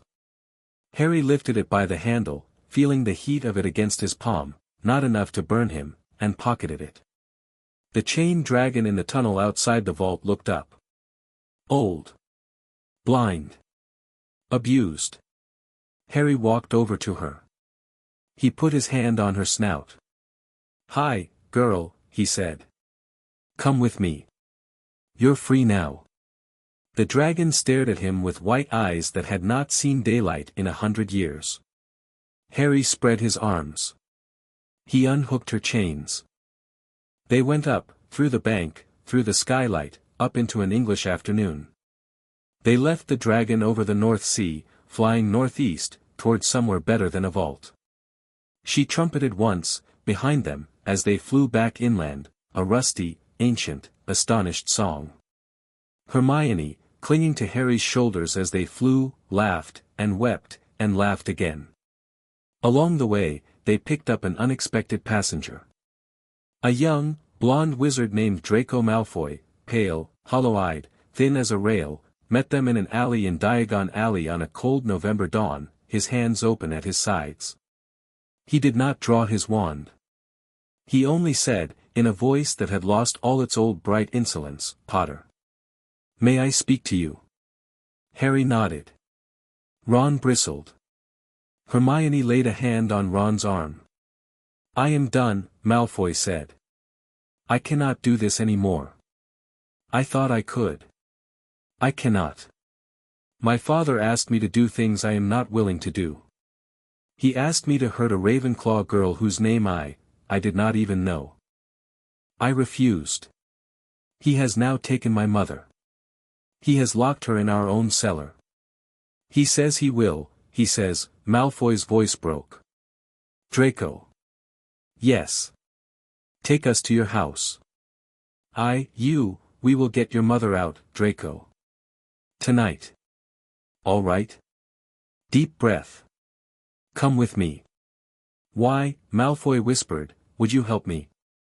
"Because you offered me your hand once, 4 years ago, and I offered you mine, and neither of us took what the other was offering. I had hoped, at the time, that you and I might, eventually, try again. I still hope so." Draco Malfoy, who had not cried since he was 9 years old, cried in an alley in Diagon Alley on a cold November morning. Harry stepped forward and took him, carefully, into a one-armed embrace, the way a cousin embraces another cousin on the day of a funeral. Ron, after a moment, laid his hand on Draco's shoulder. "Right," Ron said gruffly. "Malfoy Manor. Let's go rescue your mum." Bloody hell. They did. In 12 minutes. With almost no fuss. Narcissa Malfoy joined the order that night. Lucius Malfoy, who discovered them leaving, attempted a curse. Harry caught the curse, and the wand, and the wrist. He did not hurt Lucius. He simply set him, very gently, onto his own drawing-room rug and informed him that his family was walking out the front door with Harry's blessing, and that if Lucius rose before dawn to come after them, Harry would personally return by dawn and turn the manor down to its foundations. Lucius did not rise. Narcissa, in the hall of Grimmauld Place, caught Harry's hand in both of hers and pressed her forehead against his knuckles and said, "Harry Potter. For this I will never forget you." "Have tea with Molly," Harry said. "She's kind. You'll like her more than you think." They destroyed the cup in a side chamber of Grimmauld Place that night. Harry and Hermione and Ron took turns, each of them laying a hand on the metal. A small piece of what would come tomorrow belonged, now, to each of them. The cup melted like sugar. "6 down," Hermione said. 1 to go. 1, Ron said, "and his snake." And his snake. On the 1st of May, Voldemort moved. He and 100 Death Eaters hit Hogwarts at dusk. A great black tide of them, come through an opening they had been working to open for weeks, an opening in an abandoned tunnel running from the Hog's Head pub into the Room of Requirement. The castle's ancient protection stretched, and held, and bought the defenders 20 minutes. In those 20 minutes, Neville Longbottom rallied the DA. Ginny Weasley led the younger students into safe basements. Luna Lovegood lit 1,000 candles along the ceiling of the Great Hall. McGonagall called the suits of armor to life, and they marched. Flitwick set the outer gates afire with blue flame that burned Death Eaters and not children. Sprout raised the Whomping Willow up into an angry defender of the causeway. Slughorn, weeping, directed a small detachment of 7th years to reinforce the astronomy tower. Harry, Ron, and Hermione apparat to the edge of Hogsmeade and ran. Snape met them at the broken gate. He was bleeding from a shoulder wound and still standing. He had spent the day already fighting his way across the courtyard beside McGonagall, shedding his double agent's mask for the first time in his life, and Harry, seeing him there, grinned a brief fierce grin. Potter. Professor. Your end of the plan. Cup's gone. 6 destroyed. Only the snake left. Good. Go. I will hold the courtyard. You will not die tonight, Severus. I will not, Snape said, and for a single instant he almost, smiled. I have been told so, at great length, by an irritating boy I have come to respect. Do not make a liar of me. Go. Harry went. He flew. He had not, before that night, ever flown openly over Hogwarts grounds in front of a crowd. He did so now. He lifted 3 feet above the cobbles and he rose, and cut across the battle at a speed that no broom could have matched. Below him, he saw it all at once, the way he had once seen cities from above, a dueling Hermione binding 3 Death Eaters with a single looped charm, Ron covering her back with a spray of concussive hexes he had taught himself in Grimmauld Place over the summer, Neville with his sword leading a sortie across the main bridge, Luna clinging to a thestral and flinging blinding light from her wand into the eyes of werewolves, Ginny, one shoulder bleeding, still shouting orders through a teacher's voice amplifier she had taken off Flitwick, McGonagall in a duel with Dolohov, her wand moving so fast it blurred. A giant reared up out of the lake's edge, club raised to flatten the boathouse. Harry flew into the giant's chest, palms first, carrying him up off the ground. The giant dropped his club. Harry lifted him 30 meters into the air, carried him out over the lake, and set him, very firmly but without injury, into the deep water, where the giant, who could not, it turned out, swim, floundered for a moment and then was seized by a delighted tentacle of the giant squid, which had been waiting all century for a giant-sized grappling match, and was hauled, howling but uninjured, down to the bottom of the lake, where he and the squid would become, in time, unlikely friends. Harry rose again. He let his eyes go gold, just briefly, to track the snake. There. Across the courtyard. Behind a battered remnant of the north wall. Inside a glass dome. He flew. A killing curse passed under him as he flew. Another through his cloak. One struck his ankle and sluiced off. He did not slow. The war came on. Curses flashed. Giants, summoned by Voldemort from the northern mountains, slammed the outer walls of the castle. Werewolves, in human form and in half-form, fanned through the grounds, and Remus Lupin, a wand in each hand, a trick only he had taught himself, met them as they came. Molly Weasley, her hair a wild red flame around her face, ran Bellatrix Lestrange down through the courtyard and killed her with a clean-cutting curse through the heart, because one of Bellatrix's earlier curses had gone through her daughter Ginny's shoulder half an hour before, and no mother who has seen that is going to leave the caster of that curse breathing. Harry did not stop Molly. He let her have her revenge. He ran for the far side of the grounds where the snake was. Nagini lay coiled around a glass dome in which Lord Voldemort stood in quiet, concentrated stillness, directing his army with the calm detachment of a general. Harry did not waste words. He pushed through the ranks of Death Eaters around them, gentle and fast, the way he had been gentle and fast in the graveyard. A Death Eater named Dolohov tried a killing curse. Harry caught the curse's green light on his breastbone and let it dissipate against his chest like mist against glass. Dolohov, Harry said, mildly. That isn't going to work. Go home. Tell your wife you're sorry. I saw her photograph in your pocket last spring. I know you love her. Go back to her. Dolohov stared at him. He wavered. Then, incredibly, he turned and ran, dropping his wand in the grass as he went. Harry picked the wand up. He broke it over his knee. He laid the pieces down. He reached Nagini's dome. Nagini hissed at him. Harry hissed back, gently, in Parseltongue. Hello, old friend. You don't want to be in there. I can see it. Come here. Let me help you. The snake's enormous flat head swung toward him. Her eyes, red and yellow and ancient, held, for one instant, a flicker of the boy she had once been a piece of. A small pity moved in Harry's chest. I know, he whispered. I know. He didn't ask you either. Come here. Nagini came. She uncoiled from the dome. She slithered toward him. Voldemort, inside his enchanted glass, screamed, bellowed, a sound that cracked the dome and rattled the flagstones of the courtyard. Harry did not hurry. He knelt. He laid one hand under Nagini's heavy head. He drew the sword of Godric Gryffindor out of the folds of his cloak. I'm sorry, he said to her. He brought the sword down. The piece of Voldemort inside her screamed out in a shriek that knocked 20 Death Eaters off their feet, and dispersed, and was ended. Nagini's body spasmed and went still. Harry lifted her head with both hands, gently, and laid it down beside her body, and closed her eyes. The glass dome shattered. Voldemort stepped out. Harry Potter. Tom. They were alone, for all practical purposes. The battle raged on in the distance.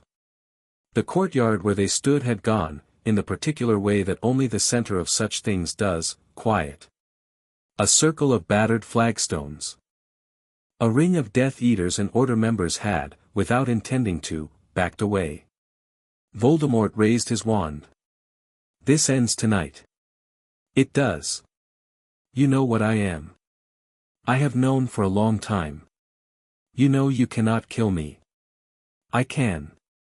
I have chosen not to. Voldemort's sneer widened. Do you know what I am, Harry Potter? I am a king made of 7 pieces. I am beyond death. You have destroyed 6. I will hide my 7th forever, even if you end this body. You will never be rid of me. 6 pieces, Harry said. Yes. I've destroyed 6. 6. The diary. The ring. The locket. The diadem. The cup. The snake. That is 6. Yes. Harry smiled, gently. Tom. The 7th was never hidden. Voldemort's smile flickered. What are you? You split yourself 7 ways. 6 into objects. 1, by accident, into a child you tried to kill. A piece of your soul lived in my scar from the time I was 18 months old. It lived in me until the night in the graveyard. When you cast your curse at me, you destroyed the last of your own anchors. You ended your own immortality. I didn't have to find your 7th piece, Tom. You put it in my hands. Voldemort stared. You are lying. I am not lying. I do not lie, Tom. I never did, in either of my lives. It has been something of a calling card. I should think that by now even your Death Eaters know it. He took a step forward. Which means, Tom Riddle, that the man in front of me is a man. A thin, used-up, wasted man, hiding from death in a body he has borrowed with a ritual he stole from another dark wizard even worse than himself. You have no more pieces left. You have no more tricks. It is only us. Here. In this courtyard. You and me, and 100 people watching. And I am, still, offering you a choice. A choice? Yes. Put your wand down. Come with me. Willingly. I will take you to Azkaban myself. You will stand trial. You will live out your days in a cell. It is more than you have earned, but I am offering it. Because you were a boy once, Tom. A clever, frightened orphan in a bed. And you deserved better than you got, at the orphanage and after. I do not excuse you. I do not forgive you. But I will not kill you if you give me a hand in. Voldemort stared. The ring of witnesses around them was so silent that Harry could hear the flicker of torches. For one single moment, Harry thought, and later, in the years to follow, he would always think, for one single moment, Tom Riddle almost laid his wand down. Then Voldemort smiled. A small, cracked, hateful smile. Avada Kedavra. The green light came. Harry did not dodge. He did not shield. He simply stepped forward into the curse. The way a man walks into a rain he has already accepted will fall on him, and the green light crossed the 3 meters between them and broke against his chest and dispersed, harmless, in a little curl of blue-green light that vanished like breath above a candle. Voldemort's smile had gone. I offered, Tom. I offered. Harry closed his eyes. He let the sun in his chest come up. He let it come up, and up. The coal he had banked in his ribs since he was 11. The fire his mother's love had lit. The sun he had spent 3 years storing under the yellow sky of an English summer and drinking, one quiet day at a time, through every skin of his skin. He opened his eyes. They burned gold. Goodbye, Tom. A quiet pulse went out of him. Not heat vision. Not a curse. A solar flare. A discharge of stored yellow sun energy, every last drop of it, funneled out of his body and into one narrow, focused lance of light. It hit Voldemort in the center of his chest. Voldemort lit up from inside. He did not burn. He did not scream. Something quieter and much more final happened to him, the sort of thing that happened, very rarely, to very old dark things. The piece of a soul that had been stretched thin across 7 objects and 7 decades and 1 extra stolen boy's body, found, at last, that there was nothing left of it to hold on with. His mouth opened. His eyes went wide. A small thin black smoke came out of him, a dark candle going out. He crumpled. He was dead. It was over. Harry sagged to one knee on the flagstones. He realized, tired. Properly tired. For the first time in years. His bones ached. The sun in his ribs had gone out, spent entirely into that single golden lance. He would have to stand in dawnlight for hours, quietly, by himself, before he felt right again. Hermione was the first to reach him. She was running. She did not slow at the edge of the circle. She barreled through the ring of witnesses without asking leave and dropped to her knees in front of him and put both hands, hard, against his cheeks. Harry. Harry. Look at me. I'm all right. Look at me. I'm looking, Hermione. All right. She was shaking. All right, all right, all right. Ron came a half-second later and wrapped both of them in a hug so fierce that Harry felt one of Ron's shoulder joints pop, and laughed, and mended the joint with a hand laid against Ron's back. Oi. Ouch. Did you just, yes. You're welcome. Unbelievable. Neville, limping, came up with his grandmother's hat askew and the sword of Gryffindor, which had finished its business with Nagini and been left in Harry's hand, held carefully in both of his. Sir, Neville said, I think you dropped this. Keep it, Neville, Harry said softly. I don't need it anymore. Neville's eyes filled. I mean it. It's yours. You've earned a sword of your own. The sun rose over Hogwarts. Harry stood at the shattered window of the great hall, where the gold morning light poured in and lit the rubble and the living and the dead. He stood very still. He let the light fall on him. He let the coal in his chest, all the way out now, begin to glow again, not much, yet, but returning. The living lay on cots along the tables. The dead lay under white cloths in a solemn side corridor. He had walked that corridor. He had lifted each cloth. Fred Weasley. Colin Creevey. Remus Lupin, who had, at the end, held the line at the causeway alone, and gone down taking 6 Death Eaters with him. Tonks, who had died an hour after him, trying to reach him. Their names went into a small steady silent room in Harry's memory, beside Sirius, and beside his parents, and beside, further back, a red-haired woman on a roof in Metropolis whom Harry had not seen in a very long time and still intended to greet, someday, on whatever bright side of whatever door still waited. Dumbledore, who, Harry had made absolutely certain, had not been permitted to die in this war, and who had earned the grey wizardry of his late middle age, and would live, it turned out, a great deal longer, came up beside him at the window. "Harry. Professor. Are you well?" "I am tired." "That is understandable. But I am whole, sir." "I am glad." They stood in silence a moment. The gold light climbed across the mountains. "Harry." "Yes, sir." "What do you wish to do now?" Harry considered. The question was the one Dumbledore had asked him, in almost the same words, at the end of his first year, in this same castle, by the hospital window. "I wish," Harry said, "to fly." "To fly." "Up." "For a while." "Just to feel it." "Go." "And then, yes. Then I would like to come home. To have breakfast with Molly Weasley. To be hugged too hard by her. To sit with Hermione while she grades my defective arithmancy. To help Ron convince his mother that he is well enough to eat 4 eggs. And then, yes. Then I would like to go on being a boy, sir. A little longer." Dumbledore smiled. "Yes, Harry. And after that?" "After that," Dumbledore said, "you will do as your 2 hearts tell you." "Both of them?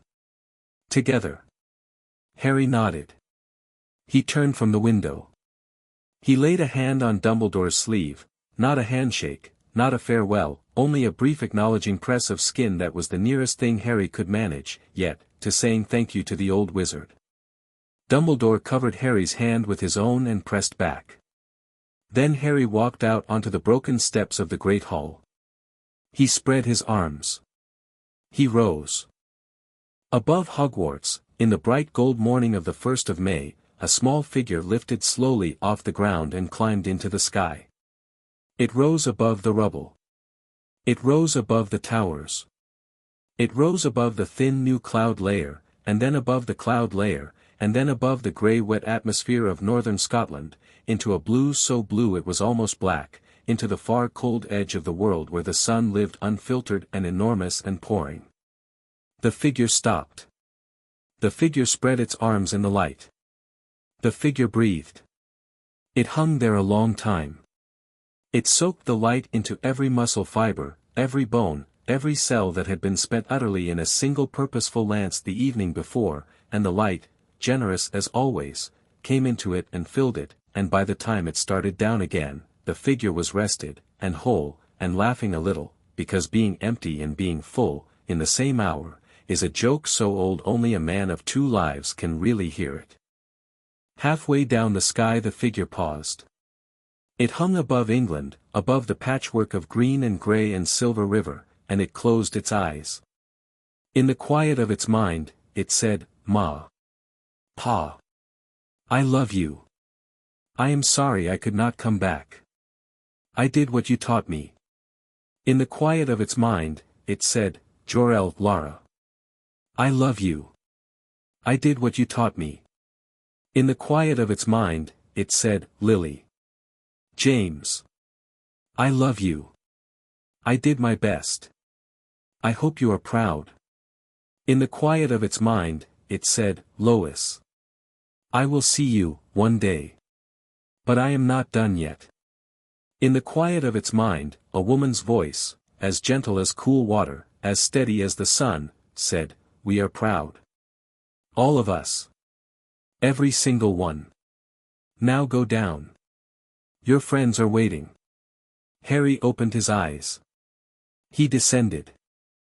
He landed, lightly, on the lawn where Ron and Hermione were waiting for him, hand in hand, both grinning, both with a bit of soot on their cheeks, both with the relieved, worn-out happiness of friends who had just watched their best friend come back down through the sky. Ron, because he was Ron, shouted, "Oh, show off." Hermione, because she was Hermione, did not shout, but her eyes were shining, and when Harry landed she walked straight up to him and held him, very tightly, for a long time. "All right?" Harry asked, into her hair. "All right," Hermione said. "All right," Ron said. "All right," Harry said. They walked up the lawn together. The rising sun warmed the back of their necks. Somewhere in the great hall, Molly Weasley was trying to hug 20 people at once and failing only to the extent that she ran out of arms. Somewhere above the lake, Hagrid was laughing wetly into a handkerchief the size of a tablecloth. Somewhere in the Forbidden Forest, the Acromantulas were settling into a truce with the centaurs that would, by luck, hold for a generation. Somewhere in Kansas, an old woman in a blue dress stood at her kitchen window feeling, for just an instant, her long-lost son's hand in hers, and smiled. Somewhere in Metropolis, a dark-haired reporter stopped typing at her desk, tilted her head, and said, very quietly, to no one at all, "Took you long enough, Smallville. You take your time, though. You hear me? You take your time." And above all of it, on the high green hills of the Scottish Highlands, a tall, thin boy in torn school robes walked up the lawn of the only school in the world that had ever really been his home, arm in arm with his two best friends, under a blue April sky, and laughed at something Ron had said that wasn't actually very funny at all. He was 15. He had the rest of his life ahead of him. And the sun was out. They held a proper funeral a week later for the 53 who had fallen defending the castle. Harry spoke, this time. He stood on the steps of the great hall in the black and silver dress robes that Molly had, in a hurry of tearful love, sewn him over 2 afternoons. He was the shortest speaker of the day and the one the silence was deepest around. He did not read from a paper. He did not clear his throat. "I'll be short," he said. "Every person whose name Professor McGonagall read this morning was a person better than me by some measure I can still feel, tonight, standing here. I learned something from each of them. I will spend the rest of my life trying to be more of what they were, and less of what the men they died fighting became. If you have questions about any of them, and you think I might know, come and find me. I would love to tell you what they were. Thank you." He stepped down. Hermione and Ron met him at the bottom of the steps. Neville took his hand in a firm grip. Luna kissed his cheek. Ginny, walking with her shoulder still in a sling, hugged him with the arm that worked. The Weasleys gathered around him. He was absorbed. He was carried. He did not, at any moment of that afternoon, or for many afternoons after, feel alone. A year later, the summer after his 5th and last true year at Hogwarts, Harry sat on the Weasleys' back step at the Burrow, in loose old clothes, drinking a glass of lemonade, watching the sun go down over a field of gold wheat that he had spent part of the morning magically reaping by hand for Mr. Weasley's ancient Muggle neighbor. Ginny was in the garden chasing a chicken. Ron and Hermione were holding hands on a bench in plain sight and absolutely pretending they were not.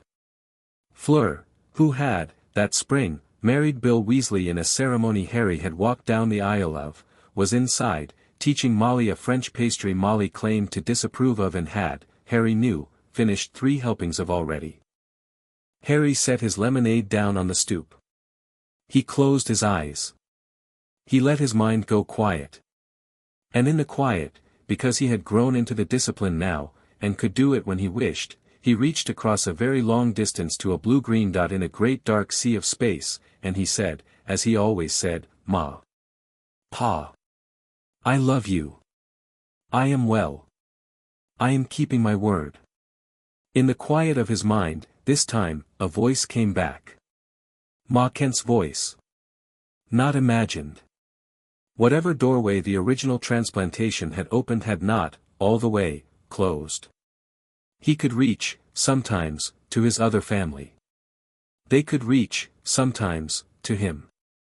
"Clark," Ma Kent said in his head, the way she had said it at her kitchen table 30-some years ago, "your father and I are so very proud of you, honey.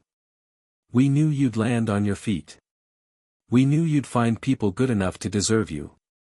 We love you so much, sweetheart. You know that, don't you? You know that."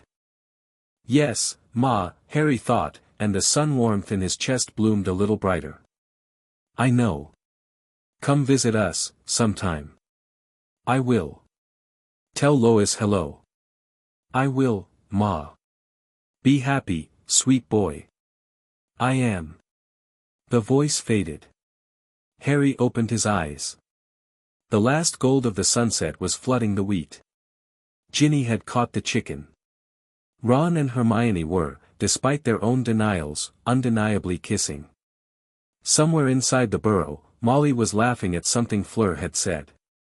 Harry picked up his lemonade and drank the last of it. All right, Harry.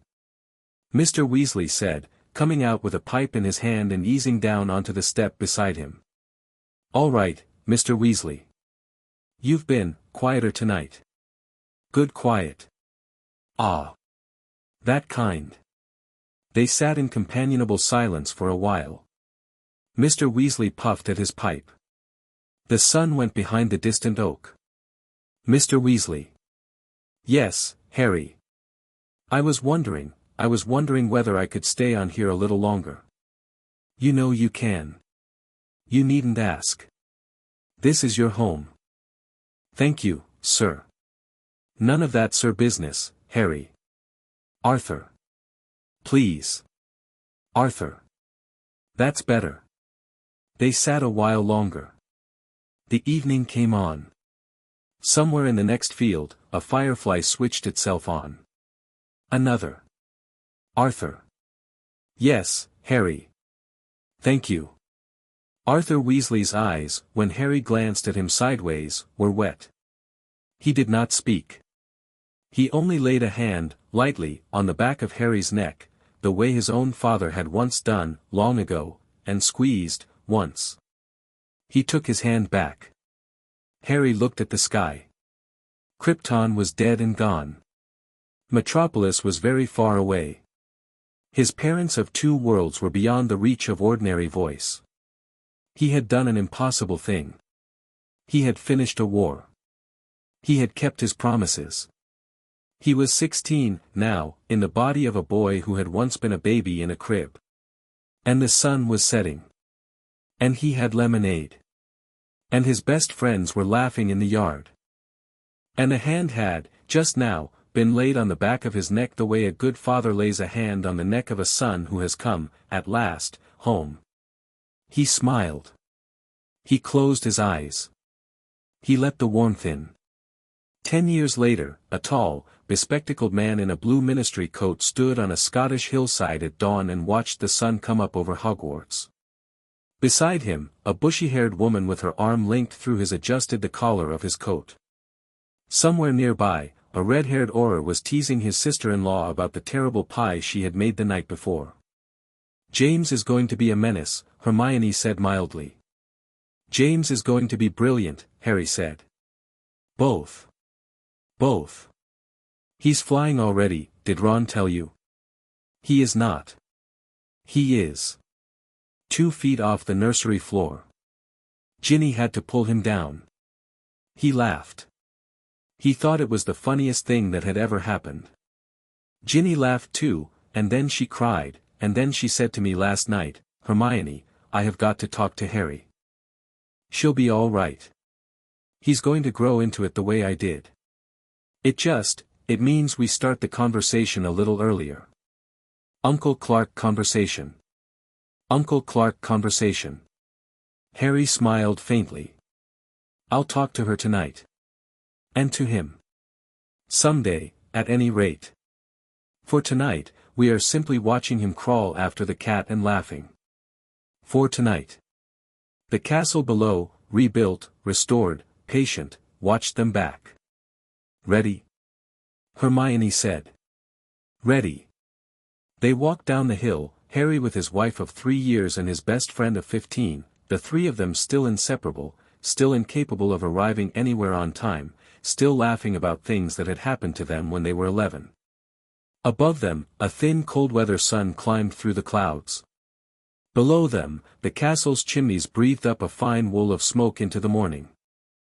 Harry Potter, who had also been, and still sometimes dreamed of being, Kal-El, son of Jor-El, son of Krypton, last hope of a world ended long ago, walked into breakfast on the arm of his wife beside his brother by choice, and the sun came with him, and the castle opened its doors, and the children inside shouted for Professor Potter, for Professor Granger Weasley, for Auror Weasley, because these three were the adults the castle's children had begun, quietly, to grow up wanting to be.